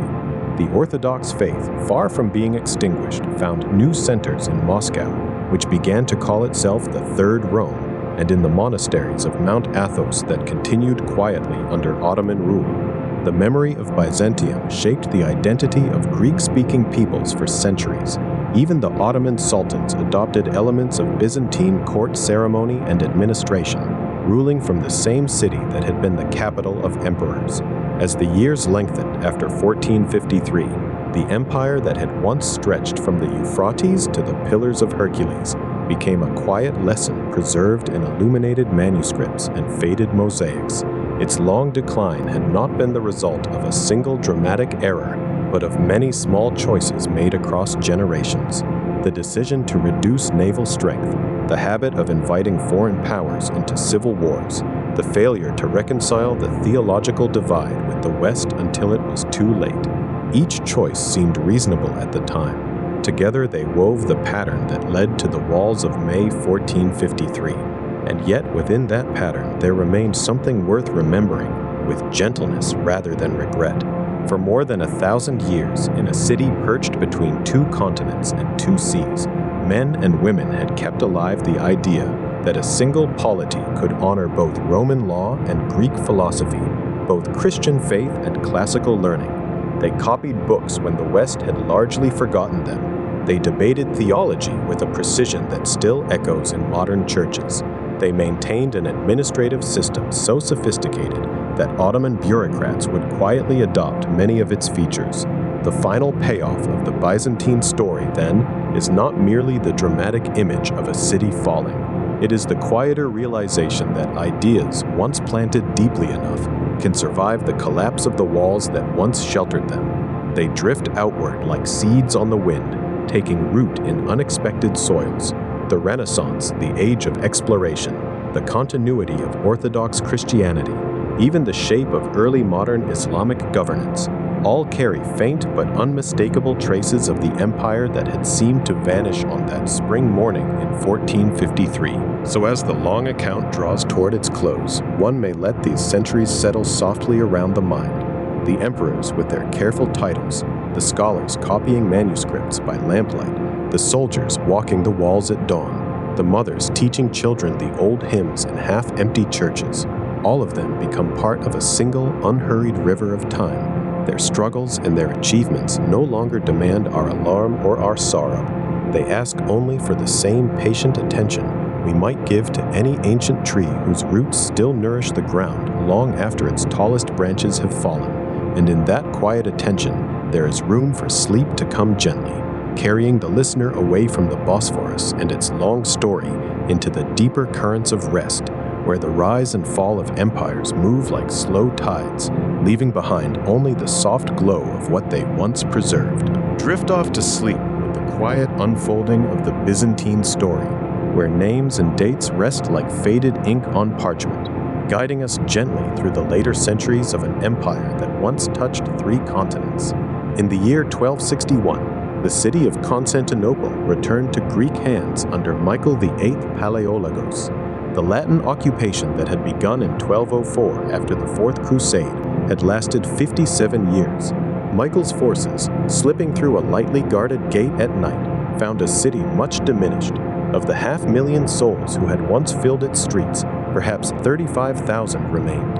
Houses stood empty, churches lay stripped of their treasures, yet the double walls built by Theodosius II in the 5th century still encircled the promontory, and the great dome of Hagia Sophia, completed in 537 under Justinian, continued to rise above the Golden Horn. Michael VIII wasted little time in ceremony.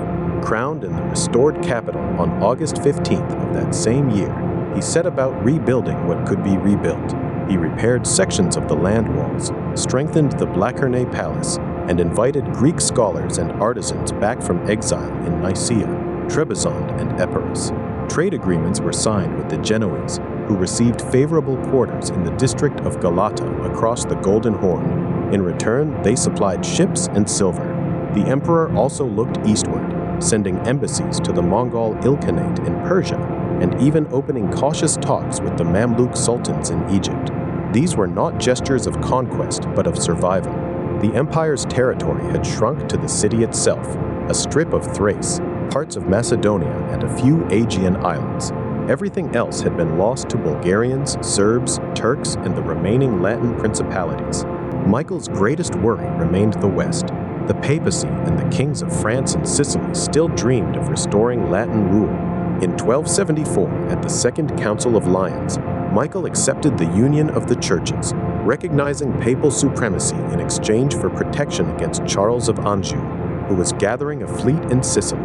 The union was deeply unpopular among the Byzantine clergy and people. Monks preached against it in the streets. Patriarch Joseph I resigned rather than endorse it. Yet the agreement bought Michael 8 precious years. When Charles's invasion plans collapsed after the Sicilian Vespers uprising of 1282, the immediate danger passed. Michael died the following year in December 1282, having steered the restored empire through its most fragile decade.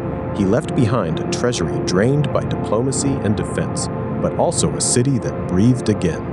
His son Andronikos, the second Palaiologos, inherited the throne at the age of 24. Where his father had been decisive and mobile, Andronikos preferred contemplation and the company of scholars. He repealed the union with Rome in 1285, restoring the Orthodox liturgy to its traditional form. This brought peace to the church but cost the empire its western alliances. Without Genoese or Venetian naval support, the remaining Byzantine islands in the Aegean began to slip away. In 1302, the Catalan Company, a band of several thousand battle-hardened mercenaries originally hired to fight the Turks, turned against their employers after unpaid wages. They ravaged Thrace and Macedonia for more than a decade, burning villages and carrying away thousands into slavery. Andronikos watched his reduced army prove unable to contain them. By the 1320s, the empire's European territories had dwindled further. The Serbs under Stefan Uroš IV Dušan expanded steadily southward, while the Ottoman Turks, led first by Osman and then by his son Orhan, consolidated their hold on Bithynia in Anatolia. In 1326, Orhan captured the city of Prusa, making it his capital. From there, his forces could look across the Marmara Sea toward Constantinople itself. The Byzantine response was hampered by civil war. In 1321, Andronikos' grandson, also named Andronikos, rose in rebellion. The conflict, known later as the First Palaiologan Civil War, lasted 7 years and exhausted what little remained of the imperial treasury. Cities changed hands, monasteries were looted, and coinage was debased until the gold hyperpyron contained less than half its former precious metal. When Andronikos II was finally deposed in 1328, his grandson ascended as Andronikos III. The new emperor proved more energetic than his grandfather. Between 1328 and 1341, he campaigned personally against the Ottomans in Asia Minor and against the Bulgarians and Serbs in the Balkans. He recovered parts of Thessaly and Epirus, and for a brief time, the empire seemed to stabilize. Yet the recovery rested on fragile foundations. The population had fallen dramatically. The Black Death, arriving in 1347, killed perhaps half of those who remained in Constantinople. Fields lay untilled. Tax revenues collapsed. The imperial navy, once hundreds of ships strong, now numbered fewer than 20 seaworthy vessels. Andronikos III died unexpectedly in June 1341, leaving a 9-year-old son, John V Palaiologos, as heir. The regency that followed quickly fractured. John Kantakouskanos, a trusted general and close friend of the late emperor, claimed the regency for himself. Opposing him were the young emperor's mother, Anna of Savoy, and the patriarch. What began as a political dispute became the Second Palaiologan Civil War, lasting from 1341 to 1347. Both sides hired foreign mercenaries. Kantakouzenos turned to the Ottoman Turks, inviting Orhan's troops to cross into Europe for the first time. In 1346, Orhan's son, Suleiman, led 2,000 Ottoman cavalry into Thrace. They helped Kantakouzenos capture Constantinople in 1347, after which he was crowned as co-emperor John VI. The price of that victory was permanent. The Ottomans, once invited as allies, began to winter in European fortresses. In 1352, they seized the fortress of Tsimpe on the Gallipoli Peninsula. 2 years later, an earthquake destroyed the walls of Gallipoli itself, and the Ottomans occupied the town. From this foothold, they could raid the countryside at will. No Byzantine army proved able to dislodge them. John VI Kantakouzenos, realizing too late the danger he had invited, abdicated in 1354 and retired to a monastery, where he spent the rest of his life writing a detailed history of his own times. John V Palaiologos, now 22, ruled alone but with almost no resources. The decades that followed were marked by steady contraction. The Ottoman Sultan Murad I, who reigned from 1362 to 1389, methodically absorbed the remaining Byzantine towns in Thrace. Adrianople fell in 1369 and became the Ottoman European capital, renamed Edirne. By 1371, the empire consisted of little more than Constantinople, Thessaloniki, and a few scattered coastal outposts. In that same year, the Serbs suffered a crushing defeat at the Battle of Maritsa against the Ottomans. The balance of power in the Balkans had shifted forever. John V traveled to Rome in 1369, personally submitting to the Catholic Church in hopes of securing military aid from the West. He was received by Pope Urban V, but no armies followed. Returning home, the emperor was taken prisoner by the Venetians for unpaid debts and had to be ransomed by his son Manuel. The humiliation deepened when, in 1373, John recognized Ottoman suzerainty. He agreed to pay annual tribute and to send his son Manuel as a hostage to the Sultan's court. The once proud empire of Constantine had become a vassal state, yet even in these diminished years, Constantinople continued to shelter scholars and artists. The Palaiologan Renaissance, though modest in scale, preserved and copied ancient Greek texts that would later reach Italy and help spark the broader European Renaissance. Copyists worked in the scriptoria of the Chora Monastery and the Studios Monastery, reproducing works of Plato, Aristotle, and Ptolemy. Astronomers such as Theodore Metachites, who had served as prime minister under Andronikos II, had earlier refurbished the Chora with exquisite mosaics that still glowed softly in the candlelight. These quiet labors continued even as Ottoman campfires could be seen at night from the Theodosian walls. In 1390, John V's grandson, Manuel II Palaiologos, briefly seized power in a palace coup. The following year, the Ottoman Sultan Bayezid I blockaded Constantinople. The siege lasted 8 years, from 1394 to 1402. The city's population, perhaps 50,000 at the time, huddled behind the Great Walls while Ottoman forces controlled all the land around them. Food was brought in by Italian ships that slipped through the blockade at night.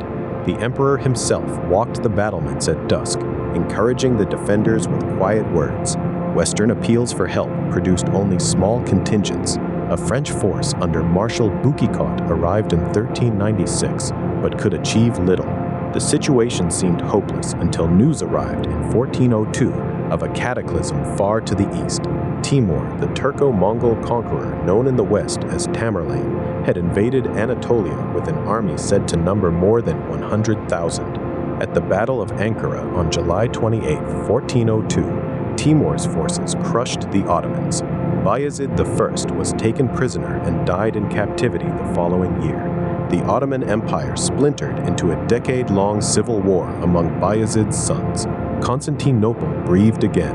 Manuel II used the breathing space to travel through Western Europe from 1400 to 1403, visiting Venice, Paris, and London. He was received with courtesy but received no concrete military support. Returning home, he found the city still standing, its walls unbreached. The Ottoman recovery was swift. By 1413, Mehmed I had reunited the Ottoman domains. His son Murad II resumed pressure on the Byzantines. In 1422, he laid siege to Constantinople once more. The defenders, led by Manuel's son John VIII, repelled the assault with the help of the city's ancient engines and the strength of the double walls. Murad withdrew to deal with rebellions elsewhere, yet the empire's territory had shrunk to the capital and the Peloponnese, governed from the hilltop fortress of Mistra. There, in the shadow of Mount Taygetus, a small court of philosophers and artists kept alive the memory of classical learning. George Gemistos Plethon lectured on Plato, proposing reforms that would never be enacted. The last Byzantine coins, thin silver and copper pieces, circulated with the image of the emperor standing beside Christ. John VIII Palaiologos, succeeding his father in 1425, made one final attempt at Western alliance. In 1439, he traveled to Florence and signed the Union of the Churches at the Council of Florence. Once again, the agreement was rejected by most of the Byzantine clergy and people. The promised crusade did eventually come, but too late and too far from Constantinople. In 1444, a combined Polish, Hungarian, and Wallachian army marched into the Balkans. It was destroyed by Murad II at the Battle of Varna. The last hope of relief from the west died on that battlefield.